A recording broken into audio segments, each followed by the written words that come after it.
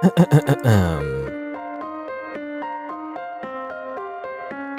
right. Today is Saturday, October 12th, 2024. I'm going to continue playing more video games, specifically the ones from the Spooktober annual visual novel jam, I guess. Were the last two games I played from that? I'm pretty sure. It was Storm the Swan and the other one. What was it? It was Rot in Paradise. I think those were both in the Spooktober visual novel jam. I guess they were visual novel. You know, for some reason, the Rot in Paradise one, in my head, wasn't really a visual novel because you walked around, you know? But I guess it's a visual novel. You know, it has visual novel elements. Anyway. Being captured properly? I guess so. There you go. Sometimes, you know, video games are not captured properly. Oh, there is actually a little window bar. Oh yeah, I didn't realize. I guess I should crop that out. Hold on.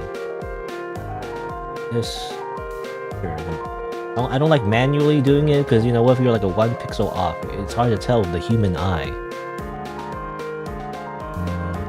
A little bit more. That good. Hopefully that's good enough. Go. This, like that.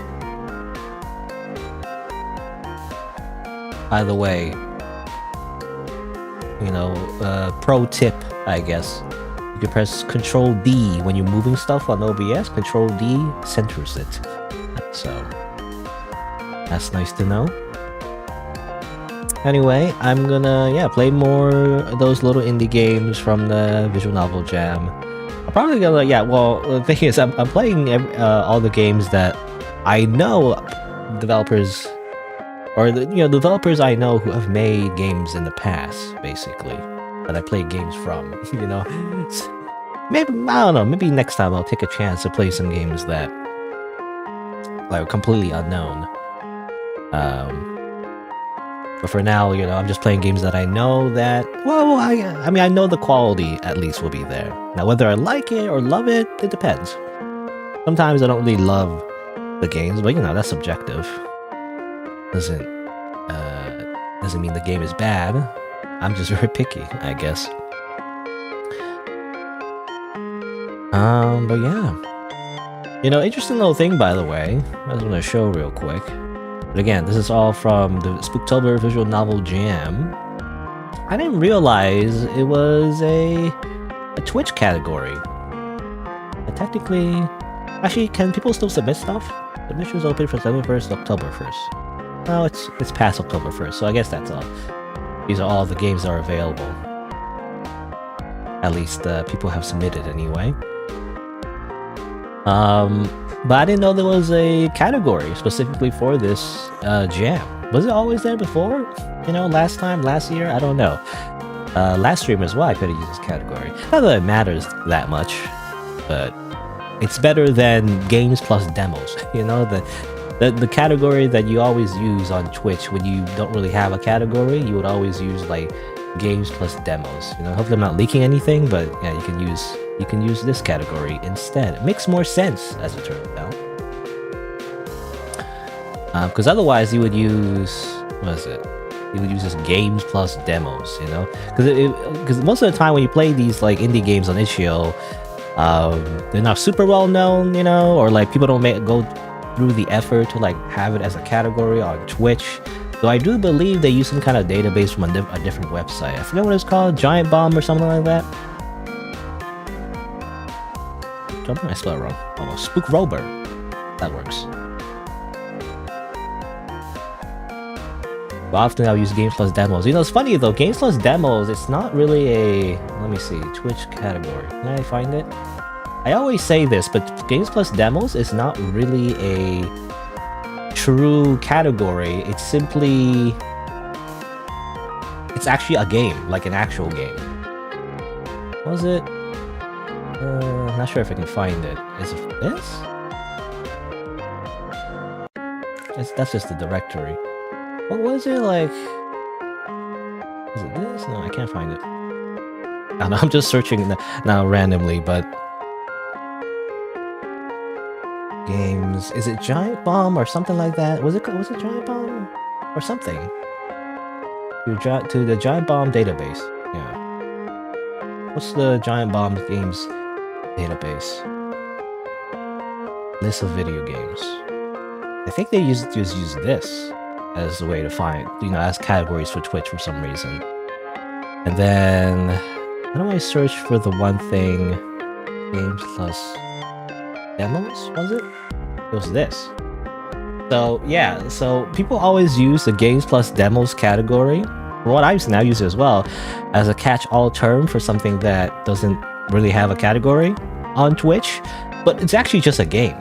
It contains Pac-Man, and Doom, and demos, and audio. So it's like, it's just an actual game. What console is it on? Does it say? It says new one. What's a new one? I don't know what that is. A new one. Originally called Project X. Huh. It's a failed attempt. I guess that's why nobody knows about it. They try to add like gaming to like certain DVD players. Is that what it is? Funny because people do use. I think the PlayStation is kind of like a Blu-ray player, right? That's what I've heard anyway. I wouldn't know. I don't have a PlayStation 3, 4, or 5. I've had PlayStation 2, but never a third or, rest of generation.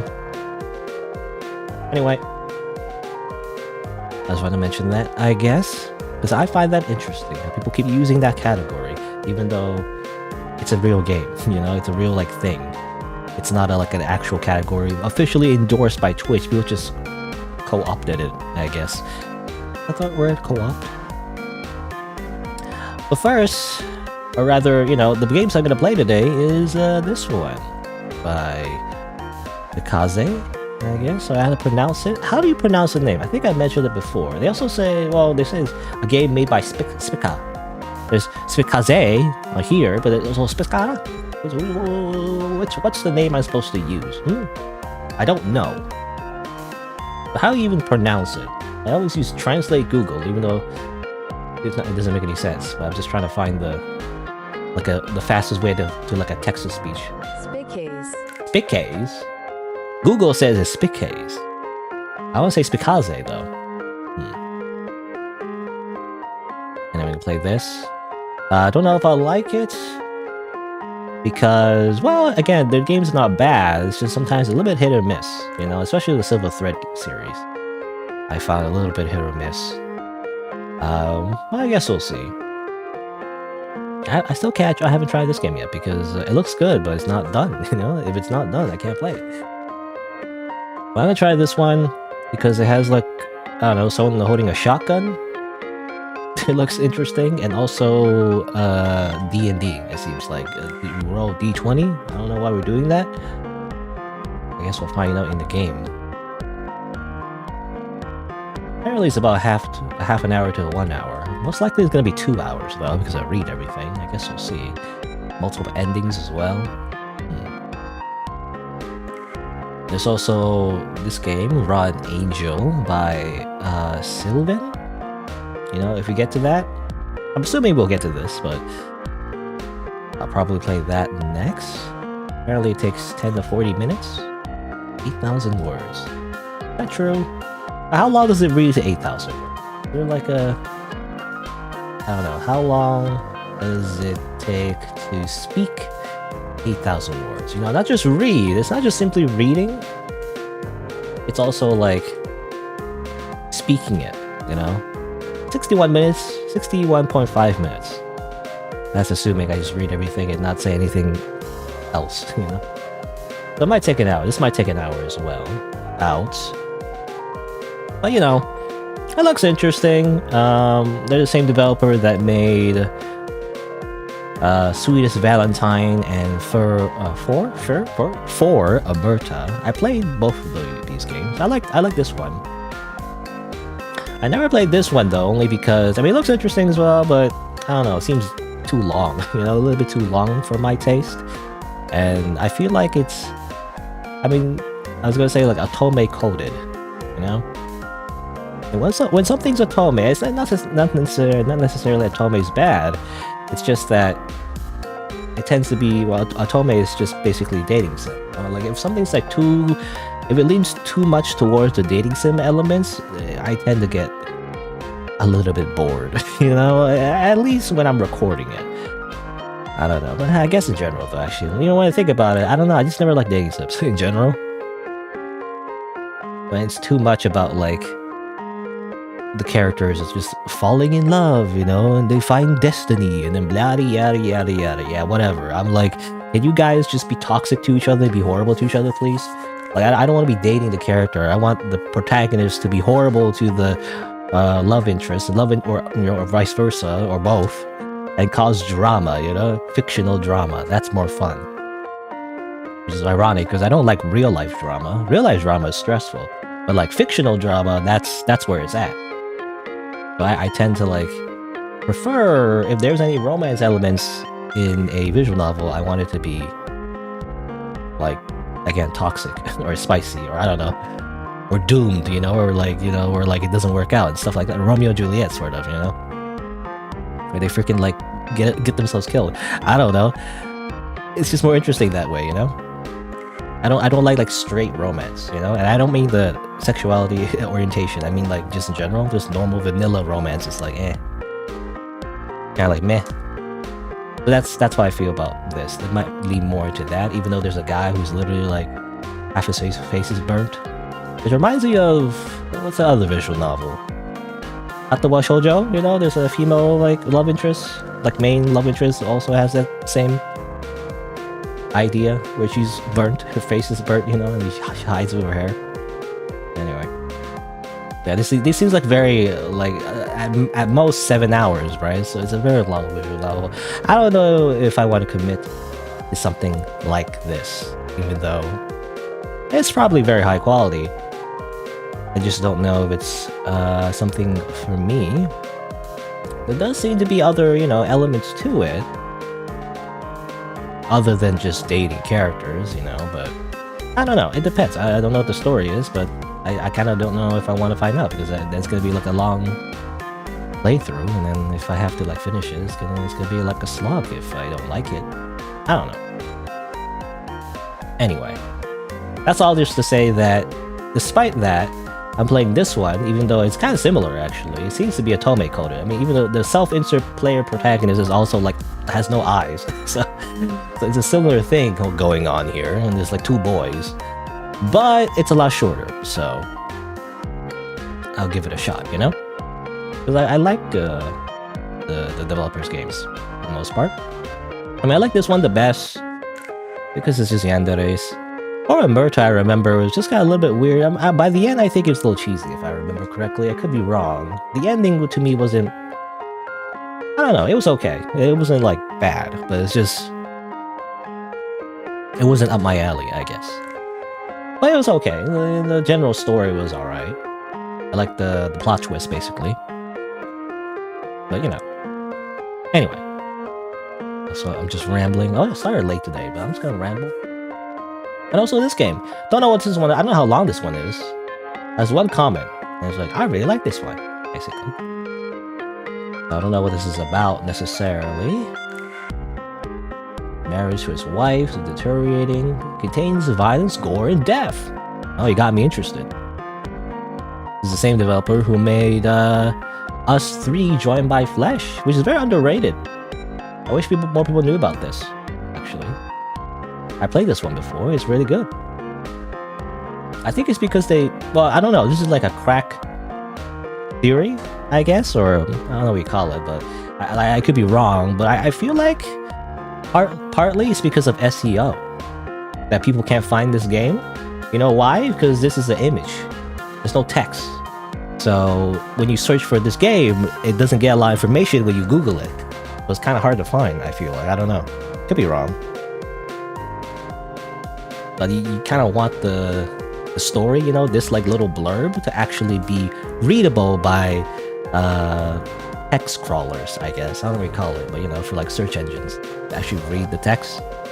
That's how freaking like those like AI, not even AI, but like even before AI, but like those like weird like clickbait fake articles, you know, that keep showing up as the search result when you search for something, even though this is nonsense and like doesn't mean anything. Those like weird clickbait articles made by robots, basically. But that's how you do it, you know. You gotta like put in keywords that make it easy for you to find when you Google it, and that's very important. So I feel like that's how people find stuff. Other than like a big YouTuber, not me, but some big YouTuber finds the game and just plays it and it's like, oh, look at this game.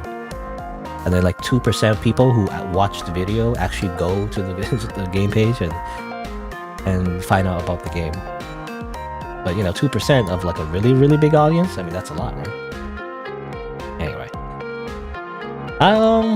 But yeah. I'm gonna play these games if I have time. I get Post Memory Round Angel, probably definitely. I don't know if I have time to play this, especially because I don't know how long it is. It's a thing. I'm assuming it's about an hour as well, but I have no idea. I'm just guessing. Yes, I have no idea how long this game will be. I'm really only estimating only because that's how long their last game was. About an hour, so I think. That's why I leave it for last, because I'm not sure how long it is. Maybe I should play it first, though, because I don't know how long it is. Whatever. It's too late. I'll play this one.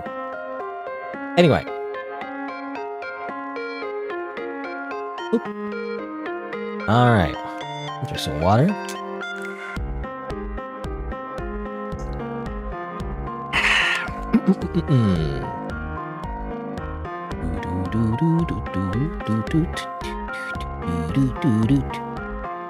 I think my voice is warmed up enough. I think I'll play this video game. Alright. Still not pronounce the developer's name though. Spikaze? I think I said Spikaze before. Kaze! I guess that's very Japanese. Kaze. You know, K-A-Z-E. Kaze? Which is not really... It's just the romanized, like spelling, I guess, romanized spelling of kaze, which usually means wind. You know, kaze. I don't know, sounds cool to me. So I'll probably just use that pronunciation, even though it's wrong. But yes, kaze. And also, I always forget. Sometimes developers change their names. Was this the developer that changed their name? Before they had a different name? I could be wrong. Or was it a different developer that does that? I don't know, I just get confused sometimes when they change their names, you know? Let's see.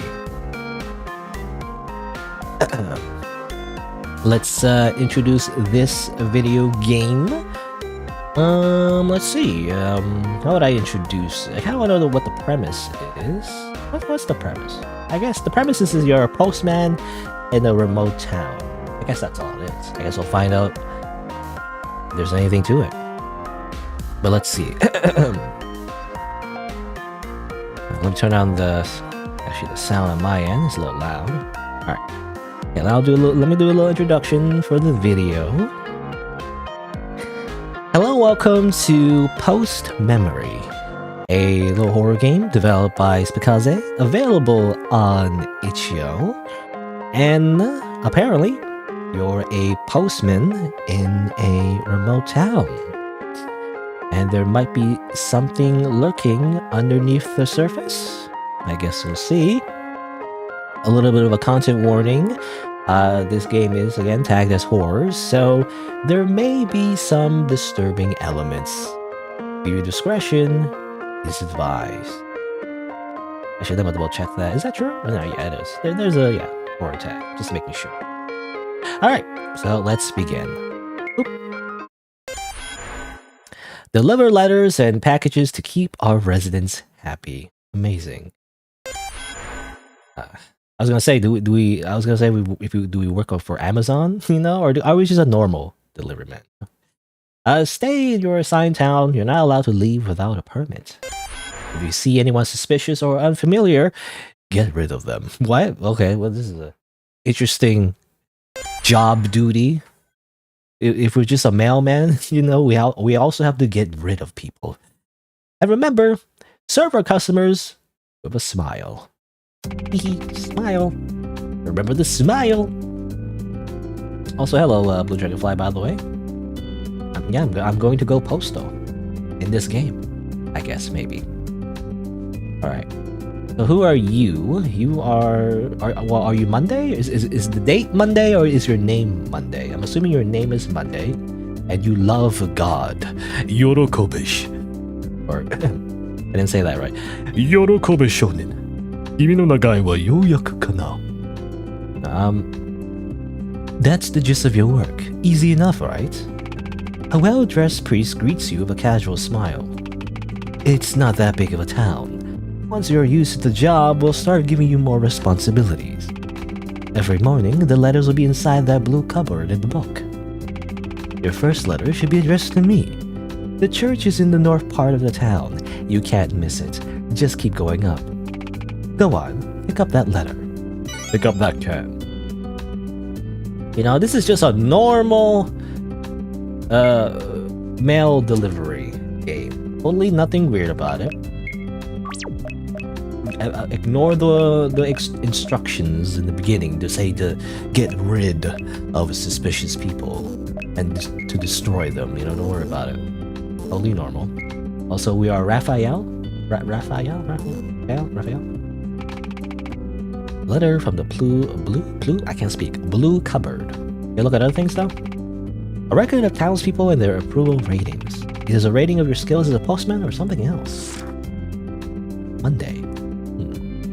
A priest who works at the church doesn't seem too religious.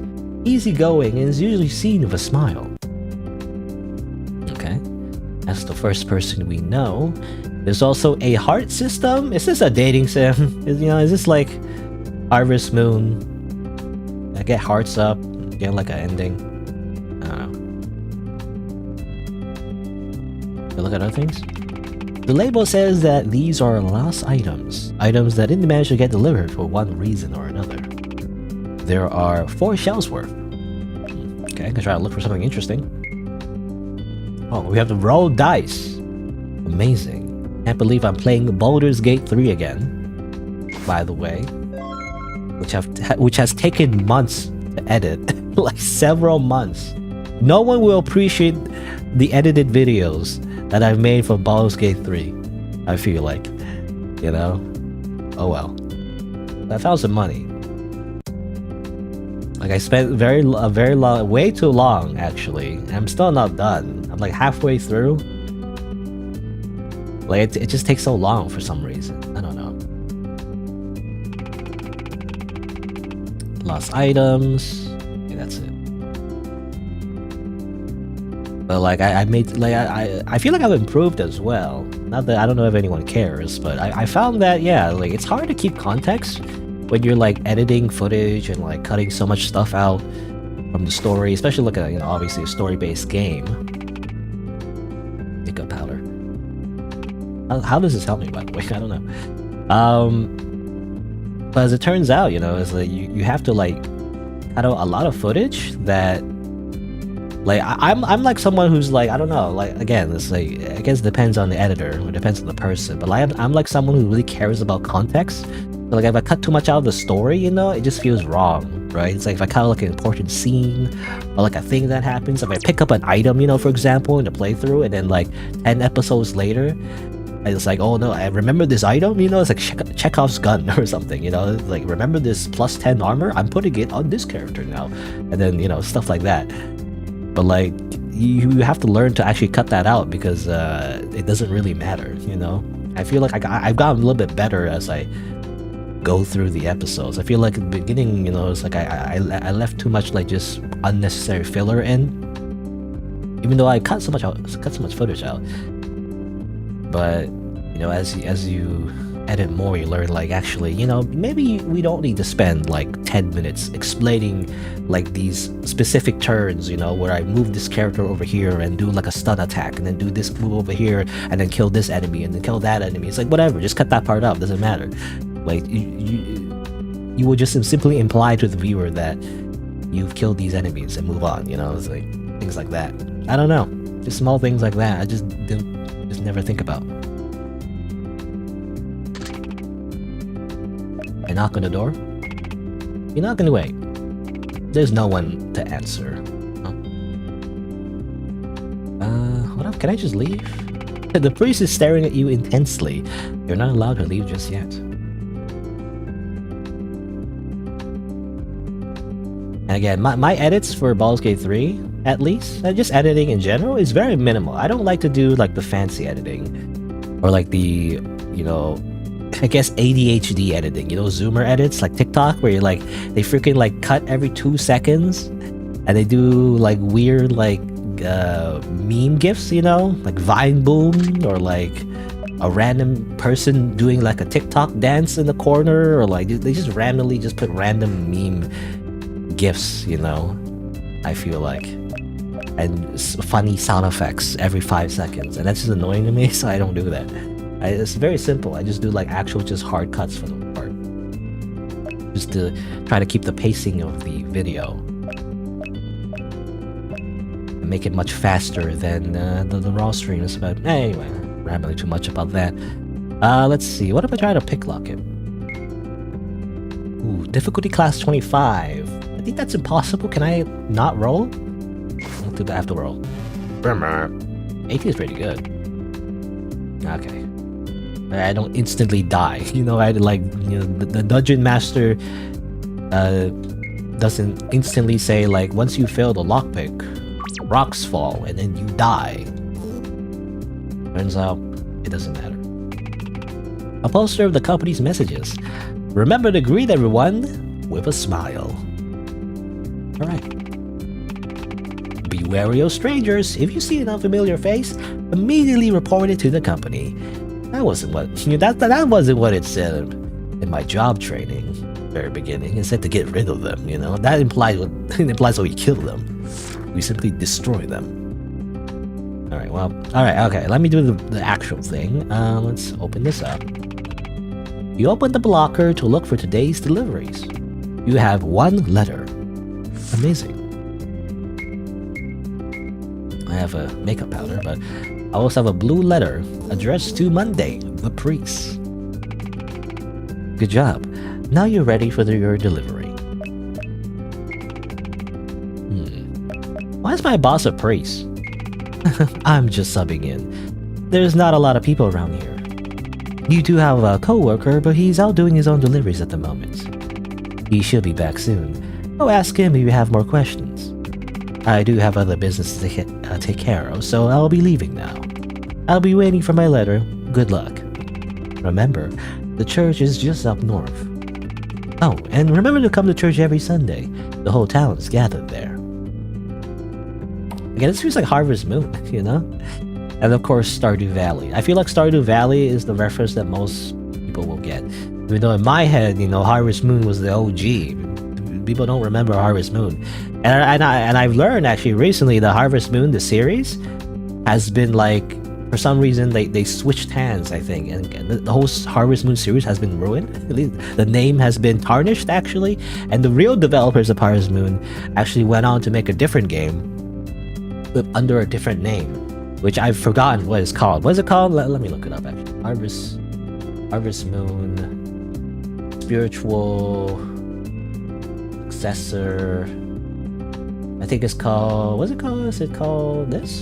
Hometown Story? Was it? I think it's that. Maybe? I don't know. Is it on Steam?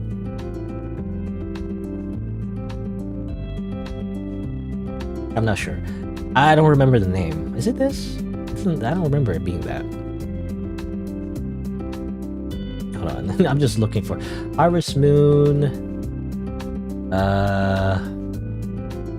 sequel under a different name. Story of Seasons. Oh, no, that's just Japanese. No, yeah, that's correct. Story of Seasons. Story of Season. I think it's this. Yeah. Show real quick. I don't know if anyone cares, but Story of Seasons, by the way. This is the actual real sequel of Harvest Moon. I believe. It's this. Like, it's under a different name. Like, the developers of the original Harvest Moon games made this, Story of Seasons. But nobody knows about it. You know, at least not a lot of people know about it. It's like pretty niche. But these are the original developers of Harvest Moon, I believe. I could be wrong, but that's the story, you know.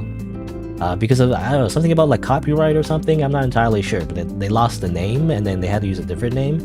But because of that, you know, like nobody knows about it anymore, and so that's why Harvest Moon, you don't hear about it anymore. I think there was like a spin-off game, but like it wasn't very good, I think, of like the original Harvest Moon anyway.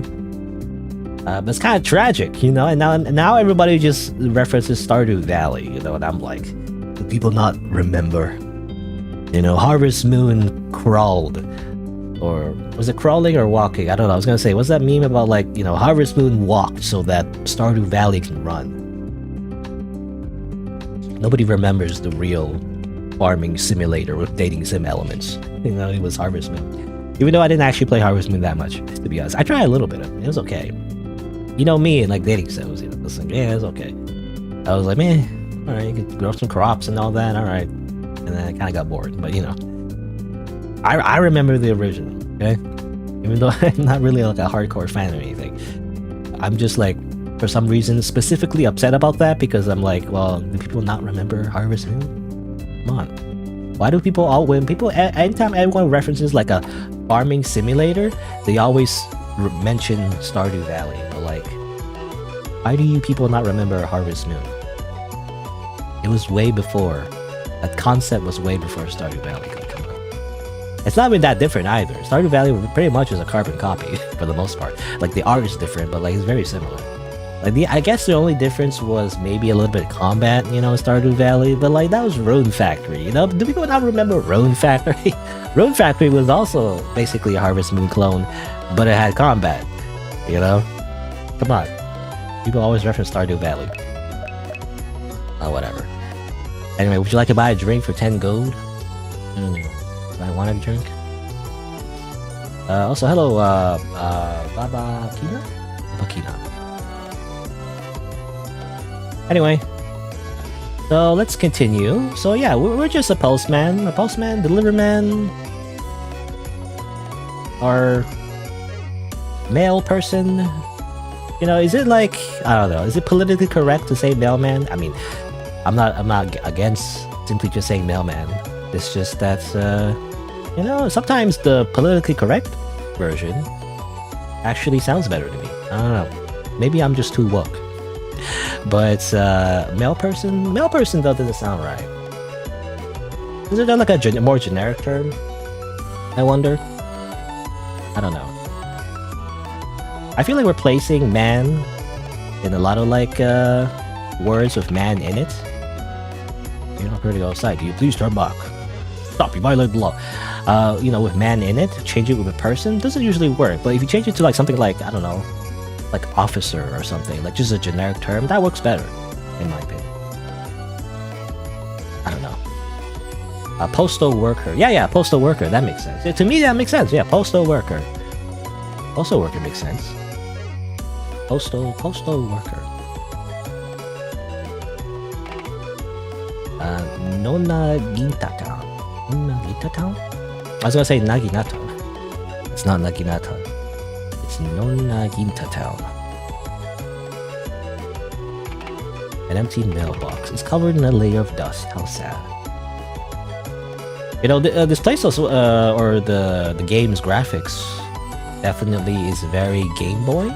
You know, this is very Game Boy. No one told me that this game was inspired by, you know, Game Boy graphics. Game Boy Advance, and Pokemon, basically. This looks like Pokemon.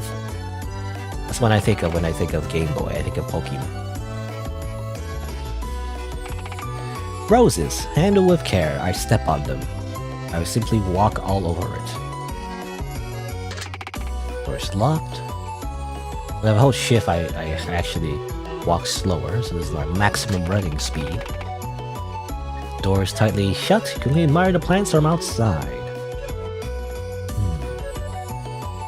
Seems like there's a whole town to explore.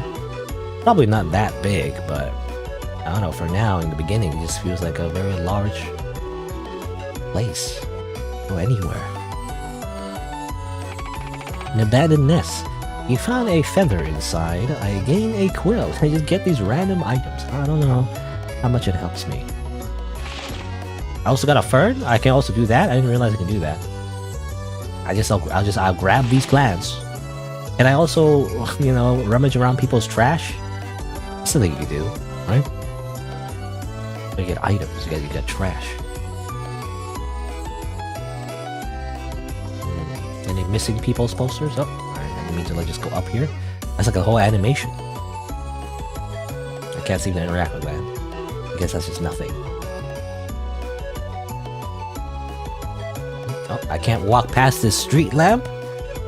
Developer, that doesn't make any sense. That's not how street lamps work. It's not on the ground, is it? A series of missing people posters. Oh, here you go. These are the missing people posters. The edges are peeling off. It looks like it's been here for a long time. The truth. Why do they look like snowmen? You know, snowmen look like a triangle. We don't have anyone to call, I guess. What's it say? I can't seem to interact with the sign. I kind of wish I could move faster. You know, even though this is maximum running speed, I want to run even faster. I would go like zoom. Guess I can't do that. Also, I can't go on the left or right. It seems like only north.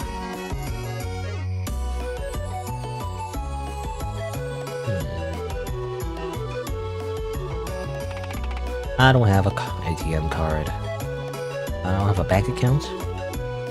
A bank.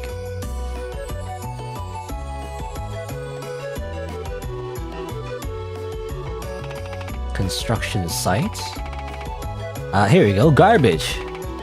Of course we're gonna rummage through the trash, even though it's incredibly unsanitary, and you wouldn't do this in real life. But you know, in the video game, it's just free items. Damn it. You can only see garbage. Thankfully, the trash isn't organic, so it doesn't really smell. Aw, man. I didn't get anything. Alright, gotta look around some more. Nothing to deliver. What day is today, you know, in terms of the video game? Because it seems like everything's locked up. Is it a Sunday, maybe? Because, you know, if it was a Sunday, that makes sense, because everyone would be at the church. Oh, you can hear someone shuffling inside, though. Seems to be a town devoid of people for the moment. And we do have a task. Task is just to simply go north. We must finish the tutorial, or we just simply deliver a letter. We delivered a letter, but is there anything else to look at? We can pick up these ferns. Is there anything else to harvest, by the way? No? Gravestones? Barrel? It really looks like a Game Boy game. I don't know, it's like a weird mix. It feels like a Game Boy game. It also is a little bit more. It's more detailed than a Game Boy game, I feel like. So it feels like a Game Boy Advance game. Like Game Boy Advance game isn't this pixelated either, if I remember correctly. It depends on the game. So it's a weird mix of Game Boy and Game Boy Advance. Or what was it? Was it called that? I can't remember now. Game Boy Advance is more obviously advanced than the original Game Boy, right? Because I remember well, I guess there was a Game Boy Color, because the original Game Boy barely had any color, right?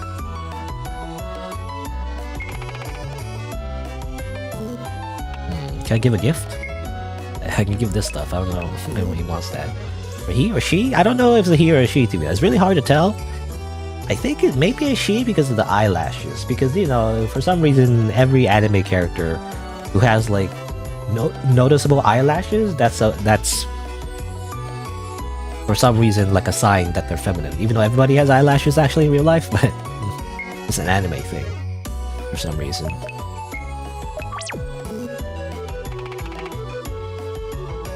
It's hard to tell. I can see a little bit eyelash, a little bit. It's like little dots. Anyway, Monday, the priest. I guess I can deliver the letter. I'm here to give it to you directly. Put it in the mailbox. It's part of your orientation. If you want to talk to me, we can do it after. Okay. Burn some leaves. Yep, that's it. Alright, let's do our job. Let's put the mail into the mailbox. Amazing. Congratulations on your first delivery. As a shadow person, encroaches upon your territory. As soon as you slid the letter inside the mailbox, a hooded figure approached you from the bridge. Quietly, they pull out a gun. What?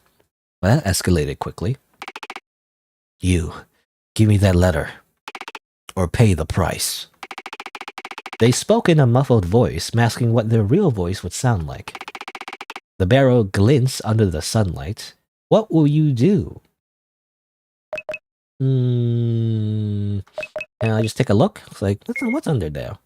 I'm gonna take a look. Oh, I lose. Uh-oh. It's a human. It has 2 hands. It's of average height. You couldn't see anything identifiable. Distracted by your observation, you make an easy target. Ow! I guess I died. You're floating. There's a cool pressure on your skin as the water carries you. You open your eyes to the morning sky, sunlight still permeating through the water. You let the ocean lead you as you slowly let go. This is a very dangerous job. Someone just goes up to you and kills you. Like, what is this, America? You know, people could just have guns? You woke up in a bedroom with no memory of how you found your way here. There's a gunshot and you draw a blank. Well, the gun wasn't a blank, you know, it didn't shoot a blank. They shot a freaking bullet. Again, a very dangerous job as it turns out. I don't know if any of the other choices would have made a difference. I feel like if you try to run away, obviously they'll just shoot you. If you try to like fight, they'll just shoot you. So you can't win against a gun, by the way. In a self-defense situation, it's like really hard. Especially if they already have distance, you know, away from you. They just pull the trigger, you're dead. A calendar. It's been 2 days since you came here. Like I said, gave me the little book here as well. A set of identical outfits, same as the one you're wearing. You can't find anything that's not your uniform. Alright. Okay, I guess we sleep there? Do we just, you know, live in the company, I guess? Company dormitories? Can't go outside without a permit. That's also a strange thing as well, like, can't leave without a permit. How dystopian? What does that mean? You peek inside, it's just a janitor's closet. Okay. Huh. What's over here? Company's message, remember to greet everyone with a smile. Locked? Right. So I guess we just live here. That's just our room.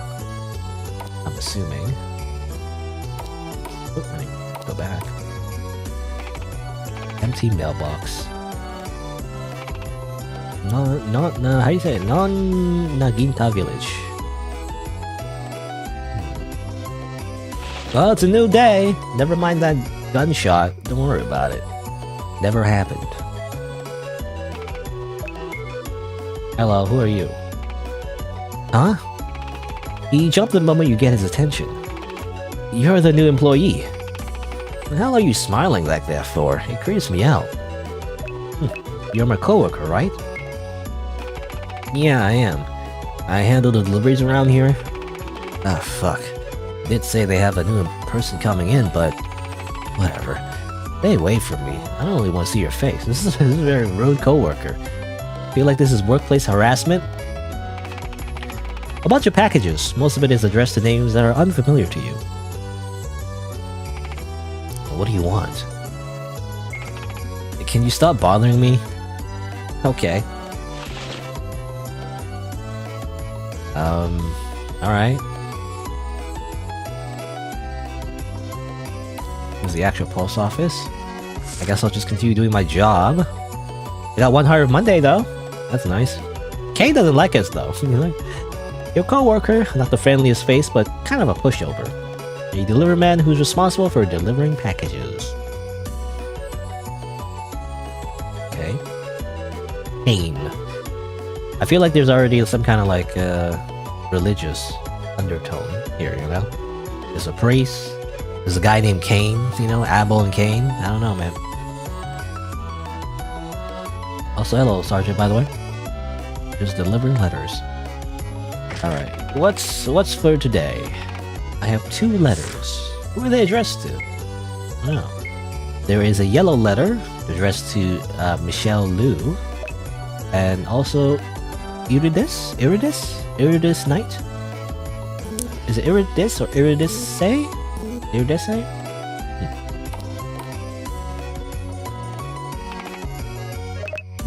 Can I help this person?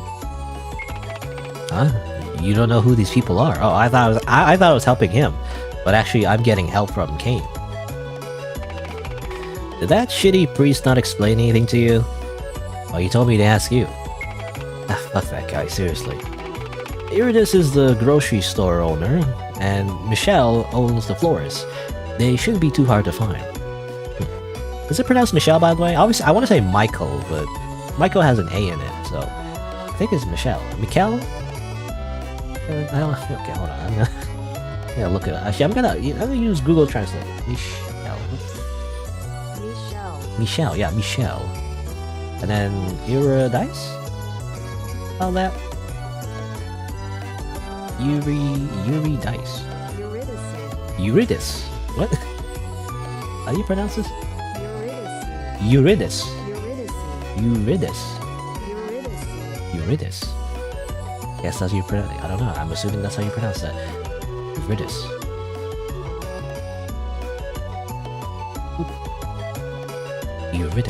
Eurydice.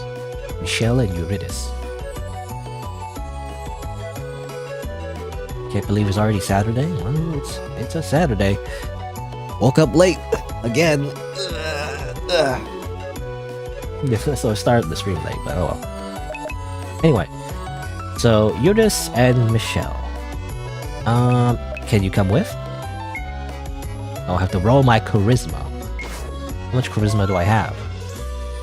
Got a good roll. Okay, fine.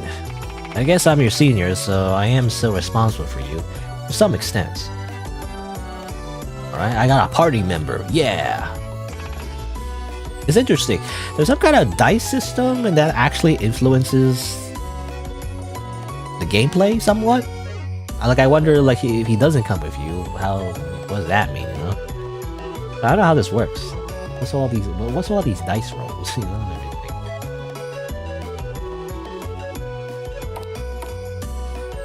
I also wonder if I can get in here, even though, like, what if I do this with him in front of me, you know? Does he say anything, I wonder? Okay, he doesn't say anything. I was gonna say, like, he's gonna be like, what are you doing? You know, why are you trying to break in there? And it's gonna be like, here, you can have the key, you know? Guess not.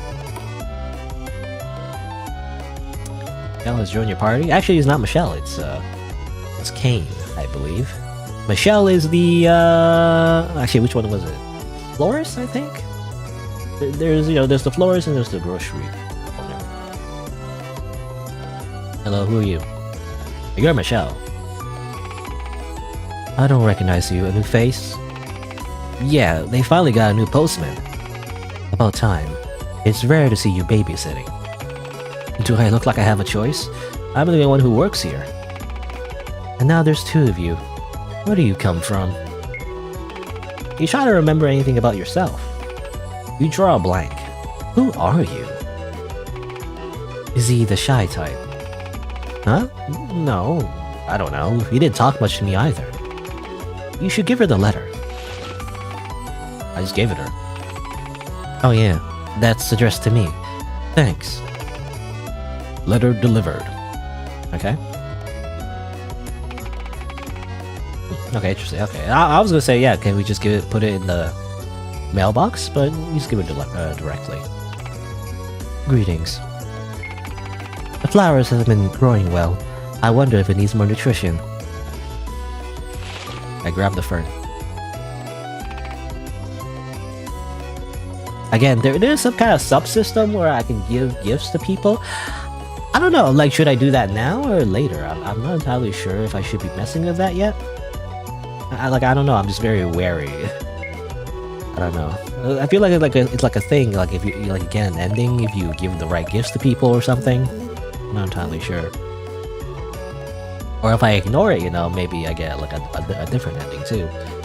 But for now, I think I'm going to ignore it. And then maybe, I guess a new playthrough, I'll try to give gifts to everybody. But that makes it seem like the game is very replayable, which also means like I feel like you know how the game says like 30 minutes to an hour? I feel like that's a lie because I don't know, like if there's a whole system where I can give gifts to people, it's gonna be like a whole thing, you know? It's gonna be like I have to play the game like 10 times. I don't know, man. So I might not be able to get to my other game in that case for the day. Make allies, expand party, defeat God. I don't know, is there a God in this? Well, there is a priest. He believes in God, I'm assuming.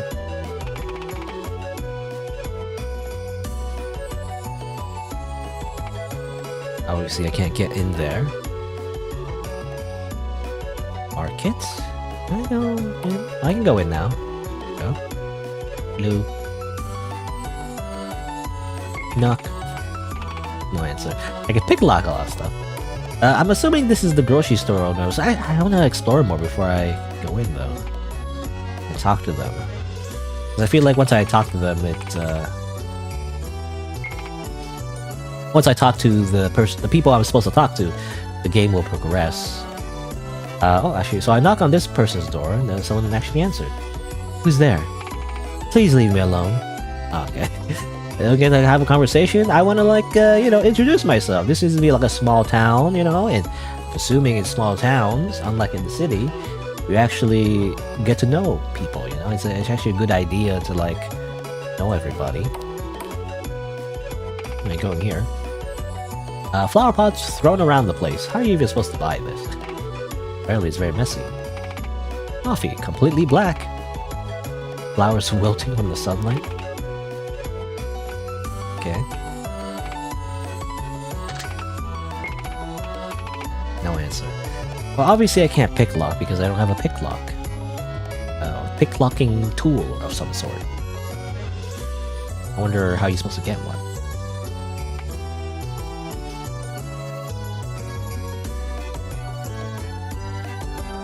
I'm just looking at everything just to make sure there's no secrets.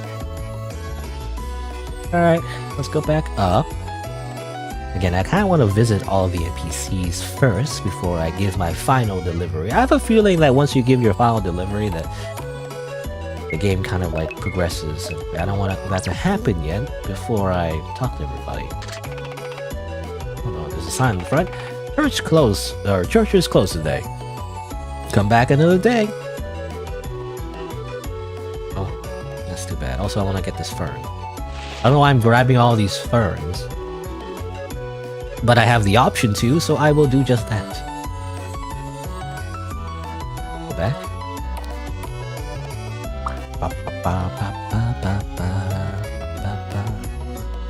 Is there anything else to look at? I don't think so. I don't know what that fountain is, but...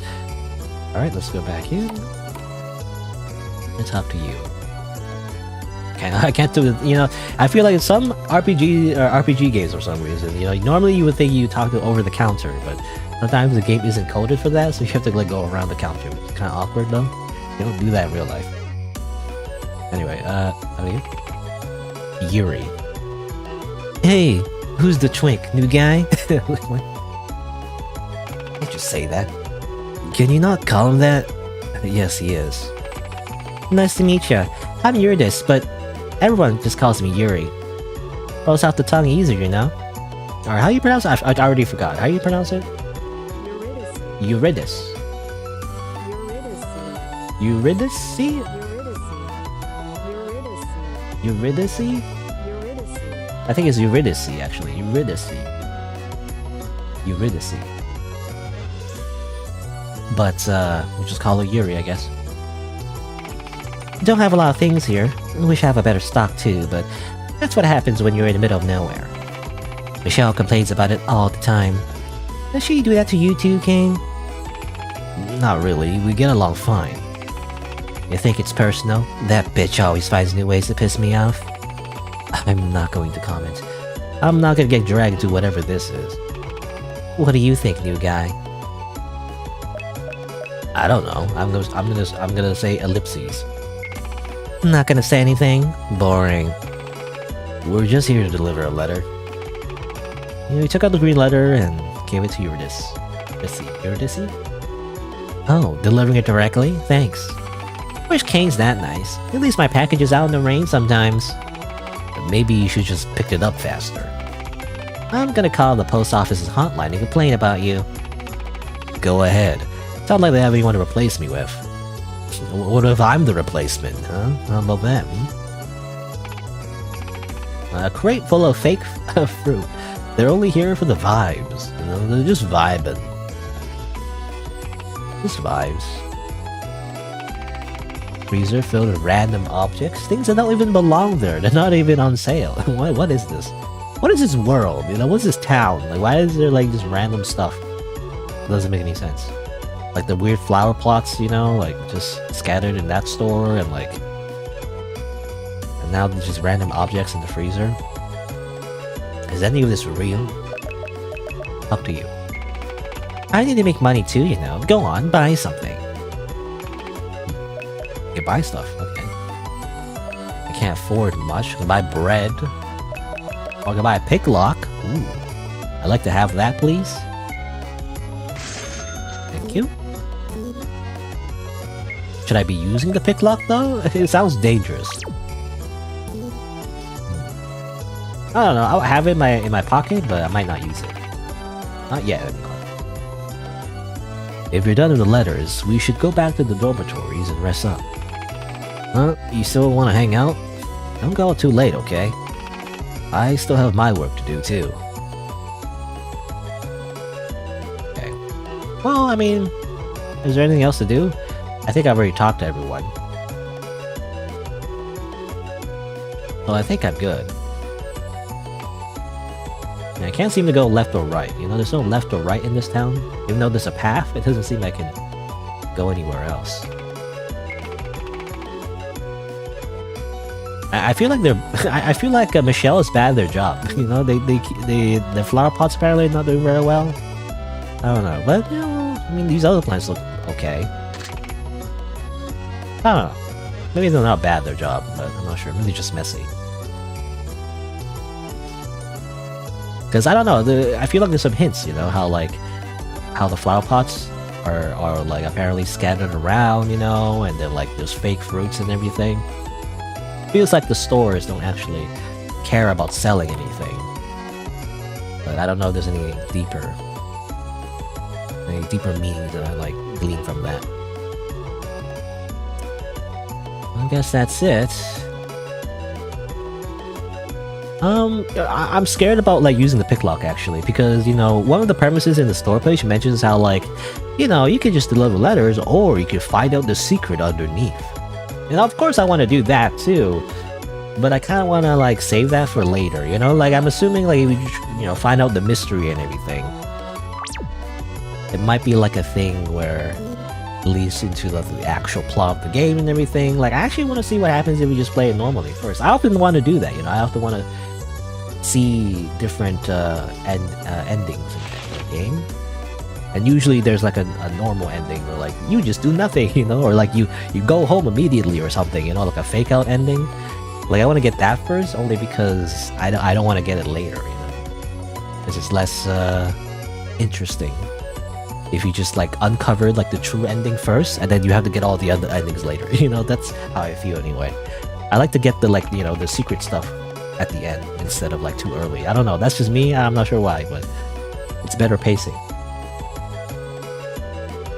I have to leave now. Still some deliveries to do. Or I still have some deliveries to do. You go and rest up. Just hop to your bed if you want to sleep. But it's not because I'm worried, okay? I just don't want you to drag me down. Whatever. See you tomorrow.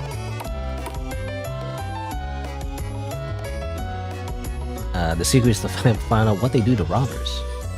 Guess so. Here's closet. Alright, I mean, there's not much to do. You know, I think for this playthrough, it seems like there's a few things you can do. At least so far, for what I can see. You can pick lock doors. You can give gifts to NPCs. There's no real explanation why you would do either yet. So I'm just gonna play normal for now. I'm gonna play cool and see what happens. I don't know. Well, I don't know. I guess we'll see what happens, but I feel like that's the kind of like the three things you could do. Seems so far in the flow of the game. But I'm just gonna play natural. I'm just not do anything. I'm just gonna like deliver letters and you know, and just be a postman, I guess. That's it. I go to sleep. Letters delivered. I got 20 gold. Wow. You do get money actually for doing your job. A man quietly stands next to you. It was nearing the end of fall, almost winter. No snow yet, but you still find the temperature to be bone-chilling. You tell him how warm your homeland is, how it's always summer all year round. He wonders if he'll ever get to visit. One day, when we finally get out of here, I'll take you there. Promise? Promise. Okay. Someone's knocking on your door. Hello, who is it? Let me save the game first. Hey, it's Sunday. We have church today. You look distracted, so I thought you might have forgot. That priest gets so damn annoying if we miss even one sermon. I'm not religious either, but we have to go. Well, I'm going first. You know where it is, right? Oh, and also, we don't have work on Sundays. You don't have to stop by the post office today. Okay, it's just Sunday. We have to go to church. We gotta go to church, everybody. You know, it's just a normal thing that Christians do, I guess. I'm not Christian, so I have no idea actually, but apparently it's just a thing that people do. Crazy. I got some more profiles. Florist, stoic, hard to read her expression, a hard worker, and a perfectionist. She strives to grow perfect flowers. Also, the town's shopkeeper, Eurydice. Loud, money-focused, seems too ambitious for a town this small. Okay. No deliveries today. Can I go in? Can I go in this truck and just leave? Or is it a truck? Do you call this a truck? It's more like a van, I guess. I don't know. Oh, it's Sunday. You're here. Supposed to go to church. I'm gonna stand on your rows. Oh, this. She gave you some berries. Not like that. Put it closer to your face. You look good in red. Huh? Weird? What? Eh? Eh? What do you mean? Very creepy. What, did I get berries though? I got some berries? What do you mean we look good in red? What does that imply? Very strange. Very cryptic. Also, I can't walk past this lamppost.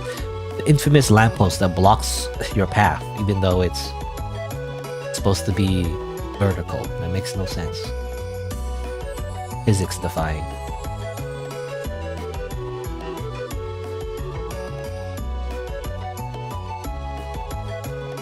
You go in here. Can you say hi to this person as well? How can I help you? No, you broke or something. You hardly ever buy anything. If you need money, I'll take all the shit that you don't need. Don't worry about the shady stuff. If anything, I'll pay more for those. Okay. I can sell things as well. That's interesting. So if you get more money, maybe you get more pick locks. You know, again, I feel like that's the pick lock route. You know, where you get as much money as you can. So like you pick lock everything, I guess.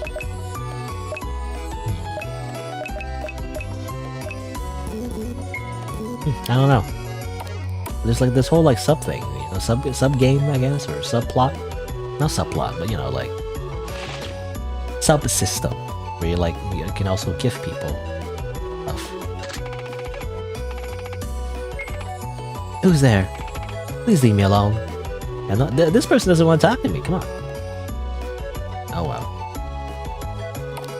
Alright, well let's just go to church, I guess. You are forced to attend a really boring sermon. You mouth the words to songs you don't remember. I bother Kane. You tug the end of his sleeve. What are you doing? Focus on the sermon. He goes back to ignoring you. Not me. Have you been adapting to your work well? Sure. That's good. The company will reward you well. Did you hear that?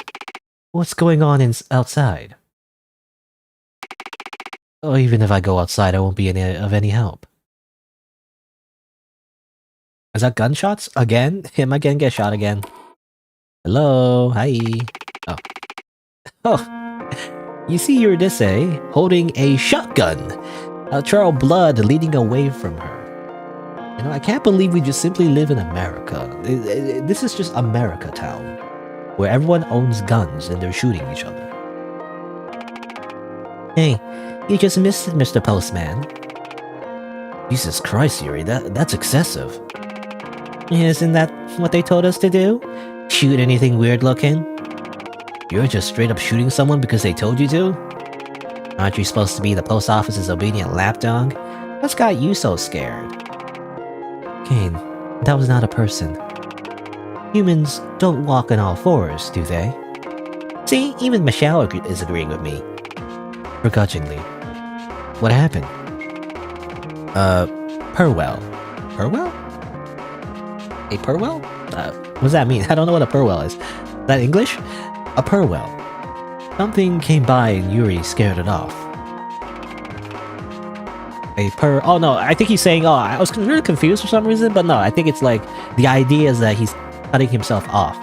He was going to say a person, but he was going to say a person, well, actually never mind, it's not a person, you know. I think that's what it was. I got confused there for some reason. That's right. You should all be thanking me and my shotgun.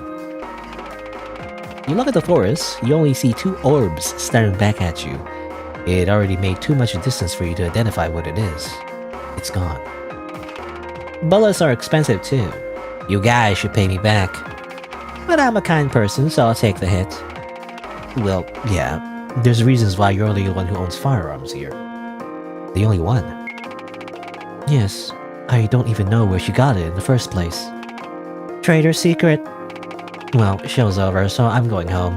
The shop's not gonna open. The shop's not gonna open itself. Eurydice is a badass. What the heck? Something's wrong with her. Was it really a person? Well, I thought it was, but maybe I'm wrong. It moved pretty quickly, so... You, don't get any weird ideas and try to chase it, okay? Just go home. It feels unsafe out here. Eurydice did what needs to be done, but her smug aura pisses me off. Her smug aura. Isn't that a meme? What do you see? An animal. I didn't get a clear look at it. It was really quick. Come to think of it, Eurydice has a good aim. I wonder where she learned to shoot. I don't know. Should I tell the priest about what happened? Hey, priest, someone got shot. Okay. Doesn't matter, I guess. Alright, well. Save the game. I'm just gonna go home. I'm just gonna go home. Whatever. Da-di-da. You wanna know about what happened? They don't care. They don't care about the gunshots. This is a normal Sunday. Somebody always gets shot on Sunday. Actually, I want to go back to...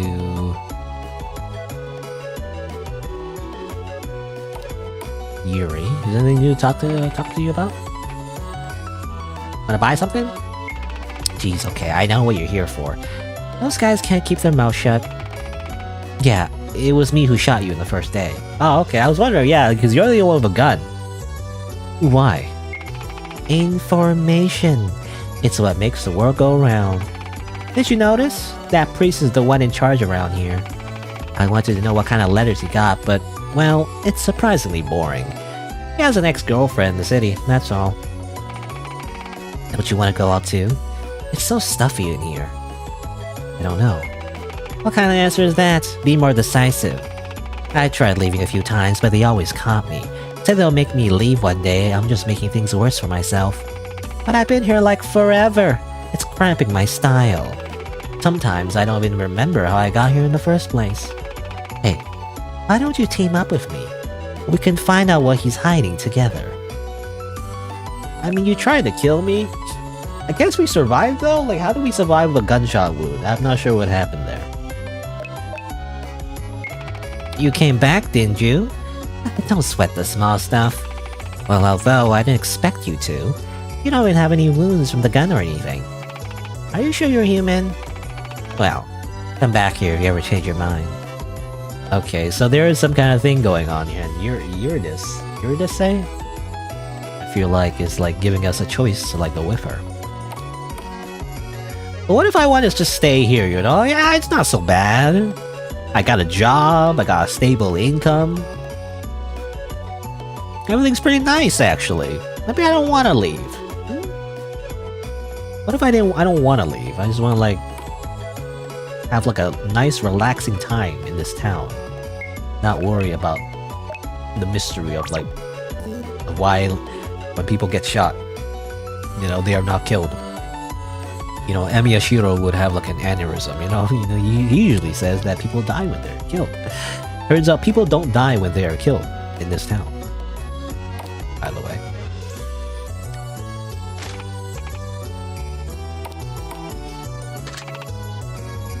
Also, yeah, I was wondering about this room, but doesn't seem we can go in there. Alright, well, that's it, I guess. Again, yeah, it seems like there's a choice to go with her, but I don't know, I feel like I want to explore that in a different playthrough. For this playthrough, again, I'm gonna stick to, like, just not doing much. I'm just gonna, like, play it straight and just, like, deliver letters, and that's it. I go to sleep. I ain't delivering any letters, though. Sunday, I didn't get any work. Where's the work? The candlelight blurs your vision. A man and a woman chants in an unfamiliar language, hands wrapped in prayer. The man beckons you closer. You mechanically recite the few words that you memorized. Alright, it's another weird dream, I'm assuming of lost memories. And now we simply go to work. As always. Oops, not that way. La-di-da-di-da.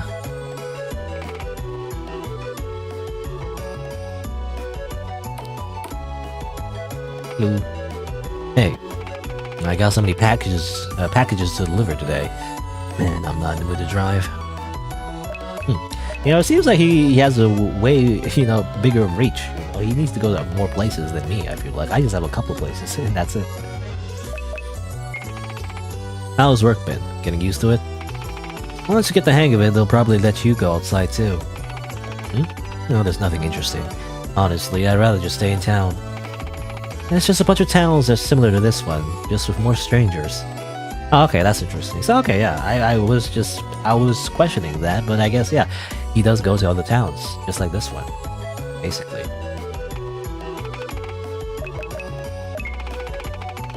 No way, you should already be familiar with the town by now, right? I have my own work to do, too. I have to work late today. Okay. Come on. Maybe I just want to hang out, you know? Okay, I got a blue letter and a yellow letter, Michelle and the priest. Okay, nothing. Okay. I just want to check that just in case, but I guess not. Alright, well, we just deliver our letters, we talk to the NPCs, and they just have a normal life here. Just hanging around, hanging out. I'll just talk to you. I guess I already have your letter, I guess I'll just talk to you, right? Greetings. Michelle is crouching down, intently staring at the flowers. He doesn't seem to notice you. I look at the flowers. 5. Damn it. The flowers look healthier than they did yesterday. That's nice. That's how we learn, though. So can I look at... Oh, I can do it again. I can simply do it again until I win. Between the soil, you can see hints of hair and cloth buried underneath. What? The flowers look healthier than they did yesterday. I guess the flowers need sacrifice. As it turns out, they need blood sacrifice. I get her attention. Oh, I didn't notice you. If you want to deliver a letter, just put it in the mailbox. I'm busy. She continues to stare at the flowers. So you're busy staring at the flowers. Okay. Whatever you say, bro. Yeah, I just delivered a letter, I guess. Again, these residents are probably have some kind of deep, secret, but we'll figure that out in the next playthrough. I don't know. I just want to I just want the normal ending first, you know?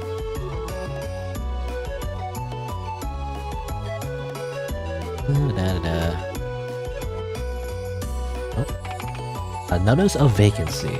According to it, Eurydice Knight has suddenly moved away. You can still walk around it if you like. Sure. Hello? Oh, she's gone. I guess she did say that she would leave town. I guess we missed our chance to go with her. So she is gone. Oh, and we can go in here, actually. We don't need a lockpick this time. We don't have an option to buy more lockpicks anymore, though, so that's a shame. I'm assuming they're consumable. Plaid patterns everywhere you can see. Mostly biographies and books about law. A lonely flower. Strategically located on the ground to give it sunlight. When you walked in, the computer is still on. Eurydice seems to have kept a diary of some sort. Okay, well, I guess we can read a diary. This is too weird. Even after everything that happened, moving into a town this shady is the last thing I would have done willingly. The memory of my move seems to be a blur, and when I start to question the other residents, they can't give me clear details either. A florist moved to town. Told. But it's funny when I do get a reaction from her. She's hiding something, that much I can tell. Okay, April 6th, the doctor moved away. It's too sudden, isn't it? Oh, it's too sudden? It's a typo. It's too sudden, isn't it? He never even gave us a goodbye. Priest told me to stop asking questions. 7. Sneaked around the post office. Kane caught me and gave me a scolding. Told me that I don't want to know what they'll do to people like me. That delivery man knows something. I'm sure of it. After all, among all of us, he's the only one with a permit to go outside. I'll get 17. Trying to brother up to Kane with not much success. If anything, he pushed me away more. September 21st. That postman might be the key for my breakthrough. I can use him. And the note's cut off here. Interesting. I feel like she tried to I don't know. Oh, okay, oops, I didn't mean to. Now, yeah, she tried to befriend Kane and everything, but it didn't work out. But they had a history. When you leave the house, it's already night. Uh-oh. Wait, I haven't delivered my letter yet. Obviously, yeah, this was the doctor's house.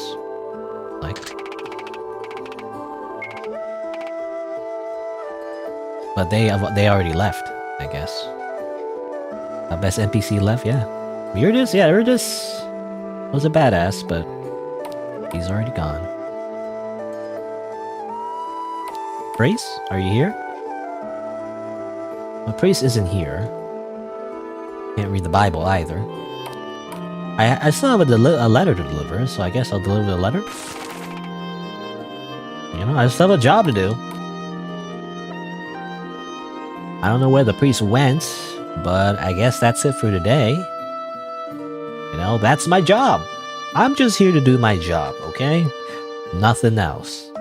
I happened to accidentally look at Eurydice's, I don't know how to pronounce her name. Eurydice's diary, but don't worry about it, it was just by accident. I think I'll just go home now. Go to sleep. Nice music, though.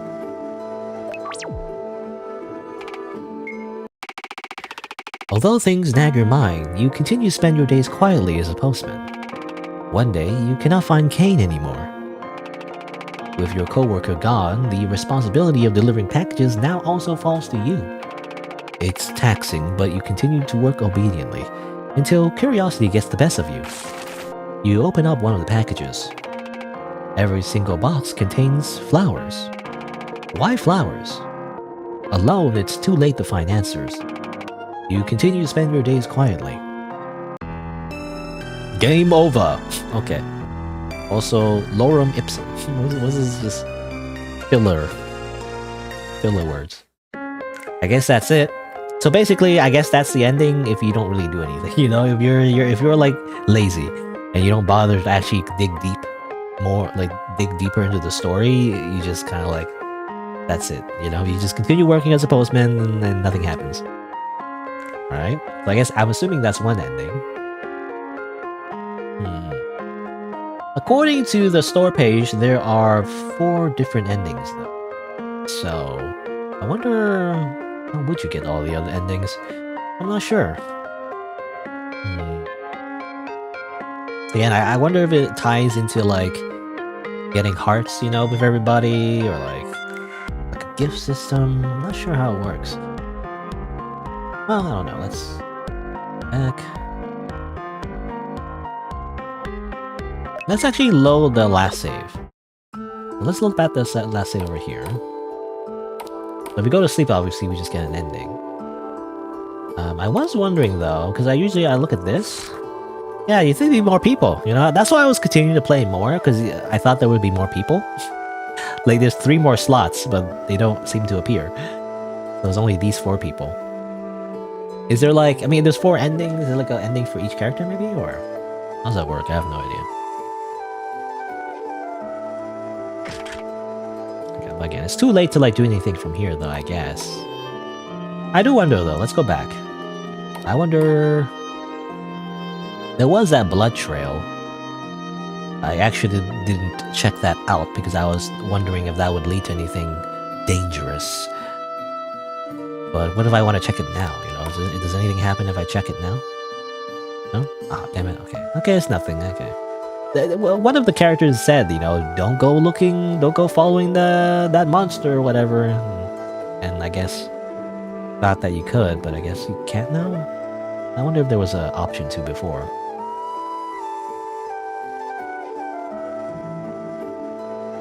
Alright, well, I don't know. I guess that's it. For like this playthrough, I'm assuming we just get soft locked, and then that's it, you know? You don't learn anything, and we don't find out the truth. And it just simply ends there. Assuming. Oh, good after you though, you're still here. Eurydice is gone. I couldn't say I'm surprised. She often says she's too good for a town like this. Who does she think she is? No. Why should I go look for her? She must be happy to be gone. We're just neighbors. I talk to her sometimes, but my obligation ends there. Okay. I guess that's it. Not much else to do. I guess, yeah, that's nothing else. Alright. The guard's still here? Yeah, there's a random guard still here the whole time. What the heck? Come on. Alright, well, okay. I'm assuming now I have to actually start a new playthrough and actually try to, like, do something different. There's a few things you could do. Well, let's see.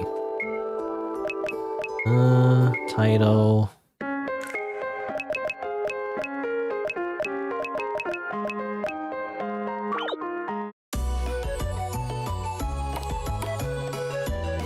I don't remember what day this is on. Is this when Eurydice left already?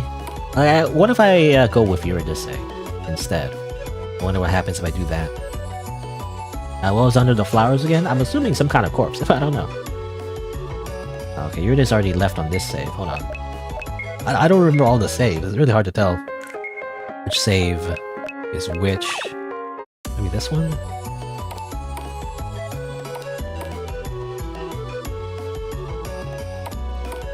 Did I load this save? I don't remember if it was this save or...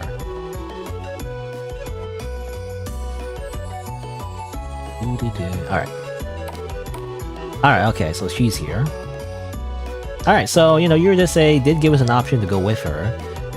Why don't we take up her offer this time? How do I have such good aim? I used to go hunting. Not here, though. I barely ever see any animals around.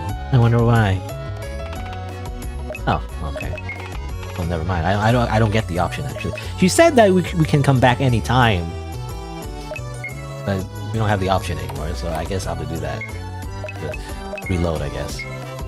What's the earlier scene? Maybe this one? Yeah, this is after, after she shot the weird monster thing. I was wondering if I could follow it, though. I guess not. You'd think there'd be an option. You mean, look at this. Look at this yellow paint, you know, basically. It's not yellow paint, but, you know, the equivalent of yellow paint, basically, to, like, imply to the player that you can actually follow this trail. I feel like that's kind of like the language the game would be telling me right now, but actually you cannot. You cannot actually follow the blood trail. You would think you would. Even the NPC, or Kane, mentioned that, you know, don't follow it, you know, which basically tells the player to do the opposite, but can't actually. Anyway, let's go back to Eurydice. Eurydice? Eurydice? Eurydice.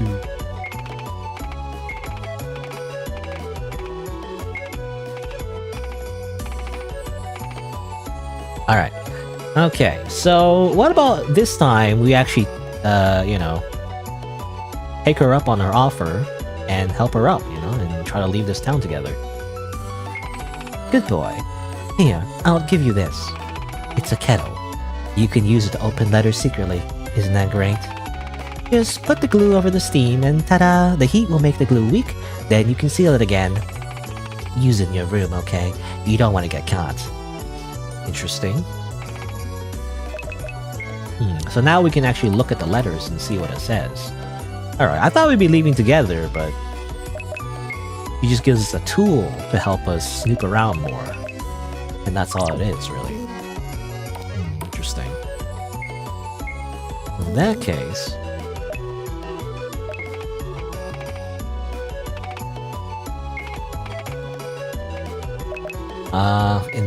I feel like we should buy more pick locks. So, okay. Oh, 0. Actually, he's giving us for free. That's nice. Thank you. Thank you for the 99 lockpicks. Thanks a lot. You know, I thought I would have to, like, you know, grind for, like, lockpicks or whatever, but actually, he gives it us for free. That's nice. Now to snoop in your room. You already changed the lock to a more secure one. You can't pick lock this. Oh, okay. Never mind. That's funny. It's I was already in her room anyway in the alternative timeline, so we don't really need to be there, I guess. Alright, time to snoop. It's time to snoop around everywhere. Can't go in there though. I don't know who that person is. We never learned who that person was, by the way. Very strange. So let's go around and just kind of like lockpick everything. I feel like there's a few places where you can like open up locked doors. I remember the post office at least, and also the florist's place as well. Oh, where is she? She in here? She's not here actually. She's gone. Actually, she's at the church actually, because this is a Sunday technically when this event takes place. All right, let's see what's behind the florist's locked door. You know, what secret is she hiding? I wonder. Also, I have a plus 20 modifier, so yeah, I always get through anyway. At least if you don't roll less than a 5, I guess. Also, it's called a pick lock. Is it called? Well, I'm confused now. In real life, it's called lockpicks, right? Not pick locks. Anyway. A dirty coffee machine that saw a lot of use. She likes her coffee, I guess. This is where she sleeps? And there's no other place. She sleeps on the couch? A painting of the sea. The paint's still a little damp. Oh, she's a painter. A blank canvas. There are a number of frustrated sketches haphazardly scattered all around it. I guess that's it. Okay, well, she's not hiding much, actually. It turns out she likes coffee, and she's trying to be a painter, I guess. She's trying to draw, but, like, she's a little frustrated, I'm assuming. Possibly has something to do with her past memories, because I'm assuming anyone who comes into these towns, they kind of lose their memories, I'm assuming. And maybe they had a past life before coming into this town, and maybe actually she was a painter. But obviously her memories, I'm assuming, were evaporated, you know, or like somehow messed with, so like now she's a florist, but really she was actually a painter before. Maybe? I'm not sure. Can I go in here, by the way? Like, I cannot. I can, like, go in some other locked places still.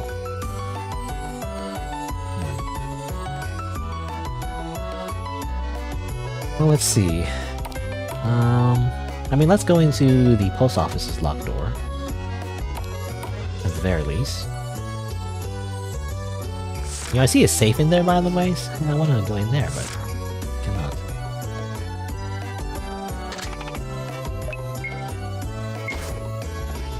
Three. I failed, I think. Somehow failed. Try again. Did I lose a lockpick for that, actually? Maybe you don't lose a lockpick at all, actually. I thought you needed to use multiple lockpicks. You know?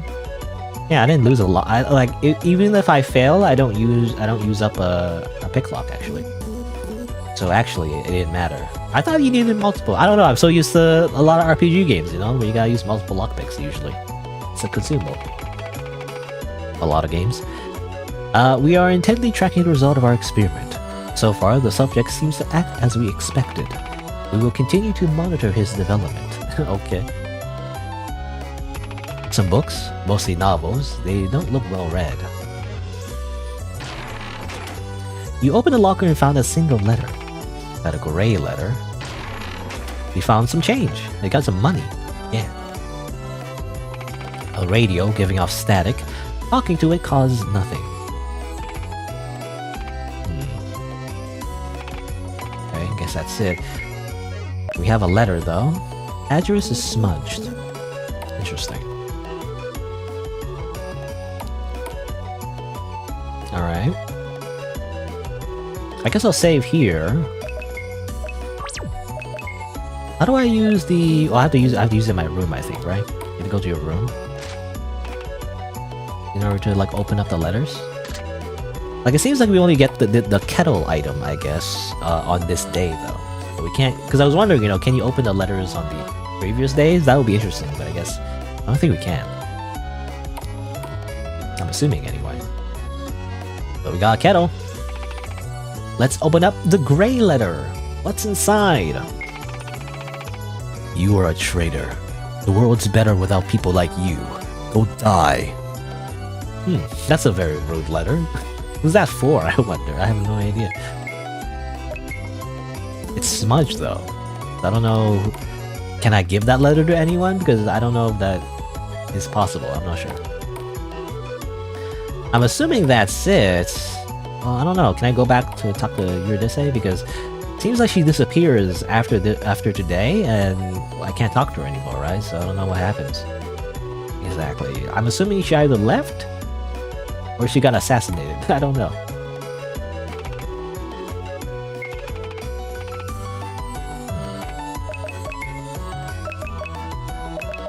I can't give that, doesn't matter. Okay, well, I don't know.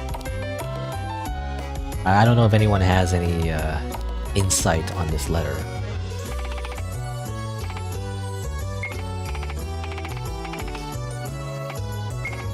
Smug aura. You got anything to say, priest? No, nothing. You're very suspicious, so you don't say much. Alright, I guess that's it. I'm assuming we have to progress the day now. We do have that boiler kettle thing now, so we can actually read the letters addressed to the different characters. I believe it was the priest and the florist. So now we can learn what it says, and maybe we can learn something interesting from them. I don't know. That's all we can do for now, though, because I don't think we can do anything else here. Unfortunate because I'm pretty sure we lose the chance to like hang out with Eurydice now, you know? I wonder again, do the heart meters do anything? Maybe you max out the hearts, there's a specific ending with them, I'm not sure. Anyway. I guess that's it. I guess we go to sleep. I'm assuming there doesn't seem to be anything to do right now. Okay, so it's a new day. Eurydice is gone. I'm assuming. You get more letters. 2 letters. Got a lot of packages today. Kane goes missing though, you know, in the normal ending. I don't know what happened to him.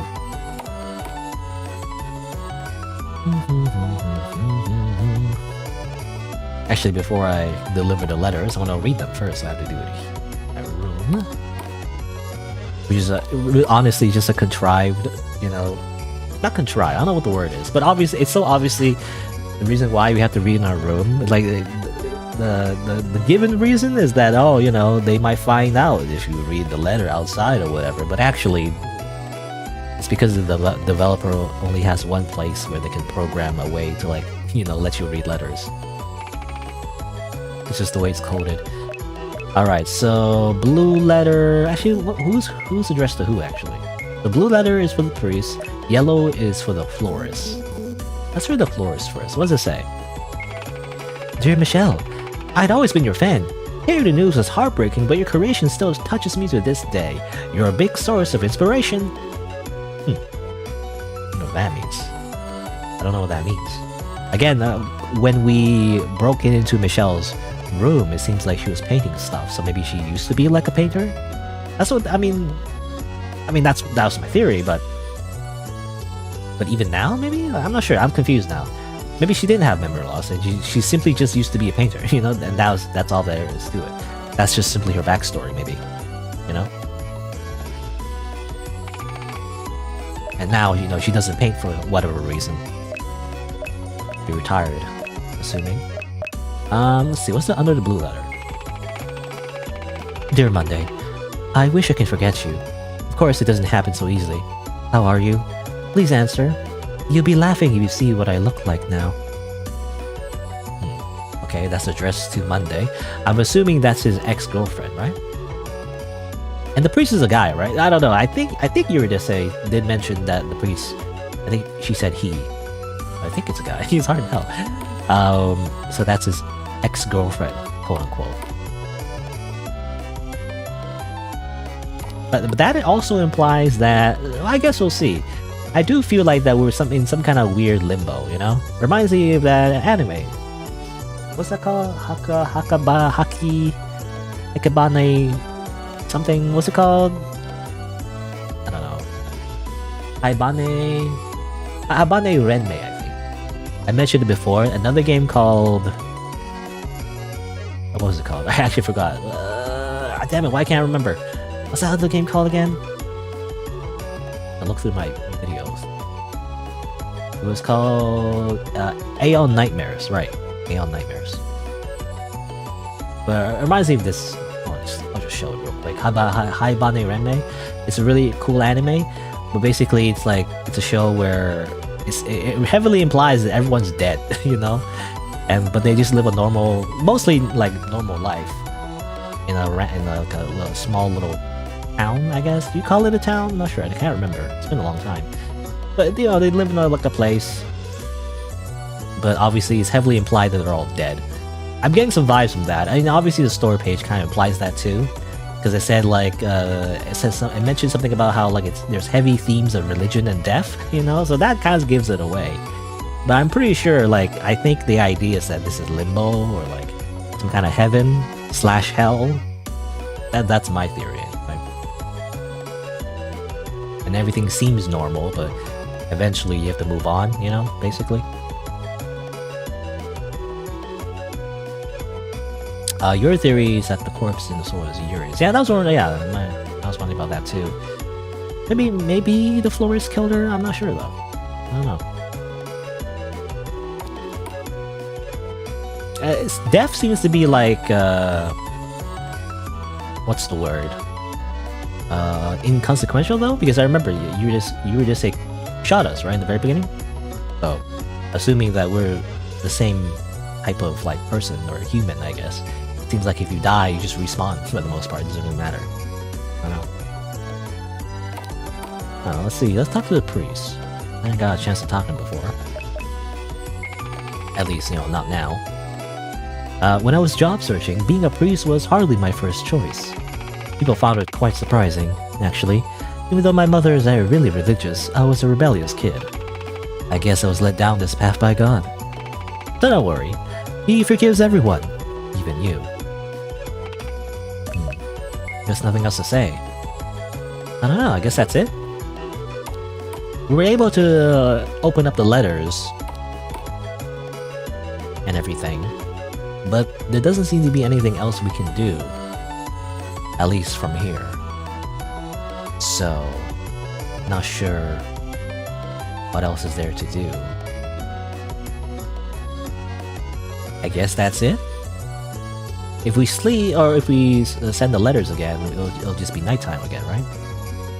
Well actually, nighttime only activated because I went into Eurydice's room, I think. But what if we don't do that this time? Let's, I guess, deliver the letter. We already read the letter, but I don't know if it explain anything, really? I don't know, let's just do our job again. Da-da-da-da-da. Deliver the letter. Can I check the back rooms? Nothing seems to have changed here. Nothing different.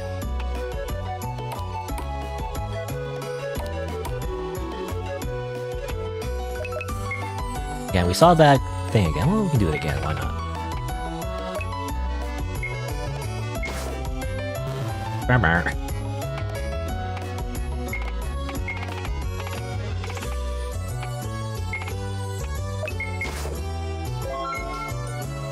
But that just gives you a hint, it's like there's hair and cloth under the soil, but that's it.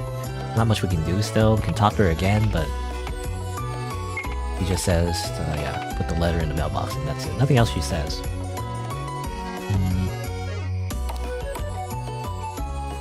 Is there anything else we can do? I can check the post office locked door again. Tracking results seems to act as expected. We'll continue to monitor his development. Nothing else, it seems like. Empty.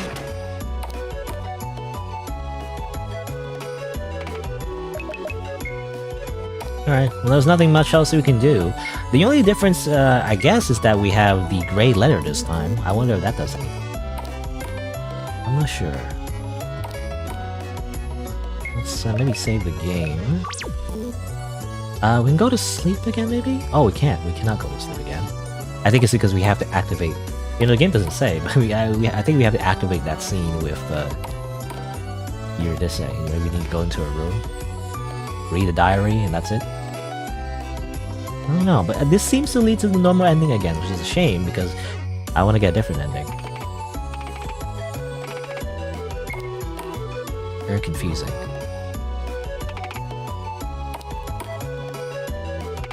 Anything else we can look at? Here again. We just simply read the letter again, or not the letter, the diary about her experience here and how it's kind of weird that she ended up here for no reason. And there's no more notes, and that's it. And then we leave. And then it's nighttime. Anything to do at nighttime? I still can't go in here, by the way. Who is this person? Can I just break in there? I don't care. Just let me in. I want to see your face. But there doesn't seem to be anything else to do around here.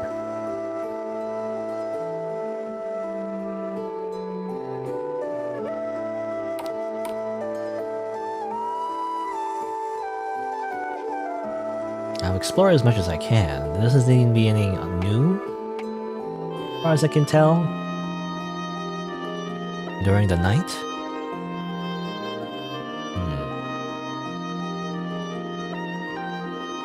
What's that?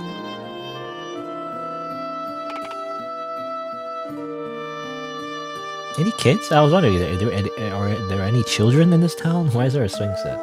Just there, I guess.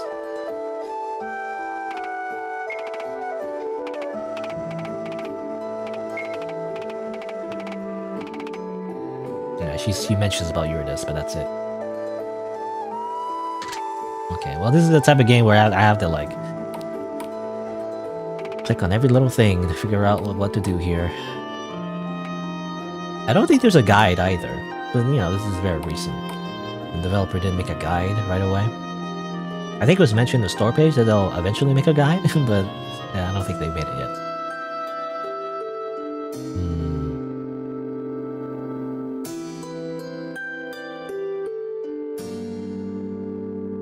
Again, I'm curious about like going to left or right, but I don't think you can do that. Oh well.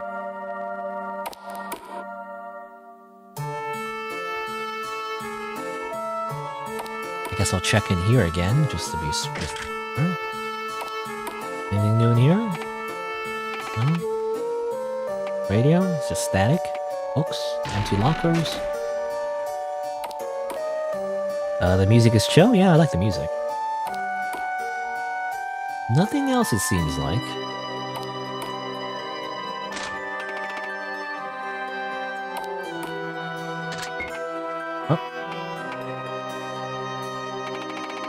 Oh, I didn't mean to skip that so quickly, but I guess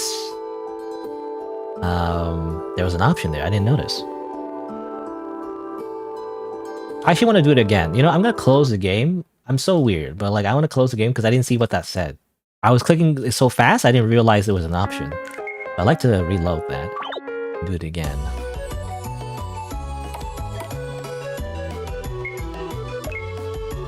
That's weird. I was not dashing for some reason. Reload. I should have saved though. What's this save again? When was this? I'm assuming this is the day start. So let me try that again.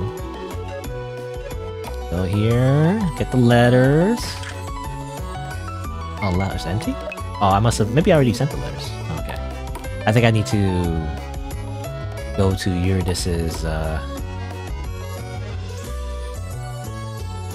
room again.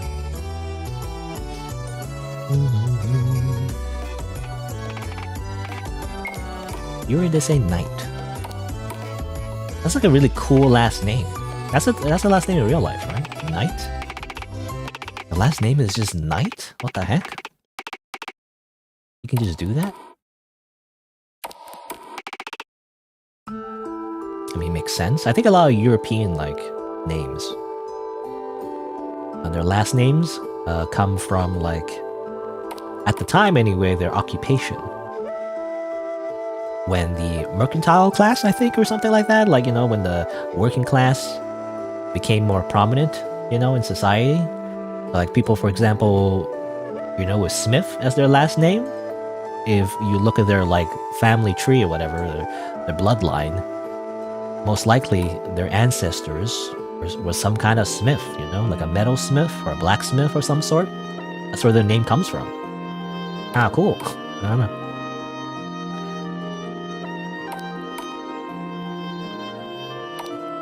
Okay, let's try that again. Let's save the game this time. Alright, so we're snipping around the nighttime. Okay, look at this door. And it's locked, but he's not back from doing deliveries yet. Okay, so I'm gonna check this door again, because I didn't realize there was an option here. I guess we'll wait? You wait. What the hell are you doing here? Your room's downstairs. Well, Yuri's diary said all that? Fuck. And I warned her to stop looking into it too. Now let's just go in first. Oh gosh, go in. I don't even know where to start. This is probably going to disappoint you, but I don't actually know much either. I didn't realize this is Kane's room. I mean, it makes sense, but you know, it wasn't very clear to me from the beginning. So I guess that's why the clue was to, you know, talk to Kane and everything, right? In her diary. But yeah, but Kane apparently doesn't know much either. Has a quite amazing setup though, you know? He has a freaking his bed has like very big. Like a nice computer and everything. What the heck? It's a much better place than mine. I just know that if you question the company in the town too much, they'll get rid of you. I saw it happening to a few people already. They're more lax with us because we work in the post office, though. I don't know why either. I just know that somehow none of us ever got any letters or packages. That's it, really. Can you stop snipping around? I don't know what Yuri told you, but it's pretty useless to go against them. If you want to go out so badly, you can just keep working and they'll eventually let you out. Like, I can drive to other towns now. Please, work with me here. Okay. Sure, why not? You know what? Let's just put our nose to the grindstone and continue feeding money to the capitalist pigs. You know, don't worry about it. He sighs in relief. Good. You should sleep. We have work again tomorrow. Night. Okay. I don't know if this changes anything. I'm assuming this just leads back into the normal ending, right? But I just want to check. Let's see. Although things nag your mind, you continue to spend your days quietly as a postman. One day you can't find Kay anymore. Okay, he got raptured. And then you deliver packages. It's hard work. You open the package, it's flowers. And then you continue to spend your days quietly. Game over. You lose. Idiot. Right. So obviously that doesn't accomplish much. Let's try that again.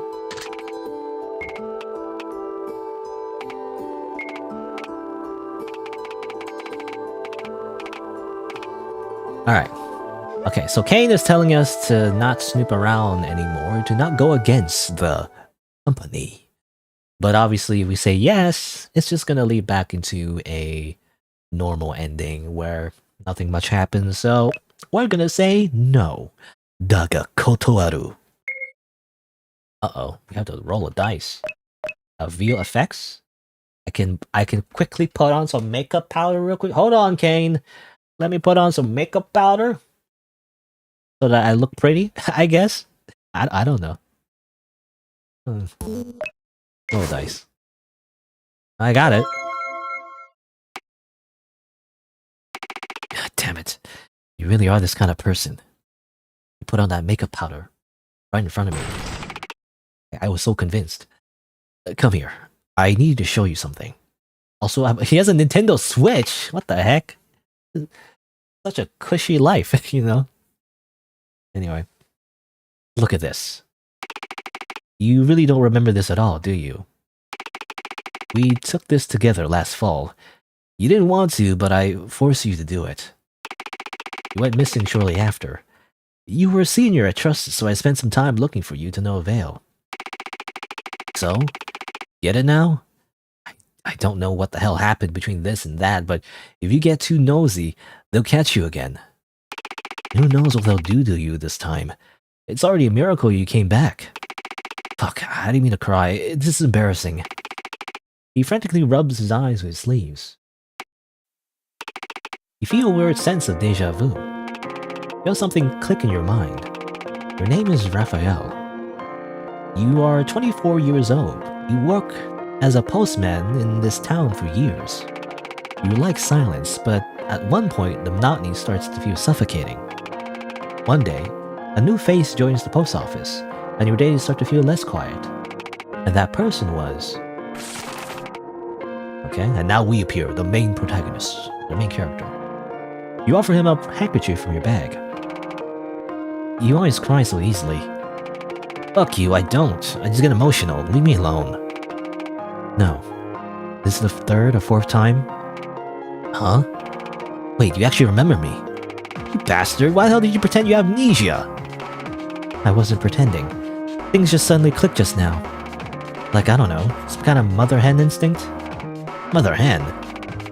Okay, you do have amnesia. The old you would have never said shit like that. I can't tell if that's a good thing or not. So, were we friends? Yeah. But I can't help but feel like you're a different person entirely now, though. But you're still looking out for me, right? That counts for something. Thank you. Creepy. Huh? That! You never used to smile at all. Seriously, it creeps me out. You're like this calm, collected, cool person. You know, you're a different kind of anime personality. You hardly ever talked. You usually just stand around mysteriously. Really? Well, I only kept smiling because that video manual told me to. Are you kidding me? That's it? The company asked you to jump off a cliff. Will you jump too? Give me a break. I literally just remembered my name like a minute ago. Well, start remembering more things so you can stop scaring me. How did I go missing anyway? Was it out of nowhere too? No, you actually talked to me before it happened. You said you're going to the church to pray to the angel, which struck me as odd. You were never the praying kind. Oh, well, let's go there now then. Did you not listen to anything I said? The company's gonna catch you and put you through some weird amnesiac blender again. What else do you suggest? You just want to stay here forever? I've only been back for 4 days and I'm already bored again. It's not much of a life. Well, no, but... Are you scared? No, I'm not. Fuck, even if I'm not going, you'll just go check it by yourself, won't you? Pretty much. I wish that damn amnesia got rid of your nosiness too. Fine, I'll go with you then. Just to make sure you don't get in trouble. Alright, so you know, this is more plot. More interesting than simply just continuing to do our job, I guess. I was like, yeah, freaking Nintendo Switch, what the heck? I'm so jealous of your Nintendo Switch. Also, why you have 2 beds? Your room is so much bigger than mine. That's because 2 people used to stay here. Was it me? No, it was someone else. I had a roommate. It's totally not you. It was totally you. Oh. I see. They were quote-unquote roommates. You know?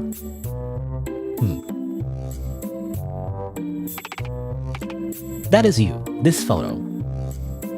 Okay. Alright, well I guess that's it. I guess we leave. Now that we know that's we were here before, you know? But it's not that we, you know, for some reason I thought that we came from a different, like, world, you know? Or even just a different town. But actually, we're just the same person. Like, we were here before, actually. And we simply came back. It's interesting because, like, do the other townspeople not, like, recognize us? Or maybe they weren't here when that happened, you know, when we disappeared. Anyway. There's only one angel statue inside the church, right? The big one in the center. Yeah, I'm pretty sure you were talking about that specific one. Okay, well I guess let's go to church, everybody. You kneel down from the statue and pray. In your, at your eye level, you notice a switch on the statue's base. You press it, revealing a hidden doorway under the altar. Ooh. Okay, let's head down. I'll stay here. Scared? No, I'm keeping watch to make sure you don't get caught, idiot. That priest can come back anytime. Oh, thanks. How nice of you. Just go and be quick about it. Oh, it's a whole underground thing. It's a secret laboratory. Zone 99, also known as Nonaginta Town, this special zone has a higher turnaround than other areas. Unsurprising, since all souls here had their life cut short through murder. This results in a higher rate of letters and packages being sent by their loved ones. This, however, leads to a high number of volatile and violent personalities. This zone has to be handled with a lot of patience and care. After all, every soul deserves redemption to allow them to move on. Okay, I get it, yeah, I get it, yeah. So I do feel like this is the afterlife. I guess this town in particular, the letters are from people, I guess, you know, who cared about them, and I guess, I'm assuming they're prayers, maybe? Like, not literal letters, but people praying to their loved ones at their gravesites, maybe? Possibly. But it's also kind of like a virtual reality simulation, because there's computers and everything. You know, that kind of reminds me of another manga. I forgot what it's called. You know, this whole setup kind of reminds me of Habane Renmei, but also there's another manga, which I totally forgot what the name was.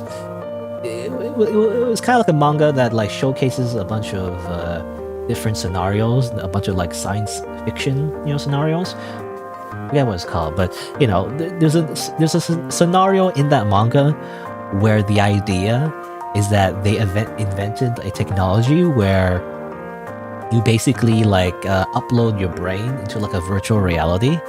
So it's like this pseudo heaven, you know, like once you die in real life, then your virtual reality personality gets activated and you live on through the servers, basically. You know, you live on as like kind of like AI, you know, which is the idea. It's like a sci-fi concept. It was interesting, you know, because it was like this weird artificial heaven, right? It's the idea is that even though your real self died, your loved ones can still see you as like this weird like VR ghost, you know, but you're still you still have memories and everything. It's just that it's before you actually died. It's like this weird like life insurance thing, you know?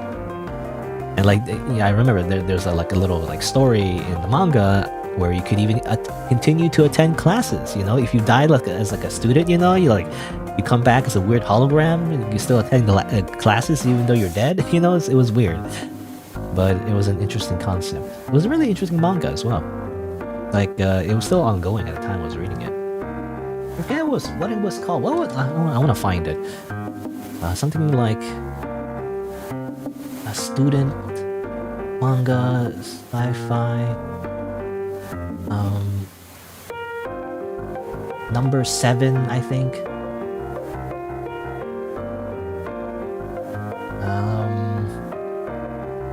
I can't find it. Like, it's really hard. I don't remember what the name was.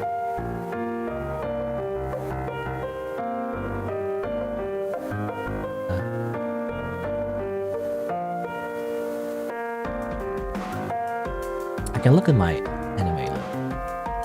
I don't know. I just want to find it real quick because it's nagging my mind. I have to log in.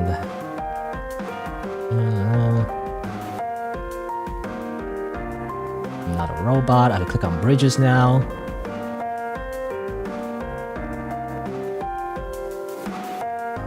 Graphic and it's a freaking like I'm not a robot capture thing.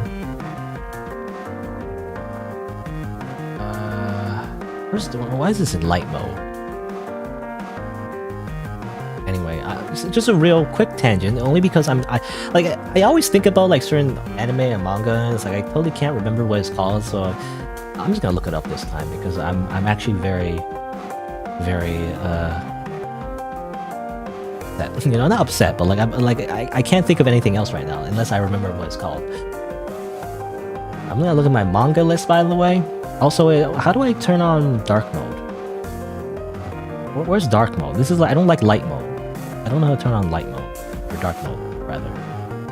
There we go, dark mode. Manga list. Bunch of random manga.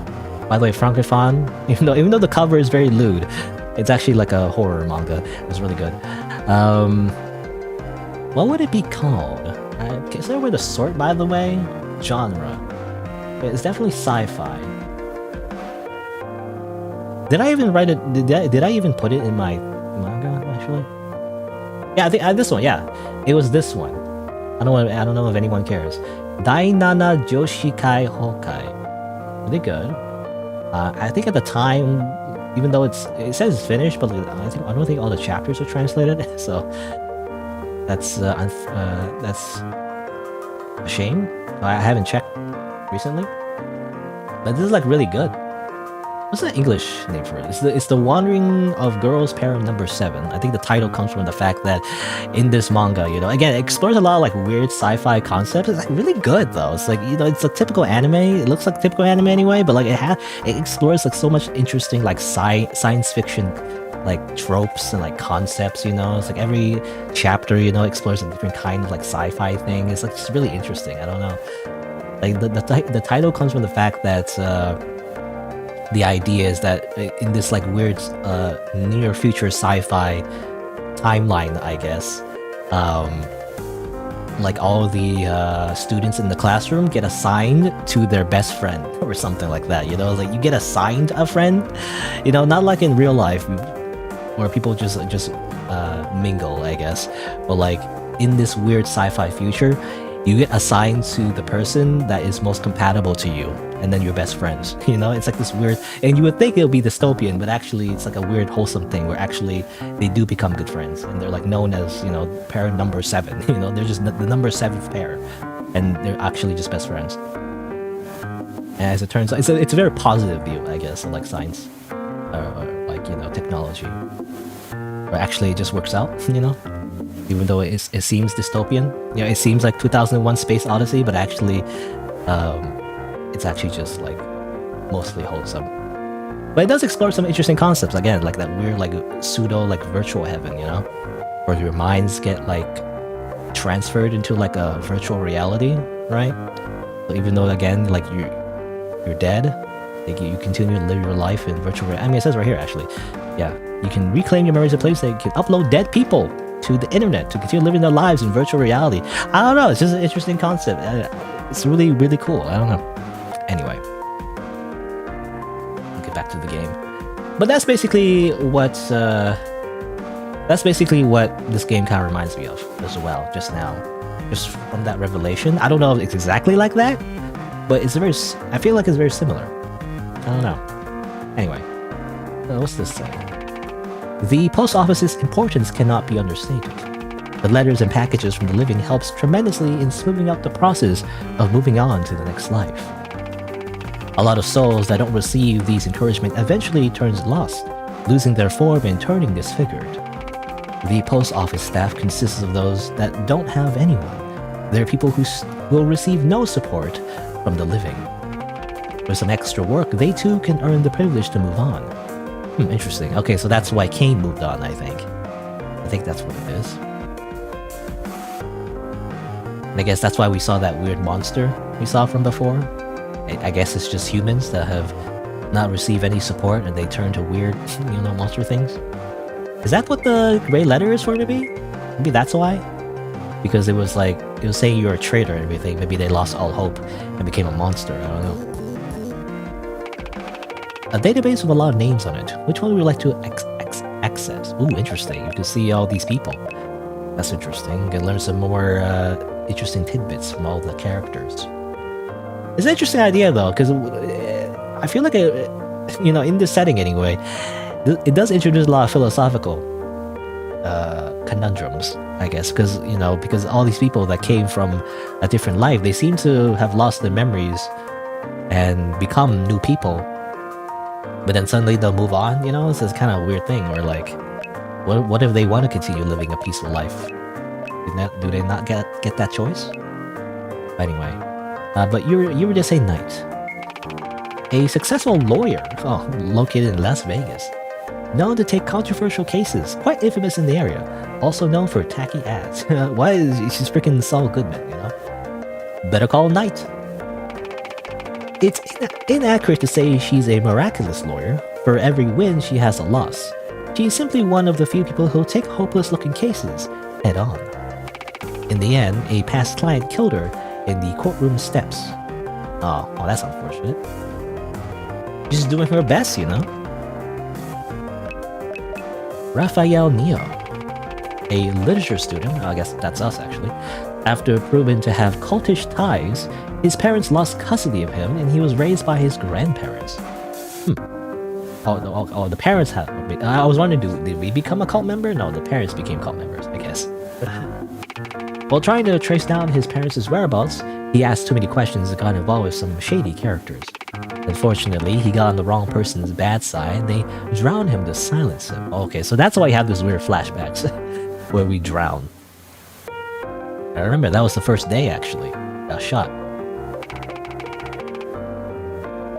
Cain, the youngest son of a manufacturing family, a black sheep. When his family got involved in a corruption case, they pinned the crime on him. Despite maintaining his innocence, he was sentenced to a decade in jail. His attempt to escape prison failed, resulting in his death. Oh, okay, he tried to escape prison. Crazy. Michelle Liu. Access not granted. Oh, okay, Michelle Liu's background is like covered in, mystery. Not sure about her, I guess. What about Monday?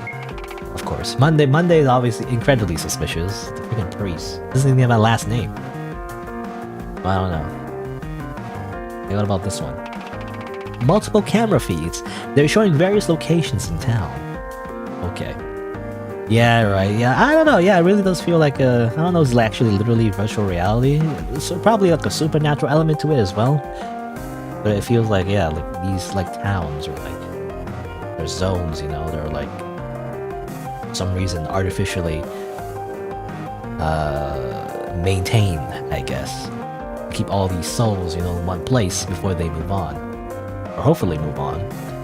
It seems like they want what's best for the people. This company.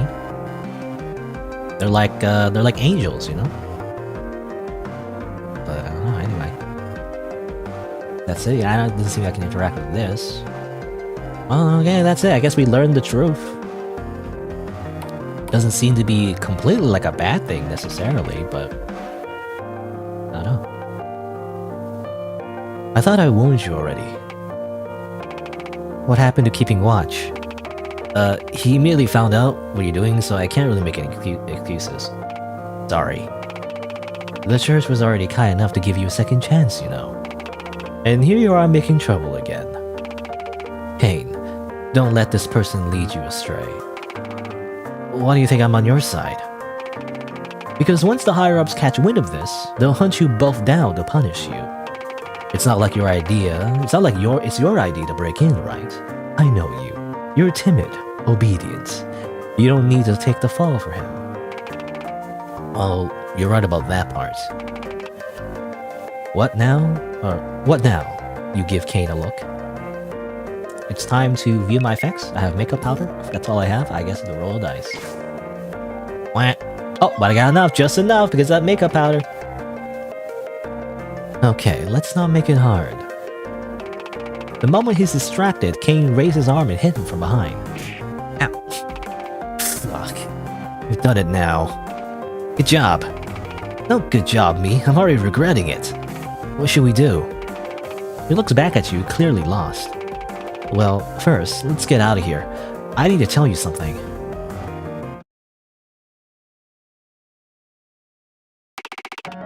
The coast is clear. Get in the car now. The two of you get into the car, and drove off, making your way out of the town's gate. I don't think he reported us yet, so we're good for a while, I think. That aside, if what you told me is true, they were actually dead and this is some sort of afterlife? Aren't we really just making things worse for ourselves? Maybe. Ugh, don't be so flippant. Our future's at stake here. But see, I was already working as a postman for years, and they never said anything about moving on. So if there really was a system for it, I don't think it was working properly. I'm fed up waiting around. You've also been stuck here for way too long, right? I get your point. It does feel like forever. Especially considering how fast the other townspeople come and go. Okay, whatever happens, at least just promise to stick with me until the end. If you can promise that much, I don't mind whatever's coming. I can do that. If your future is still uncertain, you drove off into the night. You don't know what to expect, but at least you're not facing it alone. Hooray! Well, you escaped, but to where, I don't know. I guess that's left ambiguous. But we don't really know what this place is. Is it heaven? Is it all like artificial? Like, it seems like there's a mix, you know? Alright, I guess that's an ending. I'm assuming that's kind of like the true ending. There's two other endings again in this game, though, so I don't know how you're supposed to get the other endings. Again, there's like a heart system, so I don't know how that's related to anything. I mean, let's see. Let's, go back here, I guess. Oh, we have to go through all this again? Did I not save? I guess I didn't save. Whatever. Well, I'll leave it here for now, because it's been about 2 hours, so before I get the other endings, I'm guessing, like, maybe the other ending is simply failing the role? You know, like when you were captured by the priest, maybe if you fail the role, you know, like, Kane doesn't help you, you know, you get, like, a different ending. Maybe. I'm assuming that's what happens. So we have to go through all that again and see what happens, I guess. But that's only one of the other endings. What other ending could you get? I'm not sure. Because that would account for the third ending, but what would the fourth one be? I have no idea. I don't know. Anyway. But for now, though, Again, it's been about 2 hours, so I'm going to take a quick break. I'm going to go to the washroom. I'm gonna get something to eat. I actually didn't eat much of a breakfast, so I'm just gonna eat something real quick. And then I'll be right back after a few minutes to get the rest of the endings for this game. Alright. BRB. I'll just leave it here. The music's pretty nice and relaxing, so.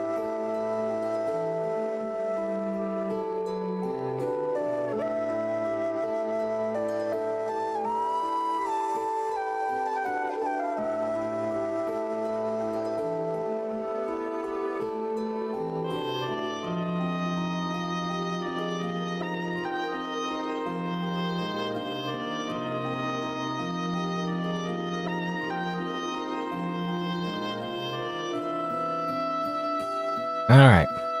Let's continue. Already been about 2.5 hours. About. Wonder if I have. I might not have enough time to play the other game, or the other games that I have been planning for today. So I don't know. I guess we'll see. It depends how hard it is to find the final ending. Anyway, I have to go through this part again, though. This part was pretty long. No. So I have to remember to save next time. When you get to the church, I guess.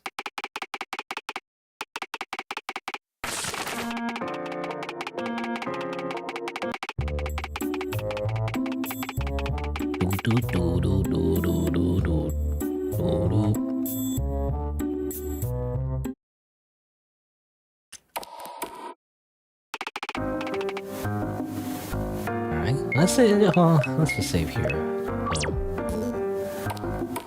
So if I forget again, I gotta save preemptively. Alright. If I save, I'll just save again. Do I need to read everything again, or can I just go back up? I have to read everything. Doop doop doop doop. And doop doop doop doop.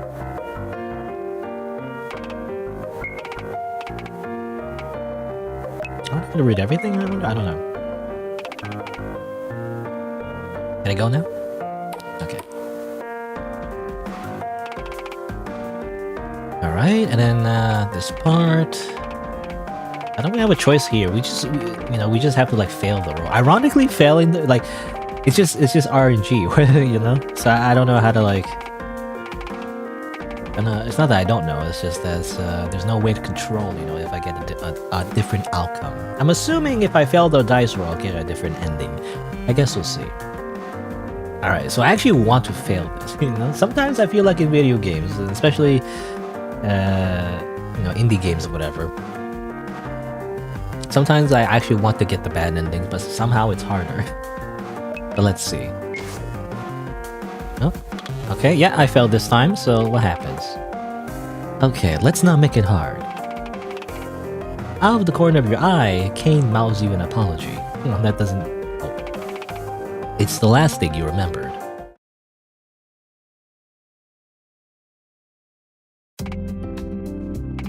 Anyway, that's basically it. You just look into the blue locker every morning and deliver letters. It's not hard, right? Yeah, I think I can do that much. Well, the guy before you fucked it up. How so? I'll tell you about it some other day. Now come on, let's go. Let's head out. Okay. So I'm assuming that's an ending.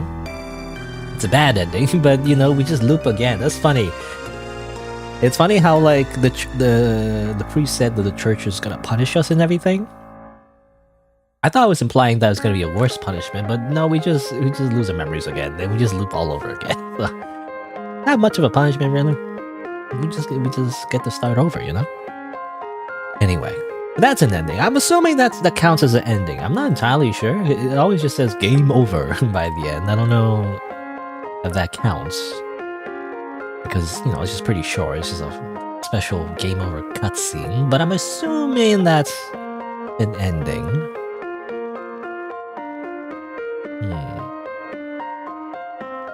Oh, actually, it says right here, actually. It's funny. Because there's a person that said, like, you know, I've gotten 3 main endings, can't seem to get the 4th. And then the developer says, I think most people missed the one where you could fail the last roll in the church. Okay. That counts as an ending.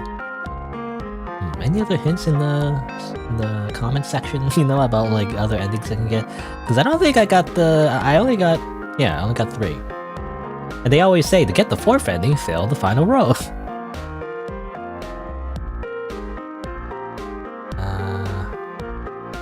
Now let's see. Oh, okay, here we go. So there's Raphael and Kane escape, so that's ending I got recently. Kane disappears. Raphael's left alone. Okay, that's a normal ending. There's also the thing of trying to leave too many times. Really? Oh, okay. Okay, so that makes it seem like there's no real consequence to like increasing people's hearts. Like, what's the increasing the hearts thing do at all? It doesn't seem to do anything. Is that just a weird system that's left over for no reason? I'm not sure why. Because we can give people stuff, it seems to maybe increase their hearts, but I don't know. It doesn't seem to do anything then. Maybe there's no endings associated with it, you know? Anyway, so what would I load? I'll load this one maybe. So there's an ending where if you leave too many times. How do I do that? Do I just go here? Halt! You don't have a permit to go outside, do you? Please turn back. You again? Please stay away from the gate. You don't want to get in trouble, do you? If you keep doing this, I'll have to report you. Go away. That's okay. Seriously? This is your final warning. The company won't hesitate to dispose you again. And the guard remembers me. Damn it. I don't want to do this either, but you don't leave me with a lot of choices. Hello, yes, it's a failure again, unfortunately. Yes, I understand. I'll take care of it. The guard left his station and took you to their custody. As you sit in the booth, waiting to find out what will happen to you, you feel sleepier and sleepier, until you can't keep your eyes open anymore. Okay, that's just a bad ending. I guess that counts as an ending. Because that seems to be that's all it was. Okay. I thought it was gonna be more to that, you know? I guess that's just a joke ending, you know, if you're trying to leave. Die, you just instantly die. I wonder, is there any point in, like, increasing the heart meter for the characters? I kind of want to go back and see, but... well, it does say here... Let's see. On the store page, it does say that, where does it say? It says here, this game will be updated with another route in the future. So I was wondering if the game wasn't finished, you know? Or not. I mean, it seems to be... The story itself seems to be complete, but I'm guessing maybe the other route is involving the hearts, I guess? The hearts you can increase, maybe? Is that what it is? Again, I don't know. Is there more to this? Is there extra dialogue I can get if I increase the heart meters or something? I don't know. No idea. What if I reload? Let's see. I'll explore. I'll experiment a little bit more. It seems like I got all the endings already. At least so far. I might have to return to this game if the developer adds more stuff, I guess. It's kind of annoying, actually, but oh well.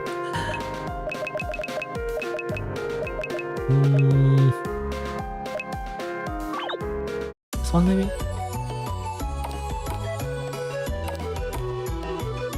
I don't know, I kind of want to actually... I don't know, I don't know if it matters, but I want to reload to before Eurydice, like, disappeared. No? Is there a calendar in this game? Does it show? What day am I on? In 3 days.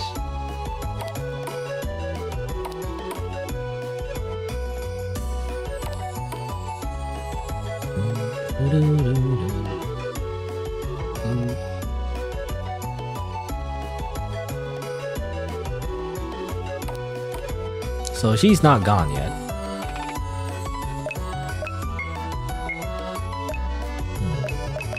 And, you know, oh yeah, she's giving me like the option to buy as many pick locks as I can.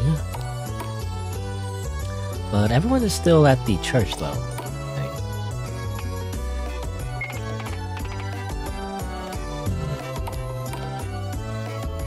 I kinda wanna reload even before that maybe.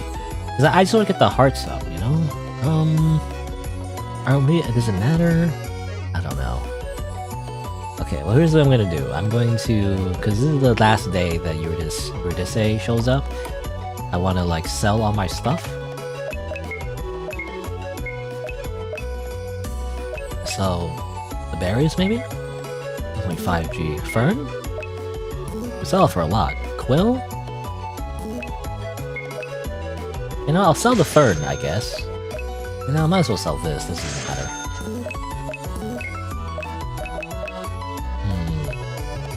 Ring. Can't afford that though.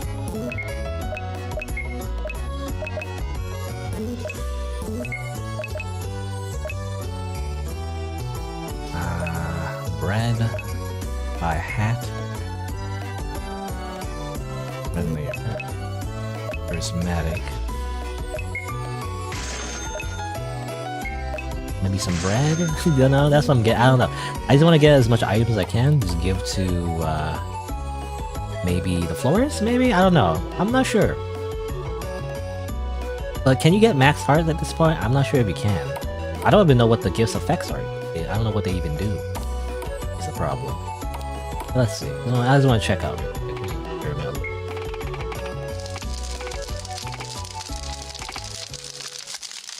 That's interesting. I guess that memory, by the way, is because our parents were cult members, maybe? Assuming that's what.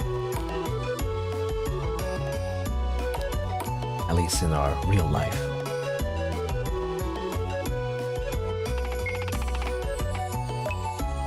Oops. Okay, let's do that real quick. Why not? Look at the flowers. Hints of hair and cloth. Amazing. Okay, I can gift. Do you want this picklock? Oh, I was able to give that picklock. I have a lot of picklocks. Oh, I didn't buy it. Oh, I didn't buy enough. I should have bought 99 picklocks actually. You know? Here's a hat. Here's the berries they gave me. Here's some bread. Here's another bread. You want some more bread? You love bread, right? Here's a quill. All right.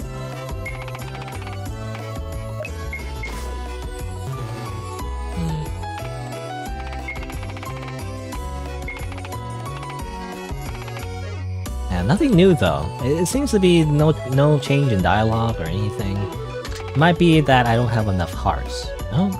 Maybe I didn't get enough hearts. Okay, maybe I should reload and like buy 99 picklocks, because I feel like that doesn't make any sense, but like, I feel like maybe that will give enough hearts, maybe? Let's see. Yeah, Michelle is like 4 hearts. Not enough. I need more. And you were just say it's gone. Not much we can do with her. Okay, let's see. Let's reload. Again, none of it matters, because there's no other endings as far as I know, right? You can't get a different ending at this point.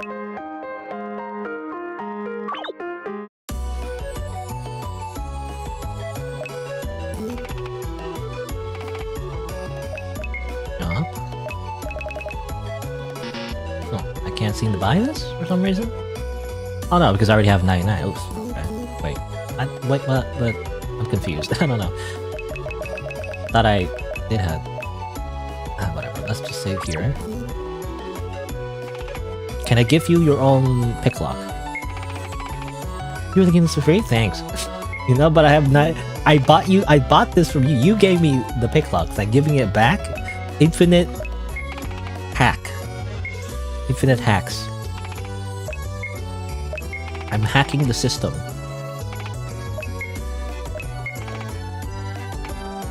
Can I give you this boiler? Oh, but then she took it. She took my key item. I don't know. I don't know if it matters. I don't know if I need that necessarily at this point, but just in case. I don't want to like give it away. Funny how you can just give away your key item. You need that though. Does this increase hearts though? I wonder. Does this do anything? Maybe it's because it's like valued like nothing. Maybe it doesn't actually. You can't hack it, you know, you're giving back her picklocks doesn't do anything, actually. Yeah, I don't think it does anything. Funny. They just give it to her, but like, doesn't do anything.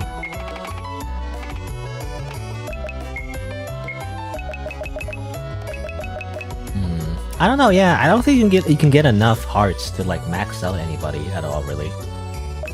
I can't afford the ring either. Like, you don't get enough money to really like afford. Like, it's funny how like I feel like, yeah, you can't really afford a necklace. I feel like unless maybe in the very beginning you can somehow. Because I remember when you searched that trash can, there was a roll for it. Maybe if you get enough there, you get like an extra item you can sell. Otherwise, I don't think you can get enough to like afford anything. Sell the boiler. You can sell everything, I guess. Well, let's see. What happens if we just sell everything? Well, it's barely enough to buy a necklace. I don't know if that's enough, though. Here, you want this necklace? That I bought from you? You know? Okay, well, it's still, the heart is still like blue, so I didn't change anything, actually. I don't think she liked it. I don't know. I was just curious, like, there's still some mysteries in this game, like the person that we never got to talk to, right? Behind that door, and like... Oh, barely, only 2 hearts missing. Yeah, there's like 3 people that we weren't able to talk to. And obviously the mystery of Michelle as well. There's kind of a mystery there. Don't know if she's a serial killer or not. She probably isn't, because apparently this town is based on victims of murders, so she should be a victim of murder. She isn't the perpetrator, but I don't know though. Seems like when you look at her file, it is classified, you know? As well as Monday, obviously, but I think Monday is simply because he works for a company. Literally, you know, he's literally working for the Angels directly.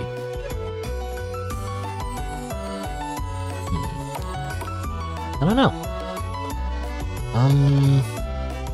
No idea. I don't know. I'm assuming there's nothing to really find out. It's a bit of a red herring, though. Is there nothing to do with these hearts?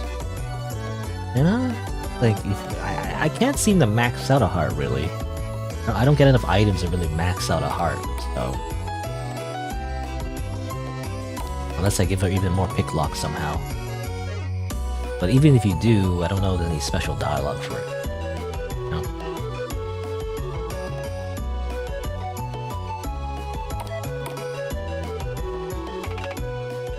Oh, her heart is red, by the way. Hey, you want this? I'll give you more of this. You want this? You want more of this? Anything else? Is there any more ferns? You know, it's like, seems like you can sell ferns. Any other ferns I didn't pick up? Is there an extra fern over here, maybe? No?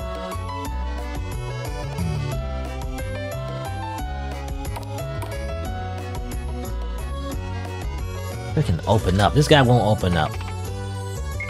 Open up! Let me in there. Let me in there now.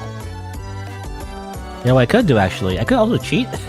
I do have a save editor, actually. I could hack in like a 999 gold. That's a thing I could do too. But at that point, I don't know if the game is supposed to, you know, obviously account for that anyway. Well, I don't know. I guess that's it. I don't know if there's anything else to explore in this game. It may be that the whole like relationship system is actually a one big red herring, and like it doesn't actually. It is very misleading though, because it would seem like it would. You know, you think it would, but it doesn't. As far as I know, anyway.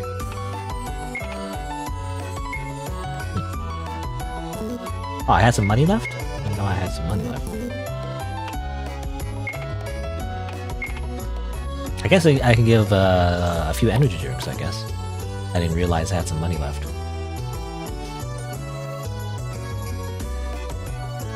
Might as well give it to Eurydice just to hopefully maybe max out her hearts.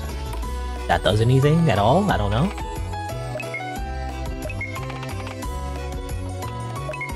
Here you go. You like the energy drink, huh? You're maxed out now? Nothing new though. Nothing new to say. Let me just double check, I guess, at the post office.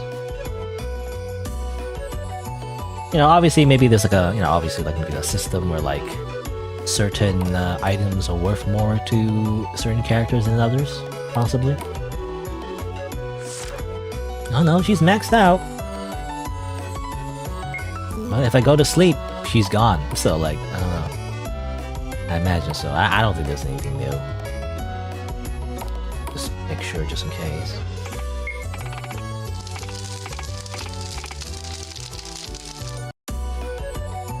You know, again, I was hoping at least there'd be a small Easter egg, you know, an extra line of dialogue maybe to be like, hey, you're a good friend. Thanks for giving me all this junk, you know?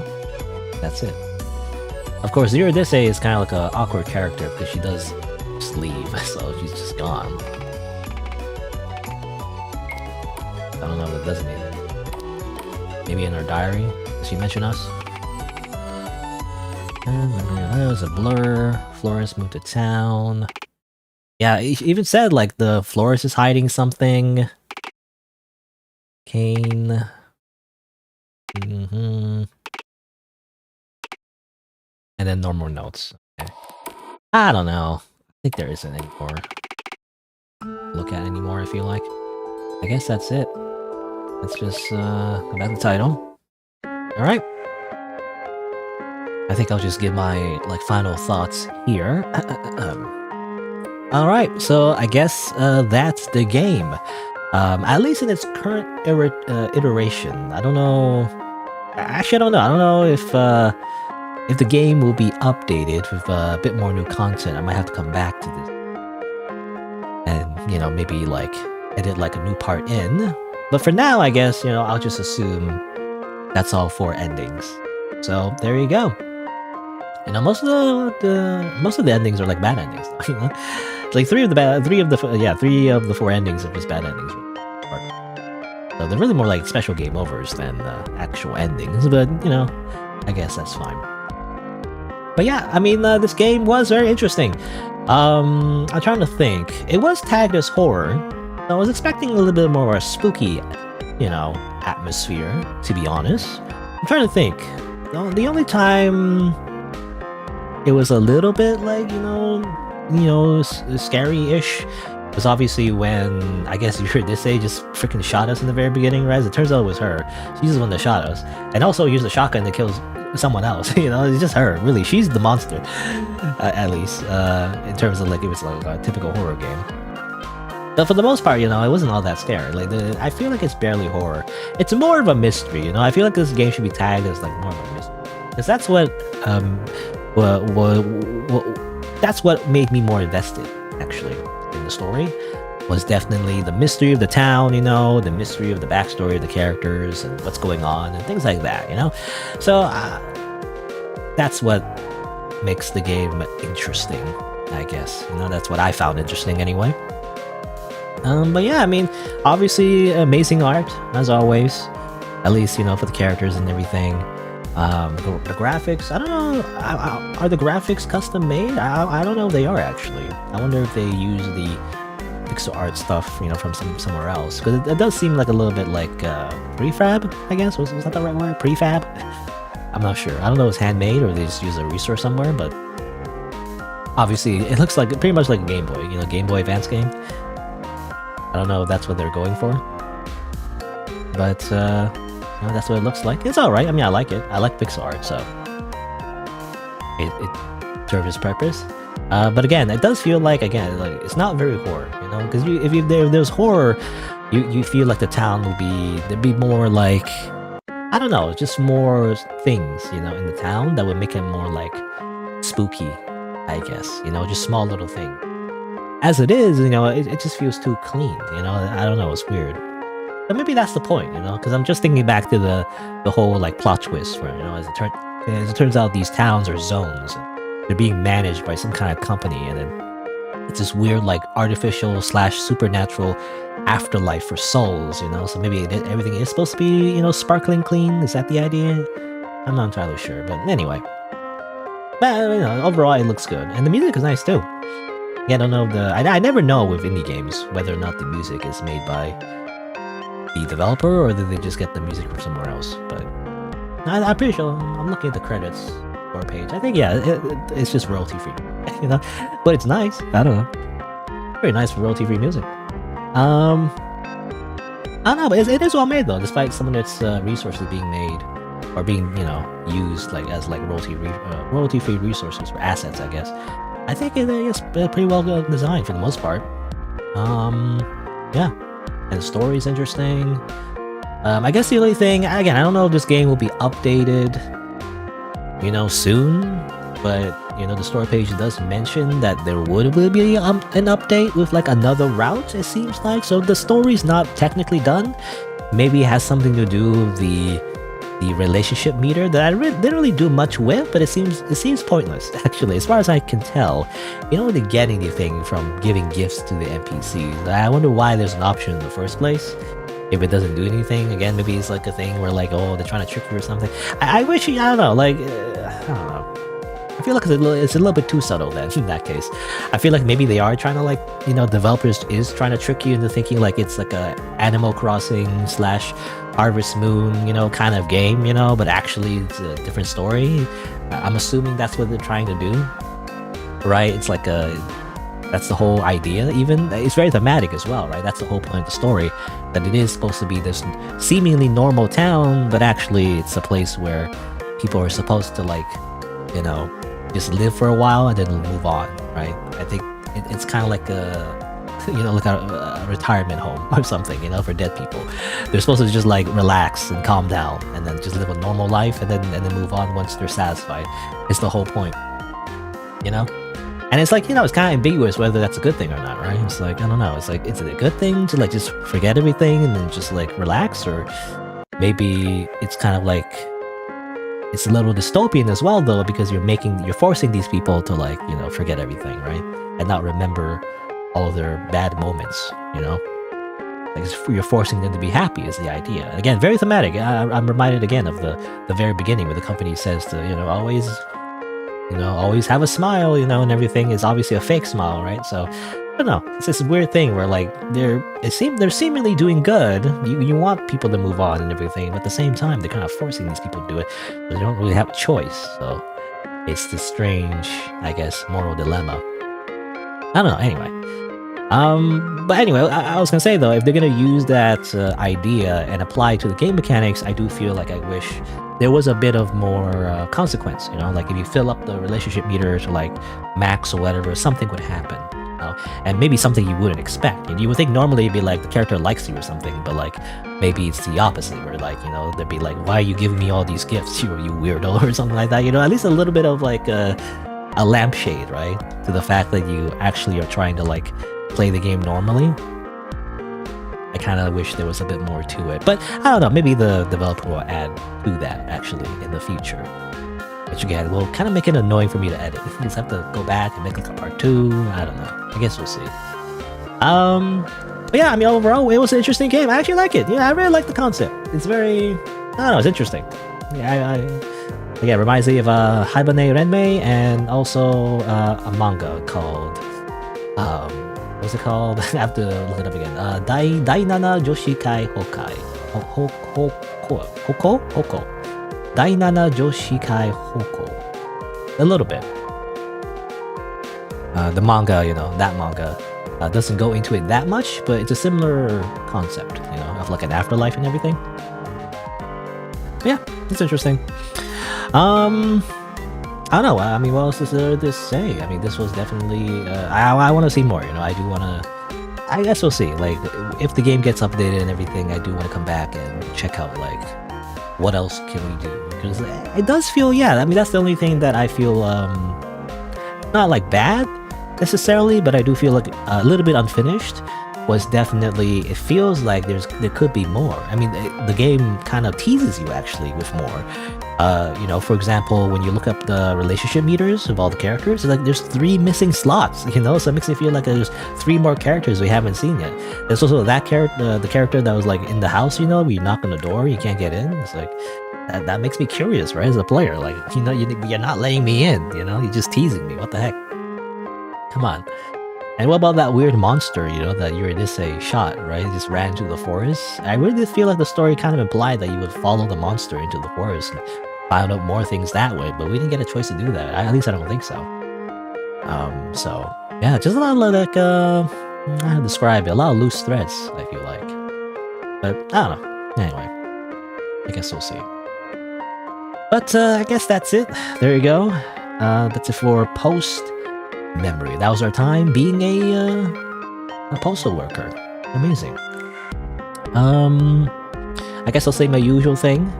If you didn't know, if you're watching the VOD or maybe the video eventually, then actually stream these games live. So be sure to follow my YouTube channel by subscribing and also changing the notification bell from personalized to all to get notified when I go live. You can also follow my Twitch and Twitter as well. There you go. Thanks for watching. Until next time. See you then. But that's where I'll cut for the video. Assuming I'll make the video. I'm like several months behind in terms of videos. But you know, I'm probably gonna make if the game gets updated, you know, then I'll probably just put in one video as well. Maybe. How long does it take? It took like about 2.5 hours. It's 3 hours at this point, but you know, I'll probably cut out a lot of the filler. I don't know. I'll probably have to make like a part 2, I guess. So that ending sequence might not even be in the video. I guess we'll see. Anyway, but let's see. But I guess that's it for this game. It's been about 3 hours, almost 3 hours. What do I play now, though? I have no idea because I had in mind this, but this might be too long, though. I don't know. It says 10 to 40 minutes. It might be more than that, though, because I read everything. You know what? Yeah, I'll do it. Okay. I was just wondering, you know, if this will be like, you know, be too long, like 2 hours or something. I don't want to do another 2 hours. That'll be too long of a stream, you know. I think I'll play this one. Hopefully, it doesn't take too long to get the other ending, because there's like 2 endings, it seems like. But it looks like it's made in Rempe or some kind of visual novel engine. Right, here you go. Well, you know, it shouldn't be too hard to get the other ending if I simply just skip everything. Alright, where is it? Rotten Angel is what it's called.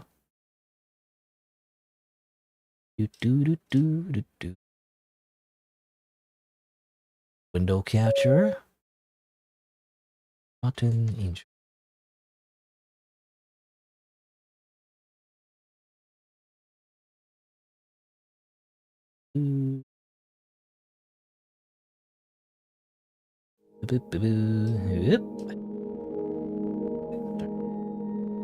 Rotten Angel.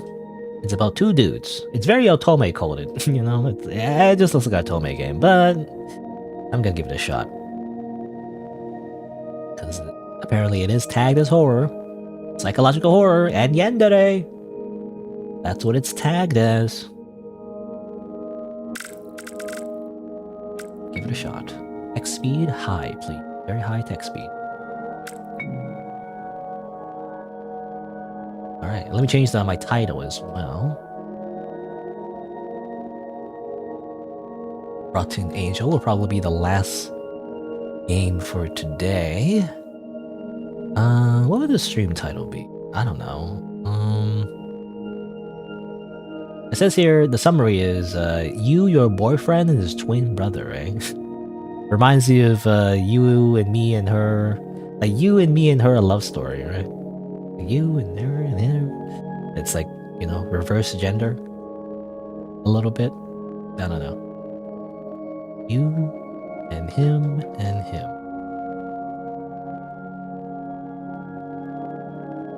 You and him and his.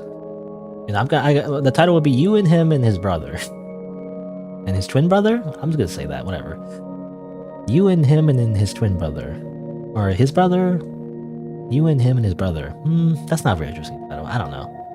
I'm gonna put you and me and him. It's a reference to you and me and her. You and me and him. And Otome story. I don't know. Is it a Otome game? It's not really tagged as Otome, is it? It just looks like a Otome game to me. Not actually a Otome game, right?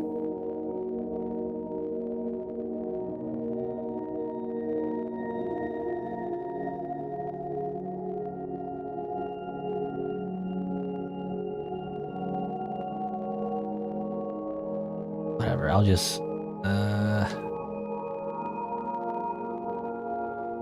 I don't know what the title should be.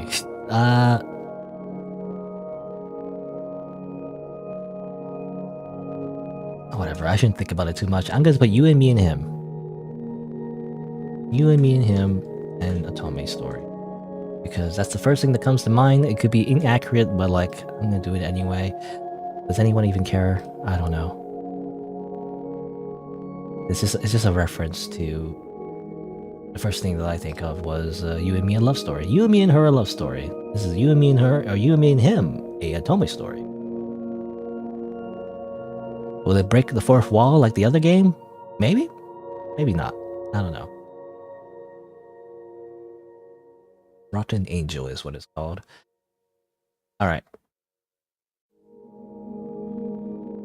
Apologies to the developer. I'm calling it an Atome game. Might not be an Atome game.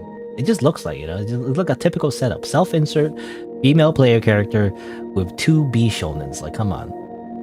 That just looks like it's an Atome game. Alright. Also, help! Help! Help is always just instructions. I wish Renpy would rename help to something else, because sometimes you want help, Sometimes you're stuck on a visual novel, you don't know how to get a particular ending, and you need help, but then when you click on help, it just gives you the controls. That is not very helpful at all. This should just be controls or something, It should just say controls, not help. I'm assuming it's default, it's not the developer's fault, it's just by default, it says help. For some reason, it's like on the menu. It's like, what if I need help for another thing? What if I need like it's a puzzle game? It's like I need like a help for like a puzzle. It doesn't help you that way. It's lies. It's all lies. All right. All right. Let's see. So then,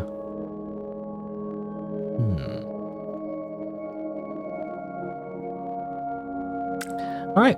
Okay. Let's see. So I guess I'll introduce the game. Just making sure it's being captured. Yeah, sometimes when I capture, like window capture, sometimes it doesn't actually work. But to make sure by hovering over the options, but I think it is. Sometimes it's a frozen image. I think I'm playing the game, I'm capturing the game, but it's actually not. Alright. Let's drink some water.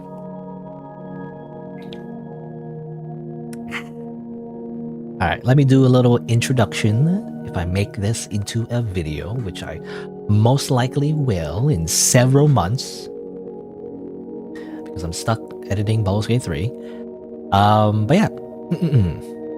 Hello, welcome to Rotten Angel, a little horror visual novel developed by Sylvan, available on itch.io. And well, I guess you're having a Halloween dinner with your boyfriend and his twin brother, I guess?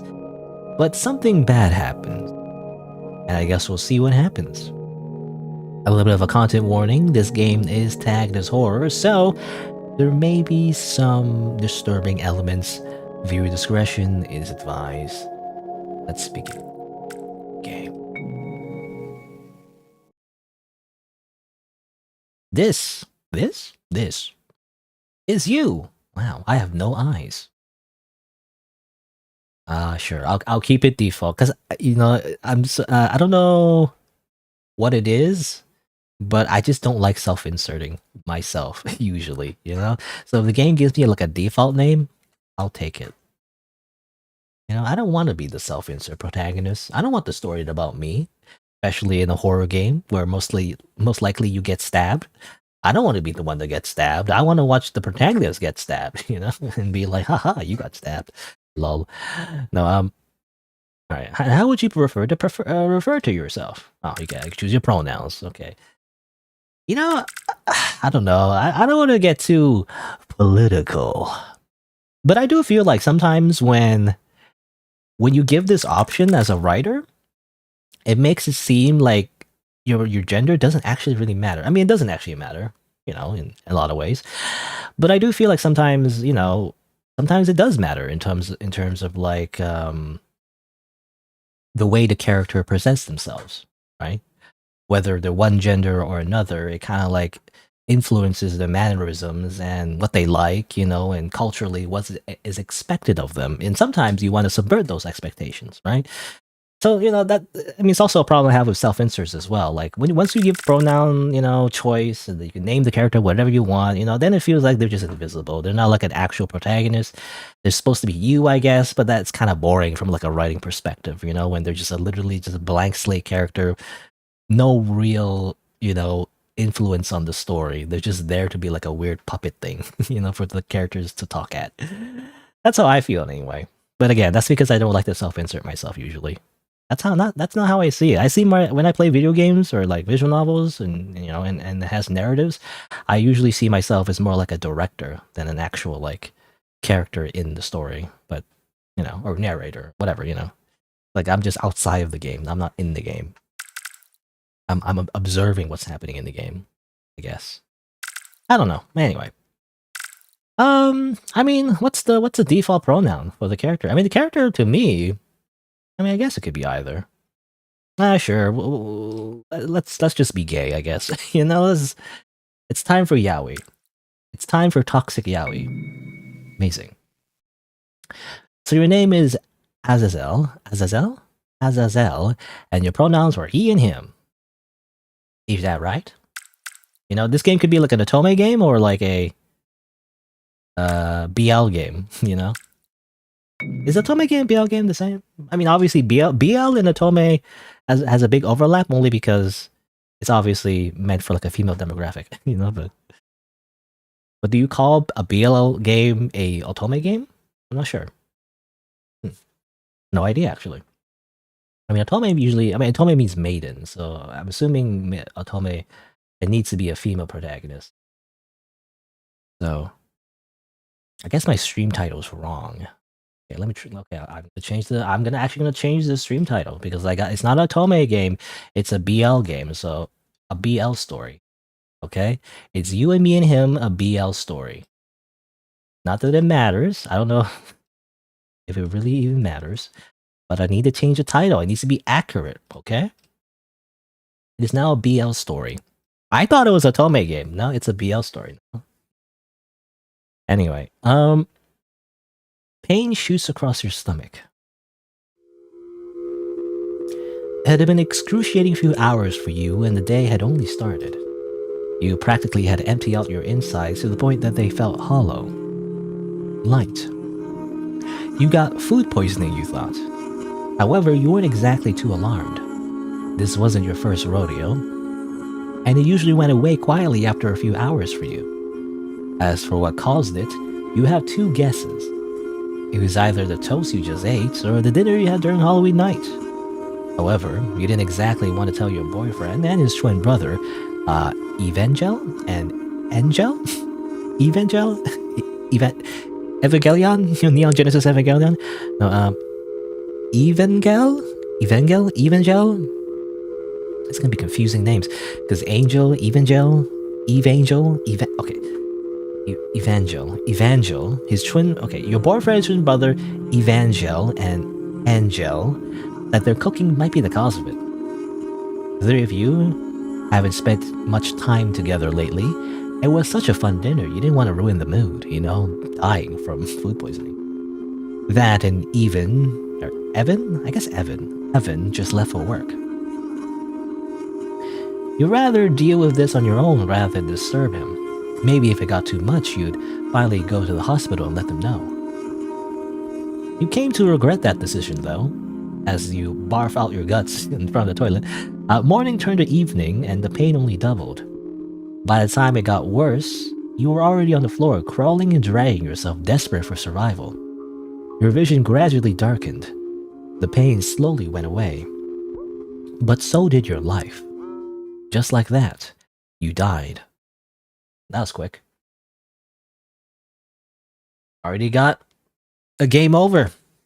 One of the quickest game overs in video game history. That evening, Evangel, I don't know how to pronounce it. Evan, right? That says Evan. So Evangel, or do you pronounce it differently when it's a full name? I don't know. Evangel, nicknamed Evan, went back to his apartment after a hard day at work. An alarming sight stopped him dead in his tracks. But it was your body laid sprawled on the ground. Your phone was seen near you, and your eyes only gazed downwards without any focus. Your body was limp and unmoving.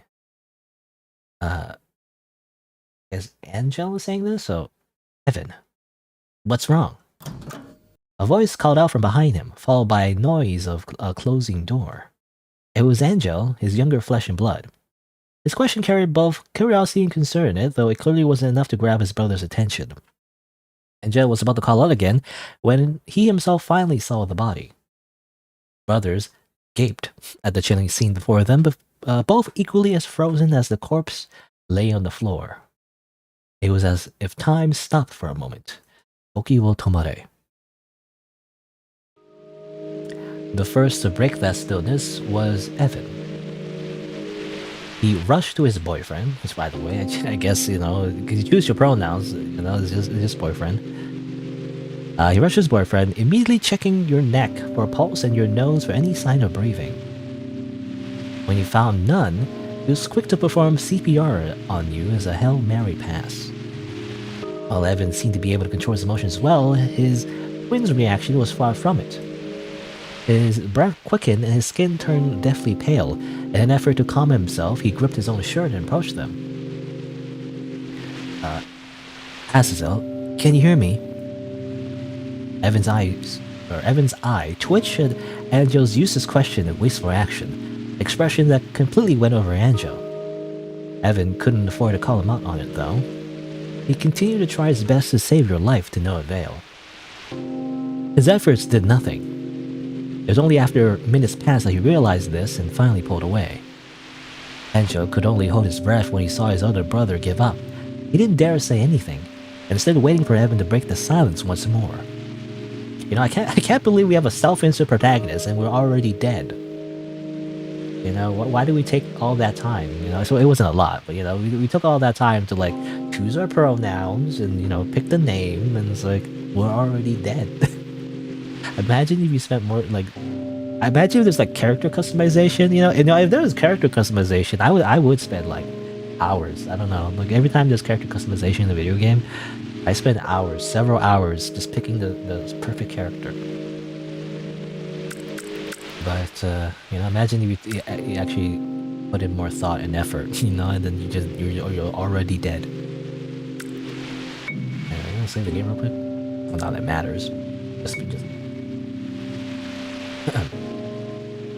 He's gone. Gone? As in dead? What else? No way. Without giving any response nor consolation to his panicking brother, consolation? Not consolation, consolation? Can't pronounce that word. Without giving any response nor consolation to his panicking brother, Evan walked off to the nearest wall and leaned his back on it. His lips formed a thin line as his eyebrows knitted together. It was a reaction that once again contrasted his twin, who began to approach you and held your cheek, lightly tapping it. Apparently we're still aware of this even though we're dead. How does this work? A gesture indicating that he didn't quite believe that you were already gone. A pair of eyes teared up, while another pair gazed at the ground. While a sob began to break out from Anjo, Evan could only sigh with the slightest hint of a quiver. We were just hanging out and watching movies yesterday. And I promised that we hang out more often. God, I'm sorry, Azazel. I'm so... Anjo, will you shut up for a second? Huh? I'm trying to think. With eyes wide and jaw slacked, Angel stared at Evan. The only thing you'd be thinking about is the funeral costs at this point. I mean, who's paying for the funeral? His lips opened, yet closed again wordlessly. The motion repeated twice before Angel meekly gave up and went silent instead. Minutes passed by. Angel grew even more nervous as the passage of time dragged on. Every time he glanced at Evan, he was thinking deeply, was letting none of his thoughts escape from his throat. Evan's gaze shifted back and forth from her body to Angel multiple times. Wait here and don't move. Okay. Angel only watched as Evan walked away towards the kitchen. Not long after, he heard rummaging from the kitchen. Cabinets were open, jars were moved. It was at least obvious enough that Evan was looking for something as quickly as he could. But what? Angel could only speculate. Both curiosity and anxiety ate up at Angel, yet he didn't dare move. The uncertainty and the mystery of what his brother could be thinking was agonizing Angel, terrifying even. He hadn't had the slightest clue what his older brother would do next. Eventually, Evan walked back to where Angel and you were. His dissatisfied look made it clear that he didn't find what he's looking for. Being his usual spineless self, Angel didn't dare ask about it. Though at least he was brave enough to suggest an idea instead. Hey, we should call for paramedics or something, right? We need to report it in. We don't even know what happened to him, so... I'll call them, okay? Stop. Angel, who was about to reach out to his phone at that point, froze. Let's not do that just yet. The body's still warm, you see. What? Huh? His words caught Angel off guard, but Evan didn't care. He continued on in a quieter voice.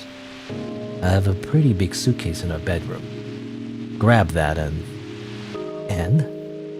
put Azazel inside. I pronounce it Azazel, right? Azazel? Put Azazel inside. Azazel, I'm pretty sure, is a demon name, I think, right? I mean, that's the default name. I wonder if there's significance to that. Obviously, angel, angel, there's some kind of like angel demon thing going on. But obviously, I don't know, it's just simply symbolic. A beat. Angel stared at Evan blankly. Eventually, Angel stuttered. Sorry, put him inside the suitcase? His question was responded with a curt nod from Evan. I'll have the car ready. Bring Azazel's body down with you and come with me when you're done. Evan, are you sure? I mean, he's your boyfriend, isn't he? And where are we even going anyway? To our old house. Why? Evan glared frostily at Angel, causing the latter to flinch. Angel was ready to be scolded, but Evan's scathing words never came. Instead, Evan just walked off. Just get to it before you regret it. At that threat, Angel lowered his head, his body moved accordingly, following his brother's orders. To say that he was confused was a huge understatement. Seeing that, Evan also left to get the car as planned. As Evan walked away from the room, Angel could only stare. Angel knew his brother more than anyone. That was what he thought. He knew that Evan was bad at expressing himself, but he also knew that his brother was mostly well-intentioned and nice. Did he truly know him after all? Or did Evan know something Angel didn't? Meanwhile, as Evan was preparing his car, countless thoughts also filled his head. Too many for him to process them properly one by one. Fortunately for him, he was able to refocus his attention once he started up the car, clearing his head as his hands were on the cold steering wheel. As Evan have briefed before, Angel came downstairs. I can't speak. I was gonna say though, have briefed before? Well, it should be had briefed before, As Evan had briefed before, Angel came downstairs, bringing the luggage as if he was about to go on a holiday. Amidst the heavy fog in the dimly lit street, Angel put the luggage inside the car trunk before taking a seat in front beside Evan. With that, they took off.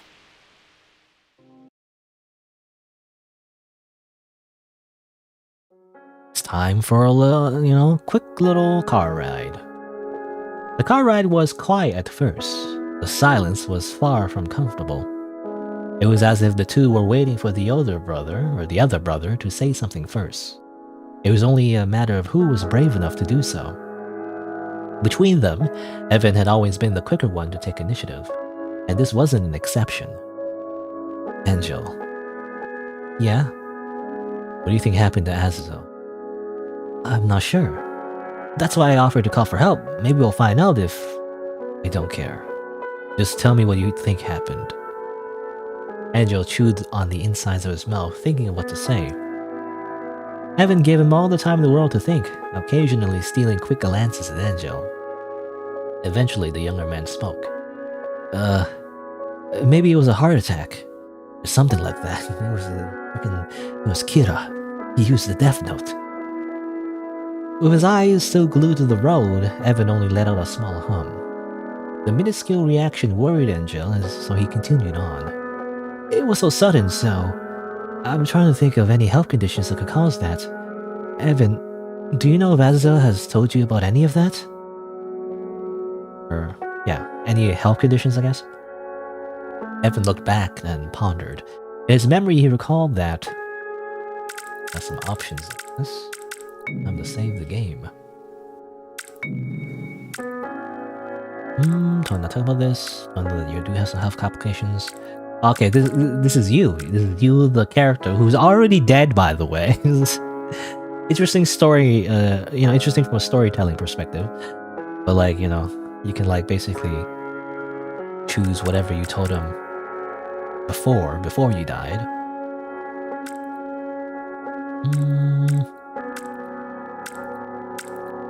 I don't know. Let's just say...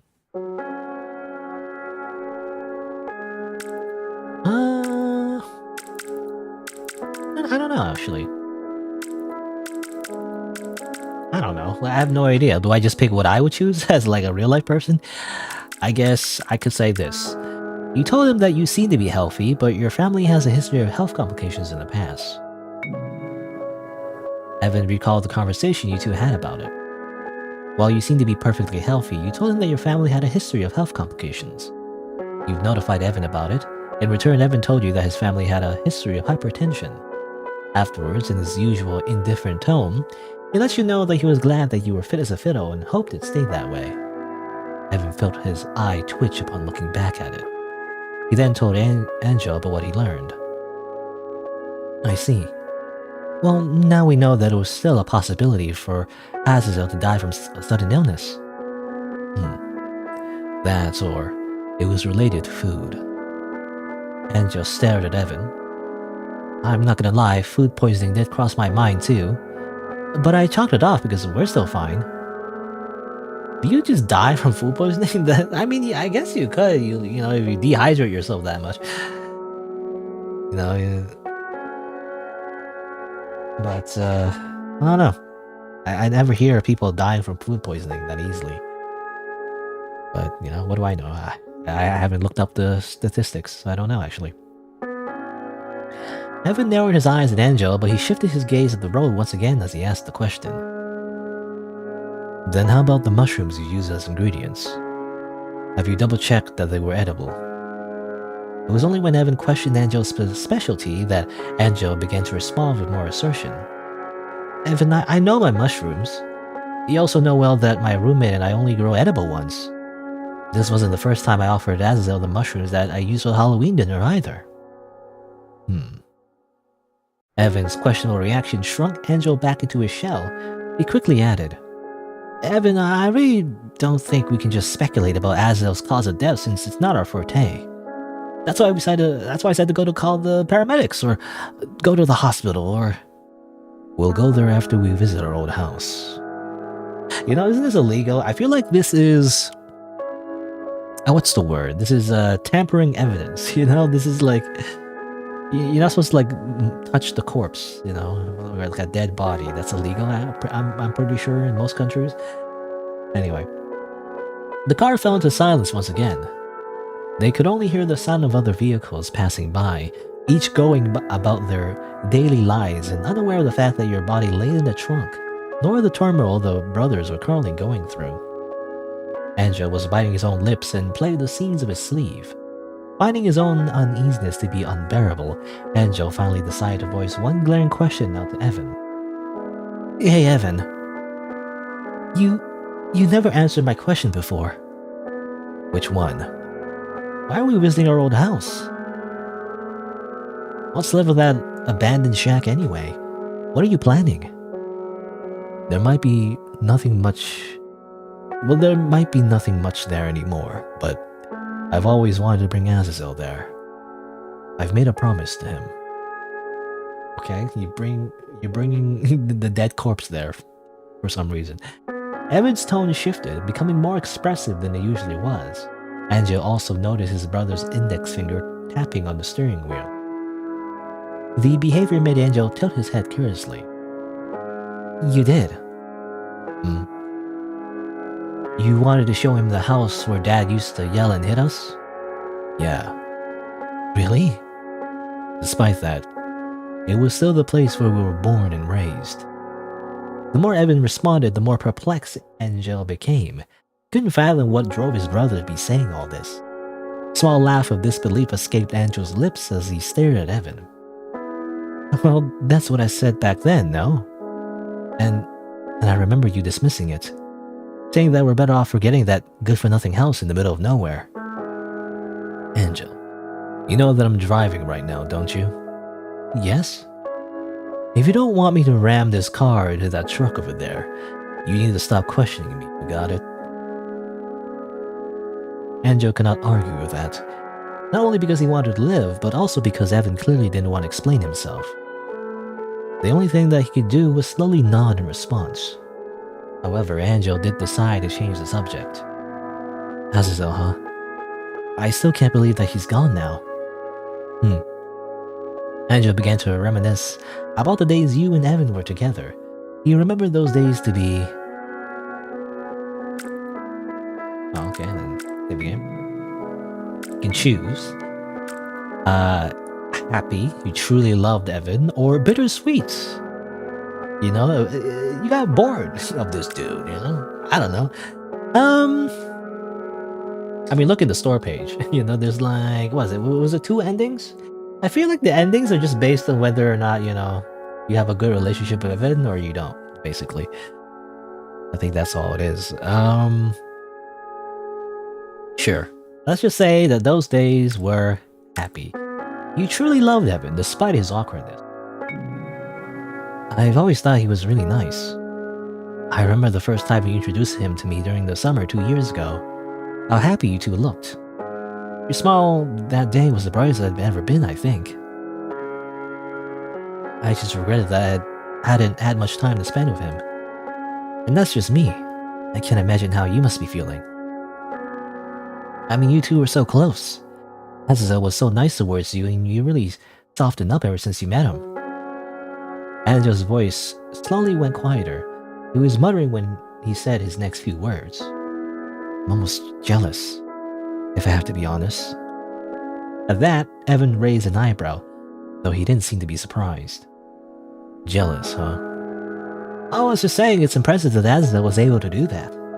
He must have been really special to you. When Angel took a brief look at Evan, he saw his brother looking as if he'd murder him right on the spot if he said another word. Alarmed by this, Angel decided to end his musings early. My point is,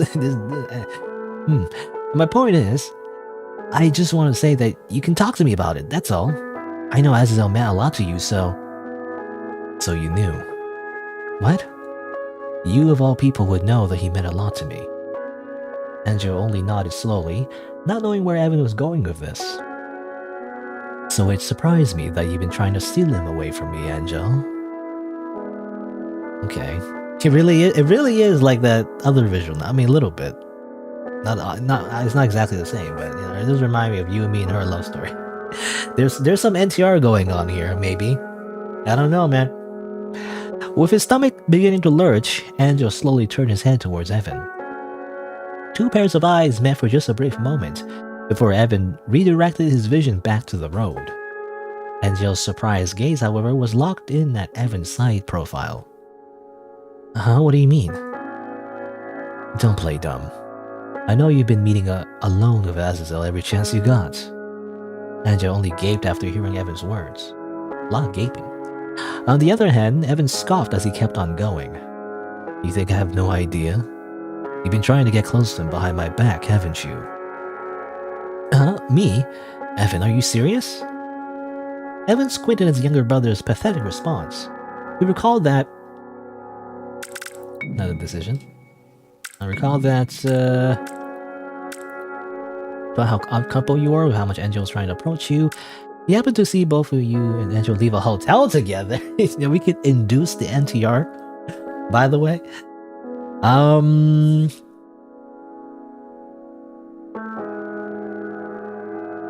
Sure, let's make it spicy. Let's make this into toxic yaoi. You know, let's make this into like really toxic yaoi. He happened to see both of you and Angel leave a hotel together. When he recalled that sight he saw back then, he could feel his insides clawing each other and threatened to leave its vessel. His hands trembled, his breathing quickened, and his face became so warm that he couldn't take it anymore. Evan pulled over to take a break to calm himself. Angel noticed this and didn't say anything so as not to disturb Evan. You indeed, you indeed cheated on Evan with his brother, Angel. This confirms it. Well, I chose it, but, you know. The truth was that he approached you and you went along with it. As a boyfriend, you noticed that Evan was bad at showing his love towards others. He went along with most of what you wanted, but it wasn't enough for you. You wanted him to treat you like you were special, like you were his one and only. Or at least you wanted him to act more lovey-dovey so that you knew for sure that he loved you. Evan was horrendous at all of it. That's like really horrible. This is why I don't like the self-insert. This is a horrible protagonist. Thus, when his twin decided to shower you with all the love you oh so craved, you caved in. Kiss? A hug? Loving intercourse. That's what we call it these days. Do kids call it that? Angel would give it to you without any ounce of hesitation, and you loved it. This was a secret only known to you and Angel. However, it seemed that you two weren't being as secretive as you two initially thought. Knowing this, Angel could only lower his head, his expression shrouded by the midnight shadow. Evan glanced over, wanting to see his brother's face. He wanted to find any ounce of guilt from Angel. Perhaps it might make him feel better that way. And yet he couldn't see anything. For all he knew, Angel could be smiling at his brother's anguish, and the thought only frustrated Evan more. Angel, look at me. Evan briefly lost control of his emotions. He punched at the steering wheel as he yelled, "Look at me in the eye!" Finally, Angel compelled. He raised his head slightly. Under their dimly lit car, Evan saw Angel staring him in the eye. Sadness was written all over his younger twin's face, but there was something else. Pity. Angel was looking at him pitifully. What's with that face? I'm sorry. So you admit it. Angel sighed, but he nodded. But please, Evan, hear me out. I never consented to any of it. You didn't consent? That makes it weird then. Evan could feel his whole body go numb. He didn't even notice he had let out a question. What do you mean? Evan could see Angel hugging himself, maybe as his way of comforting himself as he continued his claim. Azazel came up to me first. Of course I rejected him, but he kept coming back. I know I should have been more assertive, stand up for myself, or even just talk to you about it, but I was scared. I didn't want to ruin it for you. Like I said, despite everything, you seem to smile the brightest when you're with him. I don't want to take that away from you. Not when you're finally happy. I know it doesn't excuse it, though. I'm sorry, I shouldn't have done it, A heavy sigh escaped Evan, which successfully made Angel flinch and close his eyes shut. Just as he thought that Evan was going to do something, he instead felt the car beginning to move once again. Evan only stared at the never-ending road in front of him. He looked like he wanted to say something. However, he ultimately dropped the topic. They were on the road at midnight, and Evan didn't want to be the cause of their demise. He didn't talk for the rest of the ride. Both brothers were keeping their thoughts to themselves. Although, whatever it was that the two were thinking about, it was abruptly interrupted by them noticing flashing lights behind them. Ah yes, of course, classic. Always get pulled over by the cops while you have a corpse in the trunk of your car. Of course. It's a police car. Huh? We're being asked to pull over. I know, but what about Azazel?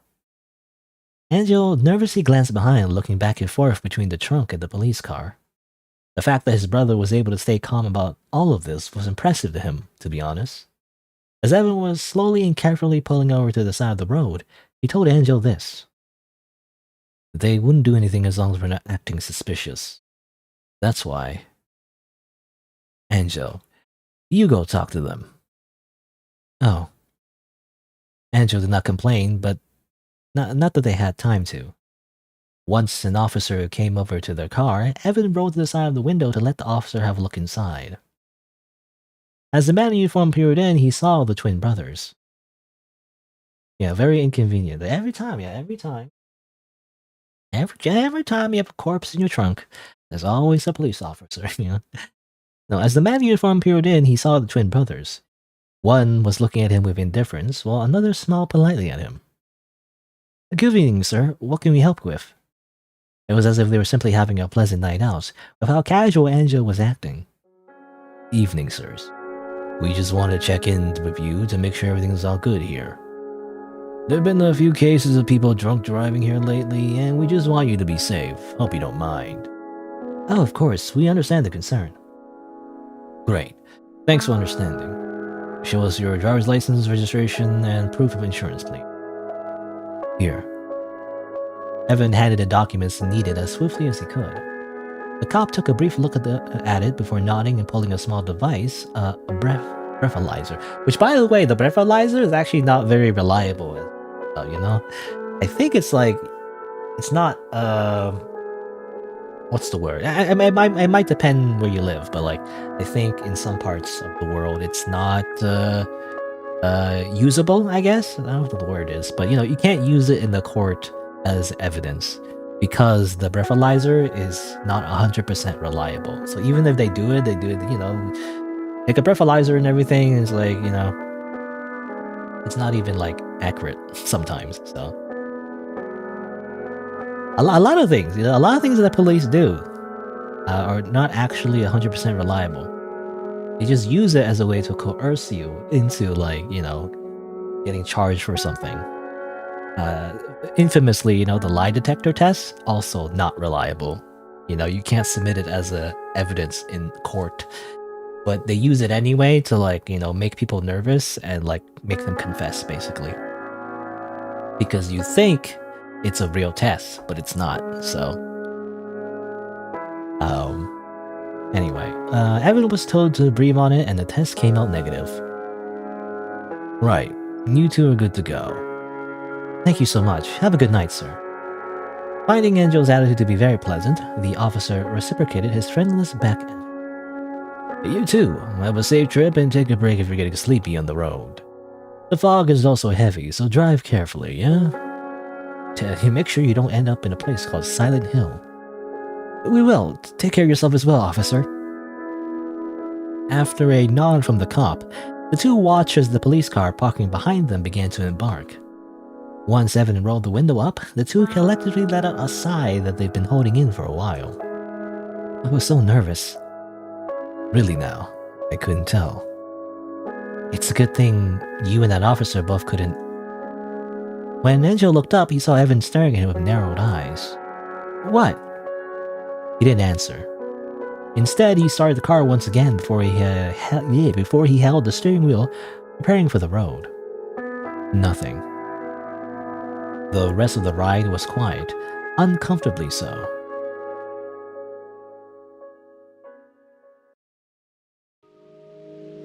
You know, I kind of found it. I guess it's just not drawn, but like I just kind of found it weird that the police officer came to the other side of the car rather than the driver's side. You know, that's what it seemed like anyway. But I think they might have switched seats. I'm not sure. I don't know. I don't know exactly how that was described. I just find it weird. You know, usually the police officer goes to the, you know, the driver's side. Anyway, an hour after midnight, they finally reached their old house. It was tucked away in the middle of nowhere, near an untouched forest, while being far away from civilization. The last time these two had ever seen this house was when they were around 10.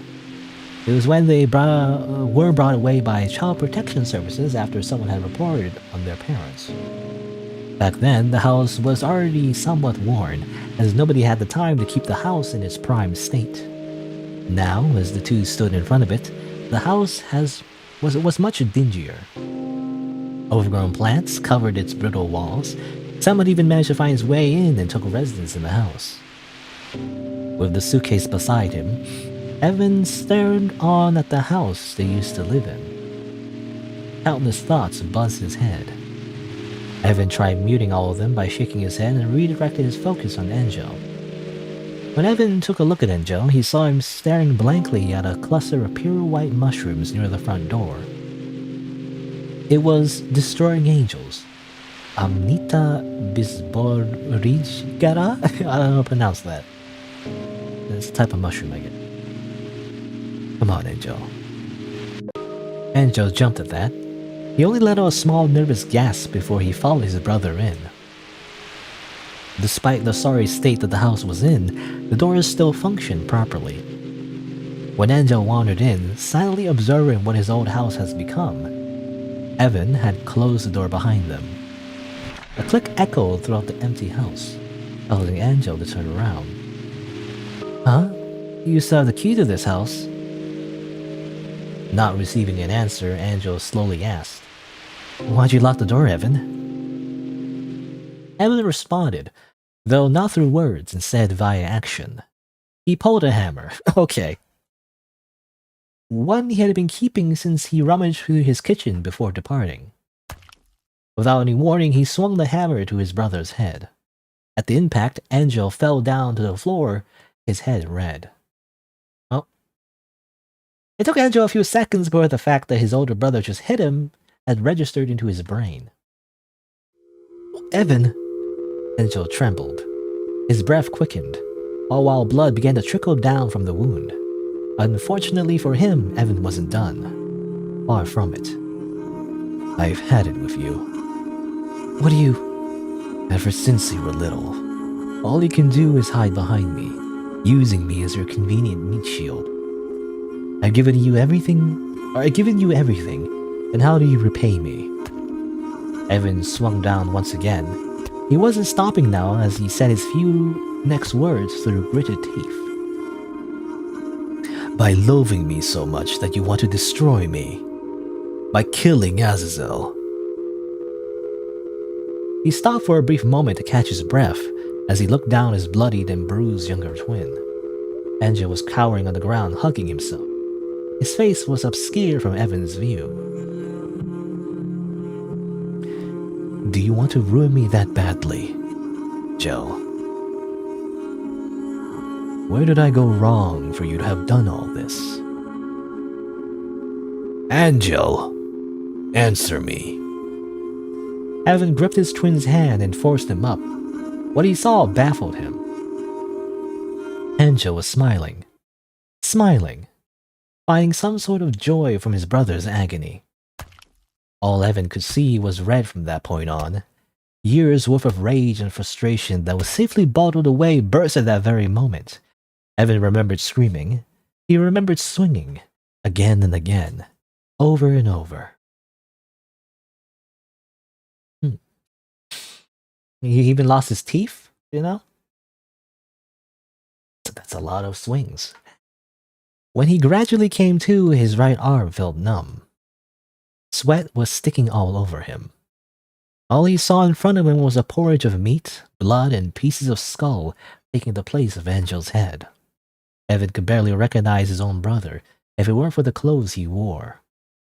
Both the sight of the thing that used to be his brother and the visceral stench emanating from it caused Evan to fall backwards, dropping his hammer all the while. His stomach lurched. It was as though his organs couldn't take it, and all rushed upwards, bulging on Evan's throat. It was unbearable. Evan vomited right then and there. He practically emptied out his insides to the point they felt hollow, light. Afterwards, he simply stayed there, his dull blue eyes staring at the moldy ceiling. His mind was blank. There was too much inside his head that he couldn't focus on a single thought at all. In an effort to calm himself down, he simply stayed quiet, staring. Minutes, or perhaps even an hour passed. Evan couldn't really tell. Once he felt much calmer, he stood up. His steps were wobbly as he made his way to the door, leaving both Azazel and Angel to fester in the house. It's gonna take a while for someone to find their bodies, I guess. You know, or even if anybody finds it at all, you know, are they just gonna decompose and become skeletons?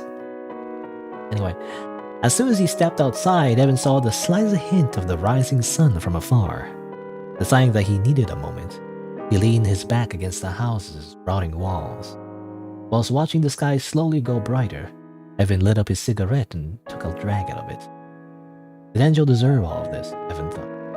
Was he being too cruel to his own flesh and blood? You know, it's already too late to think about that, considering you smashed his brains out. So, I don't think that matters.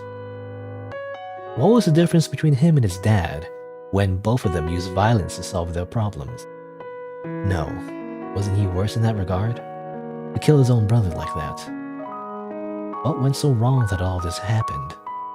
In the end, Evan didn't have all the answers to his questions. Though despite his complicated feelings on the matter, there was a sense of relief that he had been focusing on. Free. He was now free from Angel. The more he focused on it, everything else faded away. The guilt, the grief, the disgust. Evan tuned it all out and began heading towards his car once the clock hit exactly 6 in the morning. He didn't know where he'd be going. He didn't have any plans. One thing was for sure, though. He didn't plan on getting caught so soon. As he sat down inside his car, he took one last glance at the old house behind him. He breathed out a long, quivering sigh before he started his car. With that, he took off, leaving everything behind. Okay, got away with murder! Hooray! There you go. Obviously, that's an ending. You know, if I have any criticism so far, by the way, I don't know. Again, it's very subjective because this is how I always feel about a lot of indie visual novels. Oh, the title screen, the title screen is different. But I do feel like the way this visual novel is written, it's definitely like a book. You know how I feel about visual novels written like books. It's a personal preference, so you know, not every game should be made to my preference. But usually my preference is that visual novels aren't written like books, you know? A little bit too much descriptive text and like describing a character doing something. I mean, I like the ending, obviously. It makes sense in like the you know, in the climax, right? You actually want to describe a lot of stuff in the climax because a lot of things are happening. But you know, if it's like a character, like, you know, and the character knitted his eyebrows and has a lot of thoughts, you know, about stuff, and it's like, you know, it was a little bit like filler, you know. And sometimes, you know, when the character is, for example, like, you know, and thus Angel started the car, you don't have to like say that, you know, you don't have to describe that. You could just have the characters do that, you know. In a visual novel, you could just like play a sound effect of him starting the car, or like when he stops the car. You know, there was a moment where he stops the car and starts it again, you know. You could just play a sound effect, you know, and just him just doing that. It's a slight animation and then just continue, you know. You don't have to actually describe it in text. I feel like that's filler, right? That's a little bit too filler. You need descriptive text. You know, you need a lot of descriptive text if it's a book, if it's just text. But the thing is, this is a visual novel. You don't, you know, it's not just a novel. So you don't have to describe certain things. It's not necessary. And when you have too much text, you know, again, it just feels like a book. And I'm not here to read a book, okay? I'm here to read a visual novel. Which is really, it should be called like an audio visual novel, you know? There's audio too. That's part of the storytelling. It's the audio. Which the game, I remember, yeah, the game does do a little bit of that, but I feel like they could make more use of it. But anyway, that's my little criticism so far. You know, I mean, that's how I feel about a lot of visual novels, you know, especially when they're made by, I mean, even just the old school classic visual, the ones that everybody praises. It's just a little bit too much filler, in my opinion. Again, that's just me though. I much prefer like a visual novel written more like a I keep forgetting what do you call it, a movie script, you know, basically. What do you call it? Is it called a manuscript? Not a manuscript, right? It's called something else. I always forget what it's called. I keep forgetting. A screenplay, right? A screenplay written like a screenplay, basically.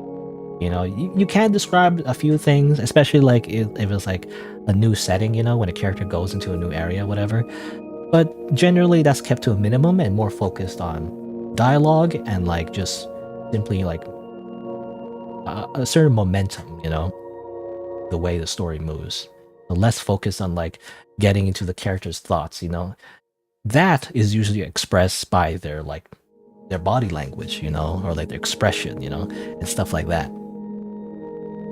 Like more subtle things, you know, more stuff, more information that is like left in between the lines instead of directly being stated. That's just me though. That's just my opinion. Anyway, yeah, screenplay. Yeah, I don't know. I just want screenplays. That's probably like the type of visual novel that a lot of people, like a lot of visual novel fans, would, I would think anyway, would say is less desirable. You know, they would have the opposite opinion. Like they want everything to be like a giant book, I guess, 50 chapters and like like a gazillion paragraph monologue. I don't know. I hate that though. I don't want like a monologue. And this game I don't think has much of a monologue. I don't think it has a monologue, but I don't know. I don't like to spend too much time on just internal thoughts unless again, there's always an exception, unless it's very thematic and important to the scene. You know, if it is like a very important thing and you do want to spend some time, you know, like as a poetic way, you know, to like make it seem more like a book, then yeah, maybe. It depends, right? But usually I don't want it to be the majority usually. Anyway, but obviously there's another ending again in this game. I ramble too much, but there's another ending we can get. So let's do that. I'm assuming there's only really like 3 choices we can make. Only 3 choices we can make. I'm assuming if we don't NTR Evan, there's a different ending, you know? I'm assuming if we don't cuck him, then maybe there's a different ending. I don't know, man. You know, it's funny. I was gonna say, like, I forgot to mention it, but like when he pulled out the hammer and starts like freaking bashing his brother in, you know, I was gonna say a normal response to NTR, you know, very normal response to NTR, you see. That's what you do, right? It just freaking bash his head in. No, alright, well, let's see. Okay, so let's see. I don't know if this does anything, but I guess maybe what we should do is like, you know, as the player, we should take suspicion away from Angel, right? So we should not make him feel like he's super suspicious. So we can say like, yeah, we could say that we did have some health complications in the past. I'm assuming that's a good thing. I'm not sure. We could say nothing, but I don't know. All right. So let's pick choices that hopefully will lead us down to a different path. So let's say we did have health complications. But ever recall the conversation you had about it? You had some health complications and you notified Evan about it. And then he tells you that his family had a history of hypertension. Yeah. Okay, so same thing there. And then I'm assuming we can skip now. Skip. And then you can say,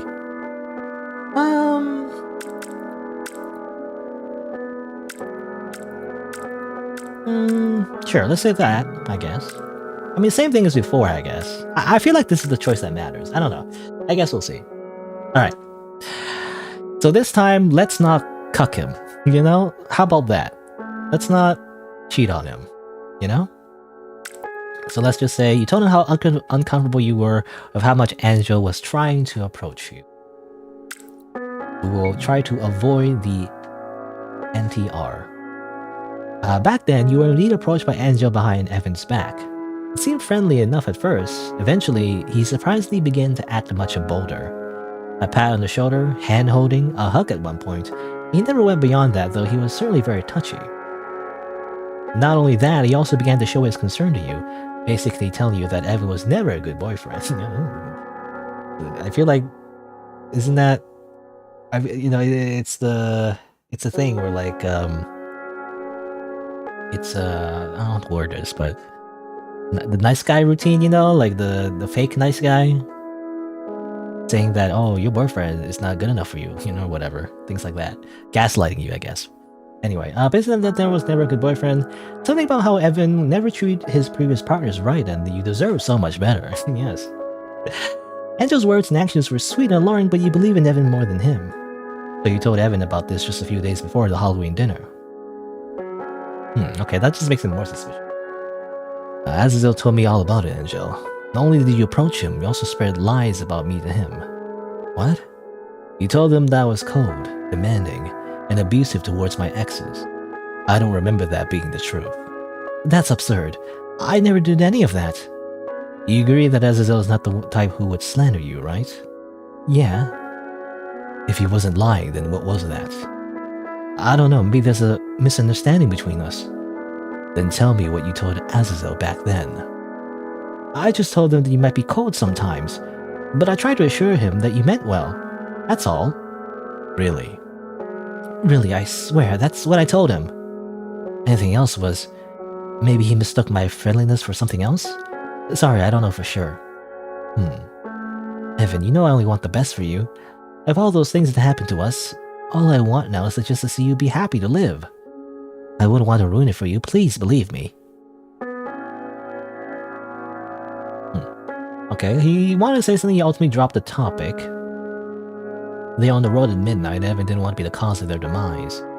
The two didn't talk for the rest of the ride. Both brothers were keeping their thoughts to themselves. Although whatever it was the two were thinking about, it was abruptly interrupted by the police. Okay, oh, this seems different. Hold on, let me save. Maybe, I don't know if we get the same ending, but let's see. Alright. So we're back at the old house, and Evan says, "We need to talk, Angel." Angel stared unblinkingly as he began to piece things together.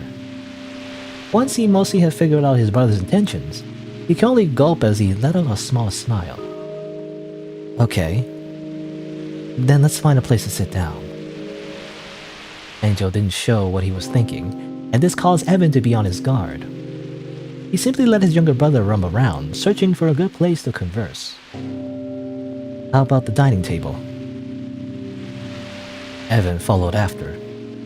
Angel was dusting the table off, making it as clean as he could manage in such a short span of time. Afterwards, the two sat down across from each other. The chairs creaked as they sat, but it looked to be stable enough to support their weight for now. The brothers examined each other. Evan knew Angel was waiting for him to say something, so he started. "I'll get to the point." Angel nodded. "Azazel's death was your doing, wasn't it?" "What makes you think so?" "When we talked in the car, I brought up that the food might be the reason for Azazel's death. I never specified that it was the stuff we ate during Halloween, yet you immediately assumed that it was." Angel only blinked. "Oh, I see. But the Halloween dinner was just the first thing that popped into my mind. There's nothing more to it." "Of course.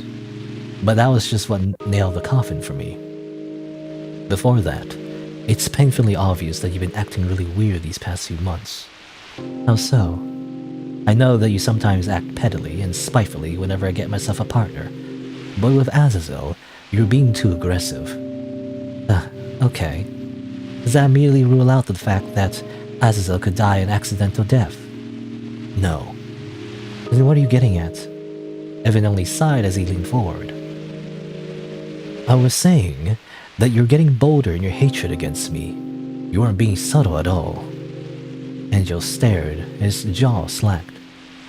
"You think I wouldn't notice?" "You were always hiding behind me whenever something happened, but I've caught you staring at me with contempt numerous times before." Evan took notice of Angel's shift in expression, a scowl, one unbefitting of Angel's soft features. It was an abnormal sight, but Evan only regarded it as if he was used to seeing that look. Yeah, that look. Angel only sighed before he stared at the table in front of him, diverting his gaze from his older twin brother. "I don't hate you, though. Far from it. Evidence in action says otherwise, Angel. Let's say that I do, then. Wouldn't I try to kill you rather than Azazel? Here's what I think. You're in love with Azazel, so you try to get close to him. But I was in your way. So you tried to poison me, but you accidentally gave the plate to Azazel instead. In that case, it makes perfect sense why you're so panicked, insisting over and over to call for authorities. You feel guilty. Huh? So, am I right? Honestly, that's so baseless. I'm speechless. Aren't you supposed to be the smarter one between us? I mean, if you're gonna accuse me of something so grave, at least give me some concrete evidence or something. You know, what is this, the Phoenix Wright game? It's always the case where it's like, you know, Phoenix Wright's like, objection, you did it, you're the culprit. And it's like, no way, I didn't do it, show me some evidence. You know, even though it's so obvious that they did it. Sorry, I need to act quick before you could take the upper hand. Angel let out a long sigh. But, despite it being so groundless, you're somewhat correct. Evan's eyes widened at Angel's sudden admission of guilt. You're right that I killed Azazel. But you have the motive wrong. Sorry, Evan. Better luck next time. You know, I can take a guess. You know, I think Angel's motive is related to love, but not who you think. Maybe. I guess we'll see. I don't want to spoil it accidentally. I'd prefer it if there's no next time. Why did you do it? Slow down. Let me correct you first. I didn't target the wrong person. I've wanted to kill Azazel and I did just that. Do you really think I'm so clumsy that I make a mistake for something this crucial? Angel let out a soft chuckle. It carried a slight bitterness to it. Well, it just goes to show you how much you've always looked down on me. But I made the same mistake and underestimated you. I never expected you to keep your calm all this time and bring me to this old place.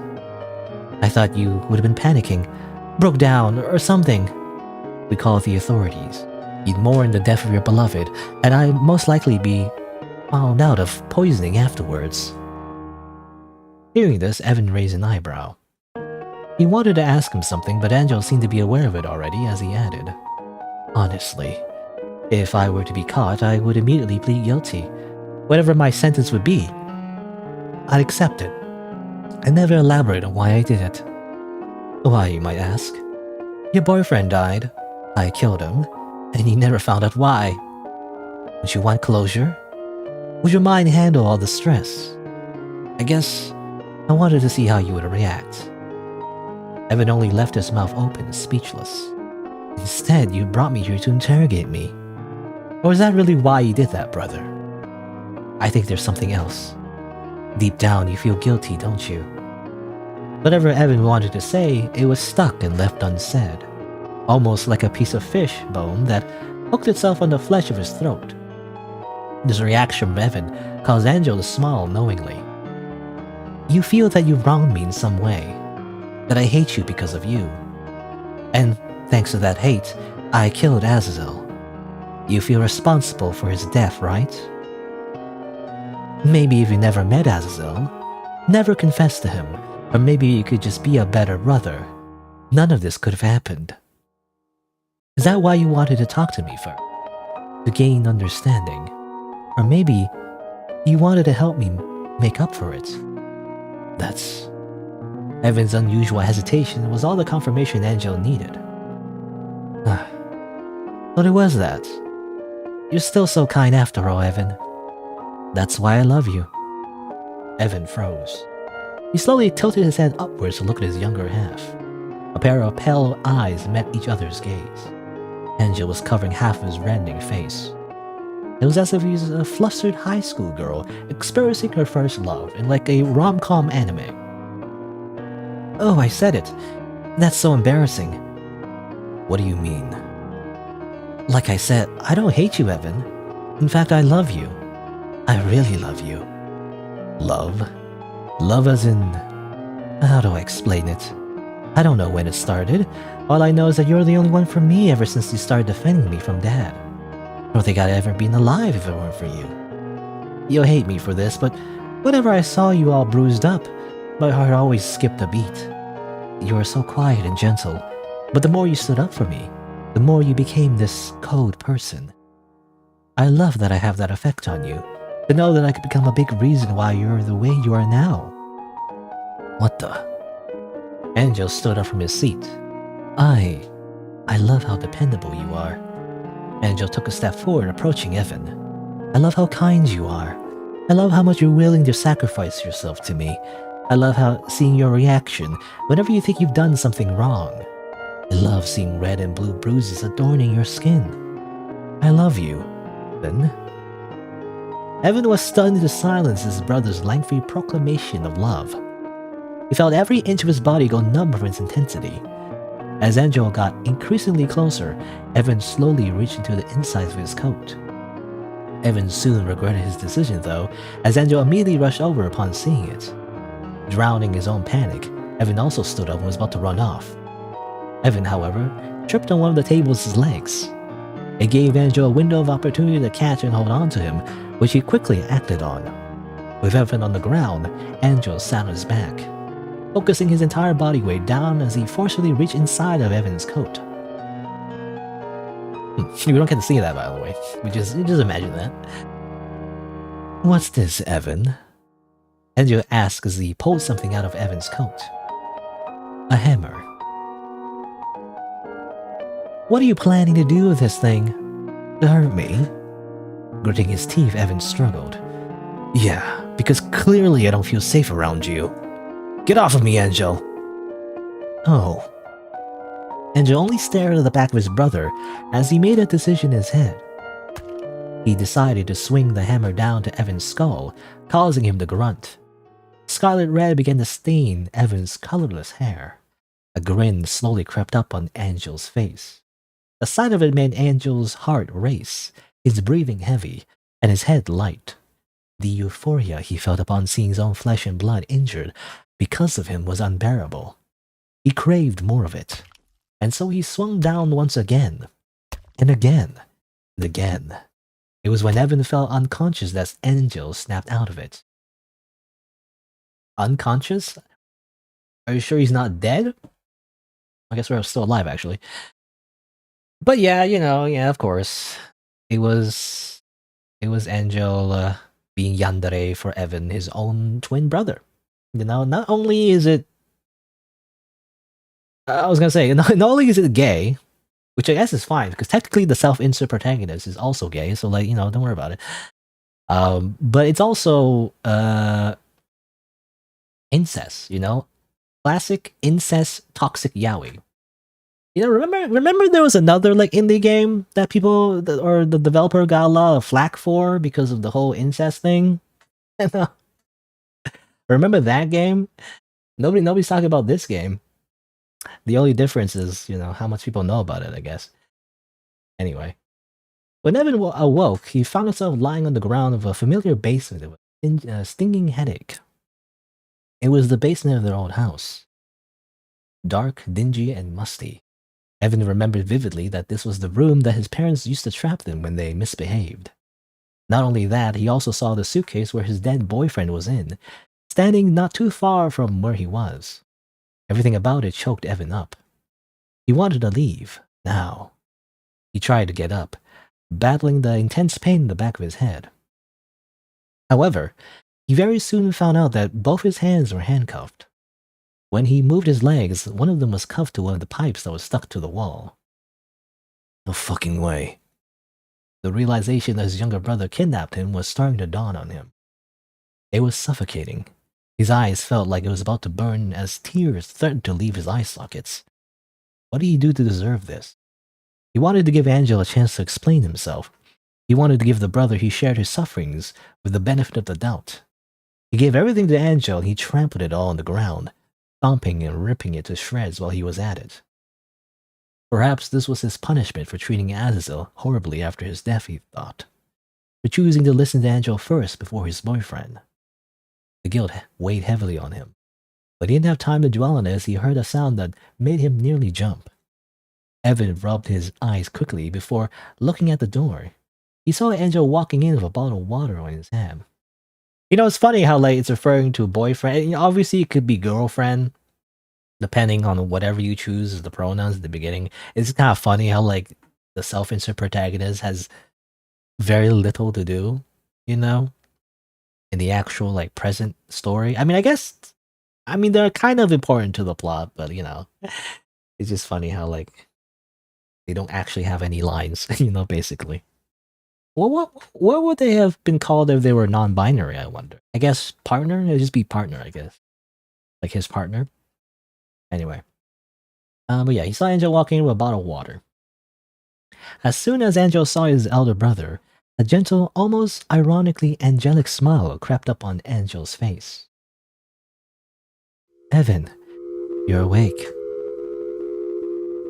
You were unconscious for a while. I even had time to cuff you and tend to your wounds. How did you end to a skull fracture? That's only you can fix that. Evan only lowered his head, not giving any response to Angel whatsoever. This made Angel tilt his head. When he got closer to Evan, he suddenly felt something wet splash on his cheek. It turned out that Evan just spat on him.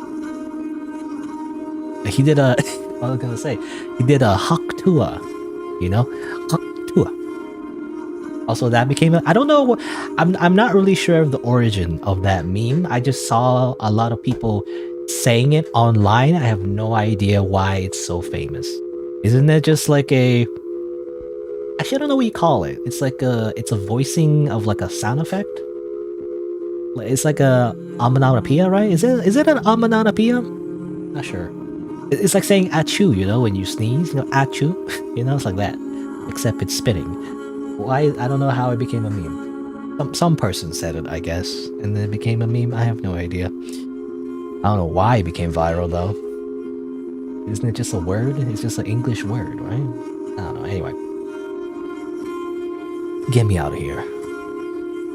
Angel only rubbed his cheek, still with that oh so gentle smile of his. I'm surprised. You're still fine after all that.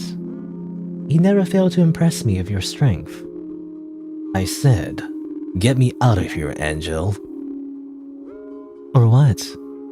Or what? What? You're insane, Angel. What do you mean by or what? Get me... Evan's hysterical howling was abruptly stopped when Angel seized Evan by the jaw. He dug his nail into his skin, inciting a groan out of Evan. Quiet down for me, will you? You'll stay here for as long as you can, until either you die or I get captured. Do you understand? Evan only growled at Angel before he bit down on Angel's hand as hard as he could. He even managed to puncture the skin. That could lead to a really bad infection, actually.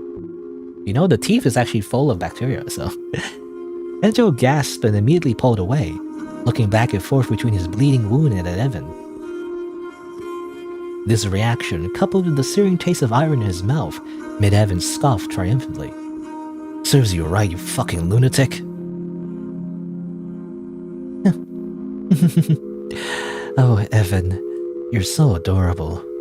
I think I'm falling for you all over again. Falling in love. The moment Evan heard those words again, it was as if his insides turned upside down. However, no matter how unpleasant he felt, he didn't want to quiet down and bow down at Angel. That was the last thing he'd do. You're joking. How can you call those rotten feelings of yours love? What you love isn't me, it's my suffering. In other words, you hate me, loathe me. You're not wrong, but you're not right either. Loving you so much that I despise you, or hating you so much that I adore you, still doesn't change the fact that what I feel for you is intense. It's so intense that I can't hold it in much longer. And I love that feeling, which means I love you. Perhaps not in a traditional way, but it's still love. Evan could only knit his brows in response. Unlike Angel, he was someone who didn't delve much into his emotions. Therefore, Angel's rambling about how he felt only managed to confuse him. He didn't get his brother. He couldn't understand him one bit. Well, you see, it's called something called... It's called yandere. It's called being a yandere.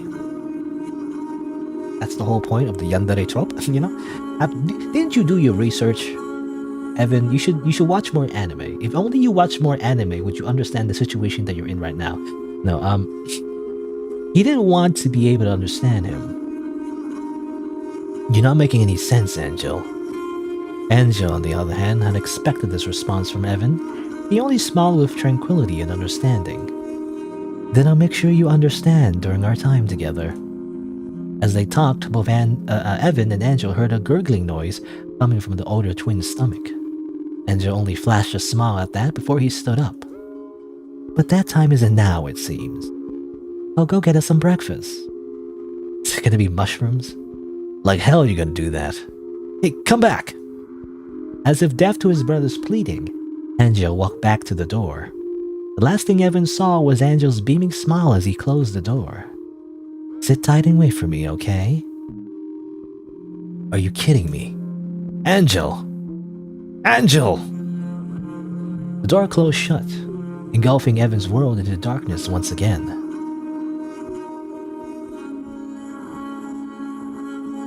Okay, well, I guess it just ends there. I guess, I'm assuming that, you know, what happens next is just left to your imagination. I'm assuming he gets tortured to death. You know, I guess we don't get to see any of that. Come on. No, You know, I feel like Angel something. You know, not in this, not to say that I'm a complete psychopath, but you know, I actually like it when characters suffer a little bit. You know, it's gotta be a little suffering, right, to make them an interesting character, right? No, but yeah, we just, I'm assuming he just tortures him to death. Eventually, he gets bored, and then I'm assuming he gets caught by the police. Eventually, I don't know if anyone finds them in this like abandoned house.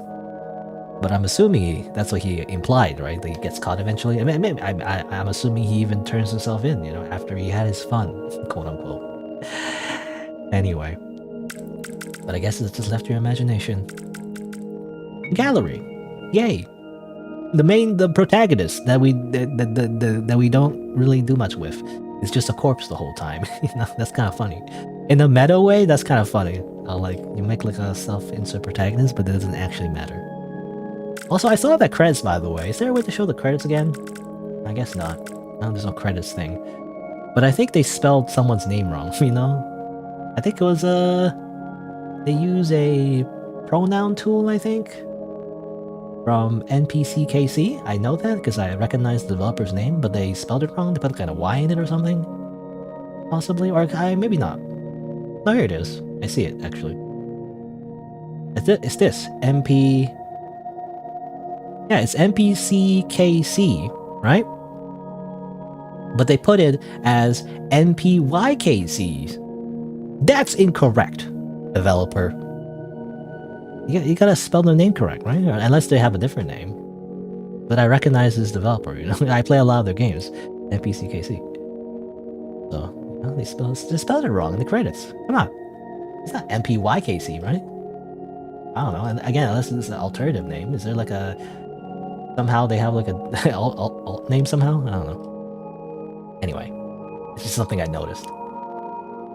I guess that's it though. Is it like, it's just two endings, right?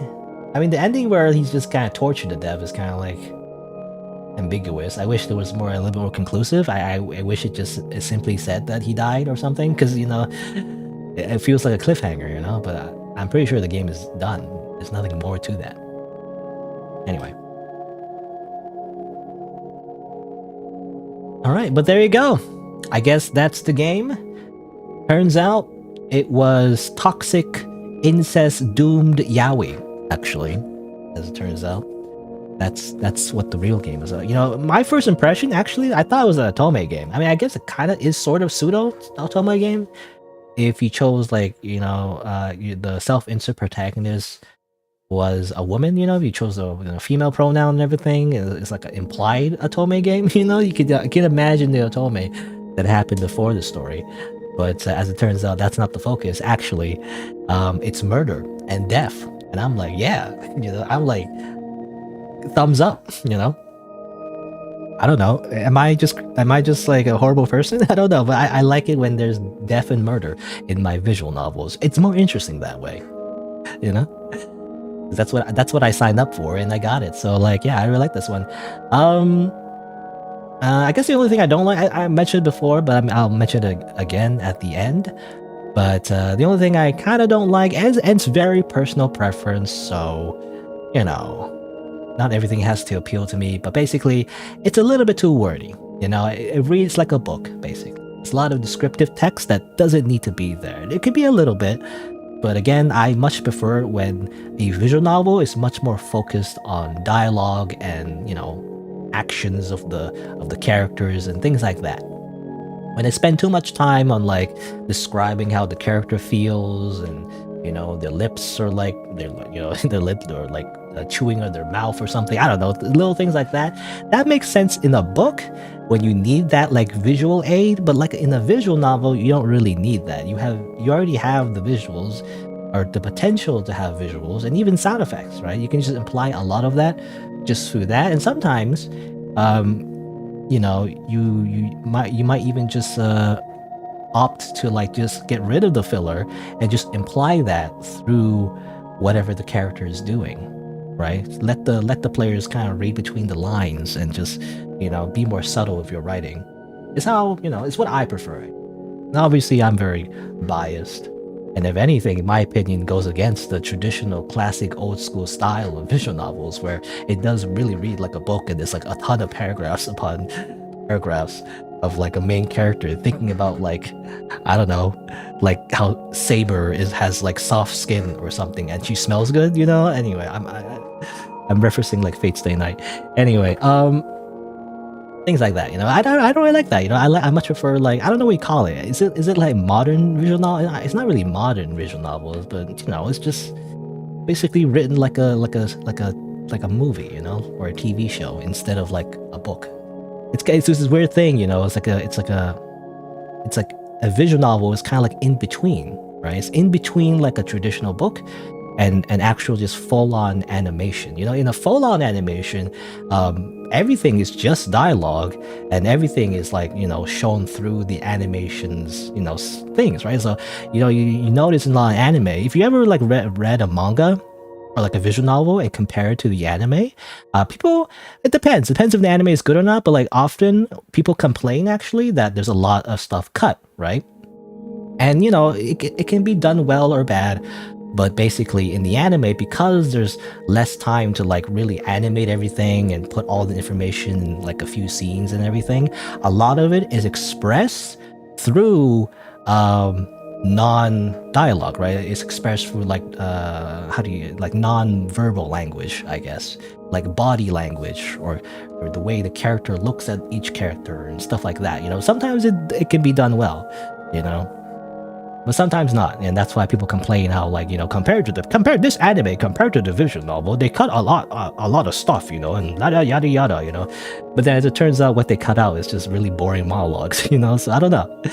It depends. Like a good anime can like tell the story just by, you know, just by the implication, you know, just by the way the characters act, you know, the way they talk to each other and things like that. You don't need to over explain every little thing to the player. It can just be simply absorbed through non-verbal language, I feel. Is that the right word? I'm not sure. Anyway, or non-verbal communication? I don't know. Anyway.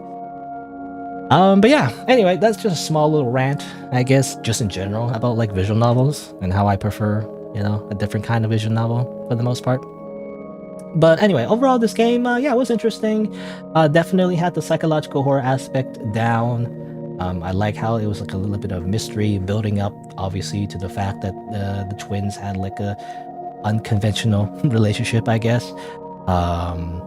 It's funny again how like the protagonist, like the self-insert protagonist, has really little to do. You know, they are the catalyst of the plot, but they have really little to do with the actual story, you know, that we play. I don't know.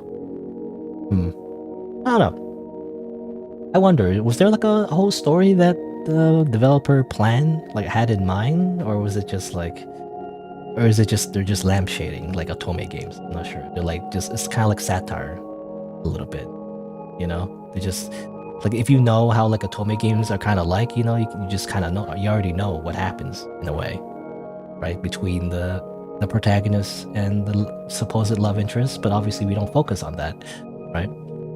Anyway, what else? I mean, yeah, I mean, overall good. I mean, good art, and yeah, I like it. I like it overall. Turns out the good ending, by the way, is the one where we bash his brains in. You know, I felt kind of bad actually. You know, when he just simply killed Azazel. You know, and he's kind of smiled at the end. I thought, yeah, I mean, I assumed that he was hiding something, and I even from the first ending, I could tell that he loved his brother, right?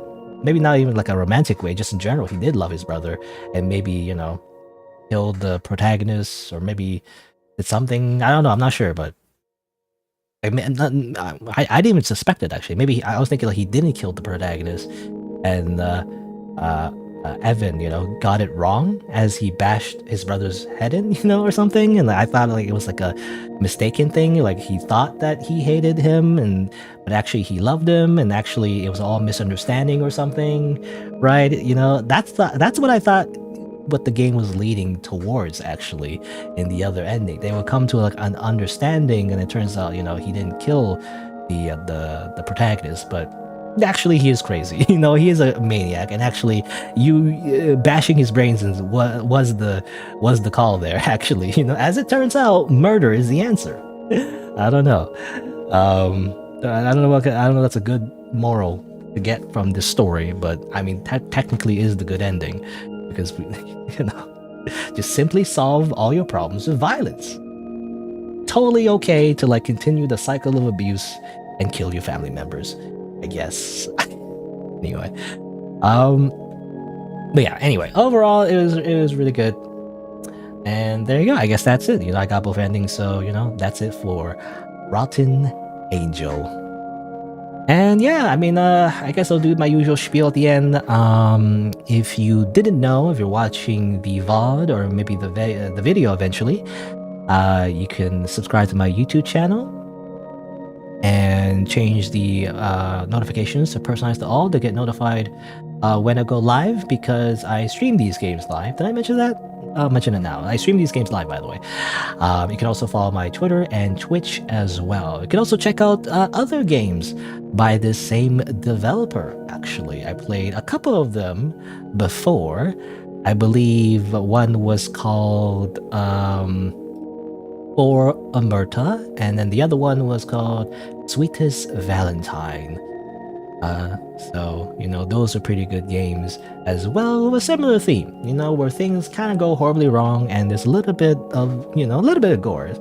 I would call it light gore, not like massive amounts of like blood exploding everywhere, but a little bit of gore.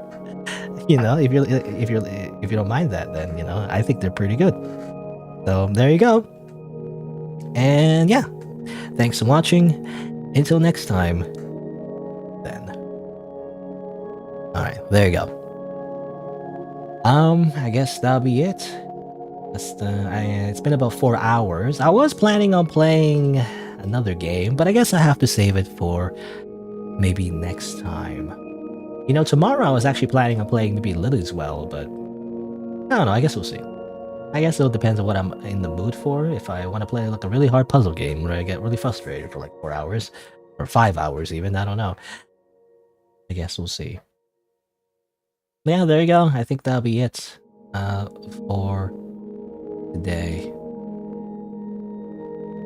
I was looking at the story page. Here you go. Major spoilers, trigger warning, incest. Trigger warning, incest.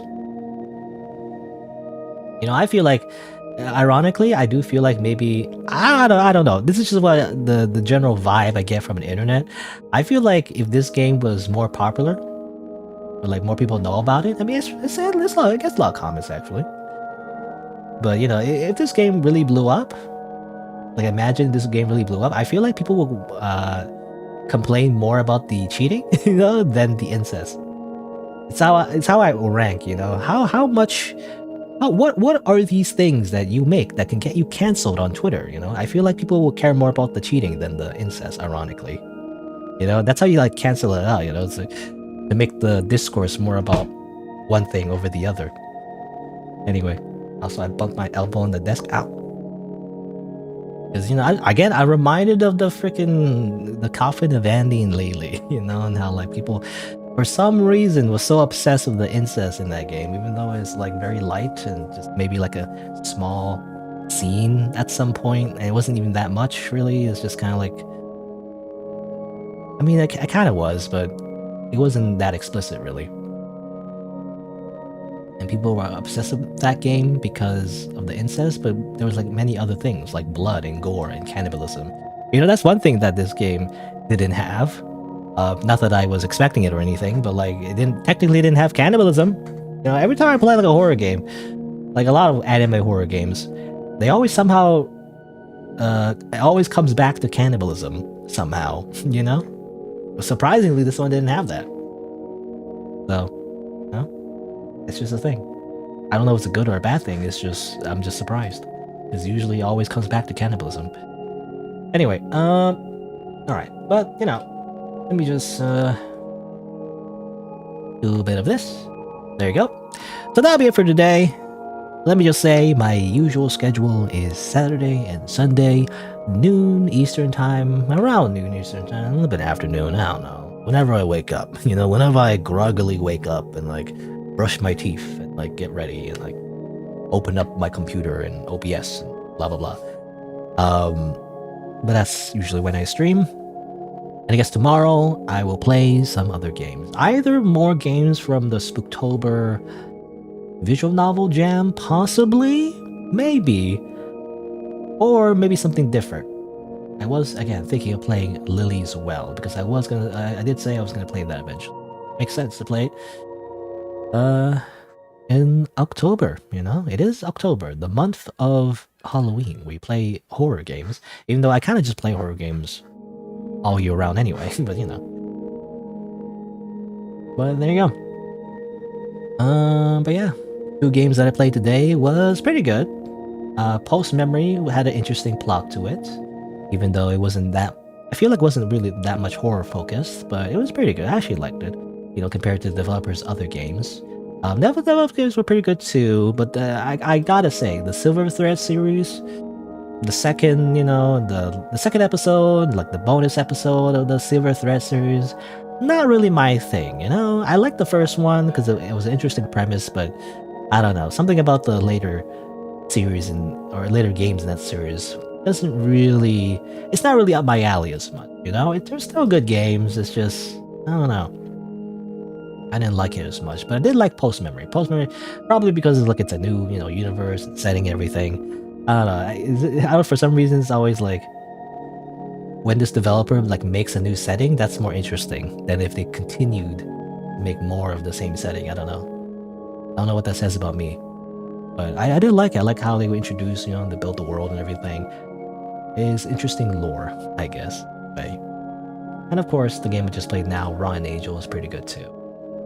I mean, I guess anything of anime and horror and yanderes, I just automatically, for the most part, I like. Because it tends to be the type of story that piques my interest. Anyway, but that'll be it for today. And that's it. What do I usually I say? Well, yeah, thanks. Yeah, thanks for watching. I guess I'll see you around. Bye.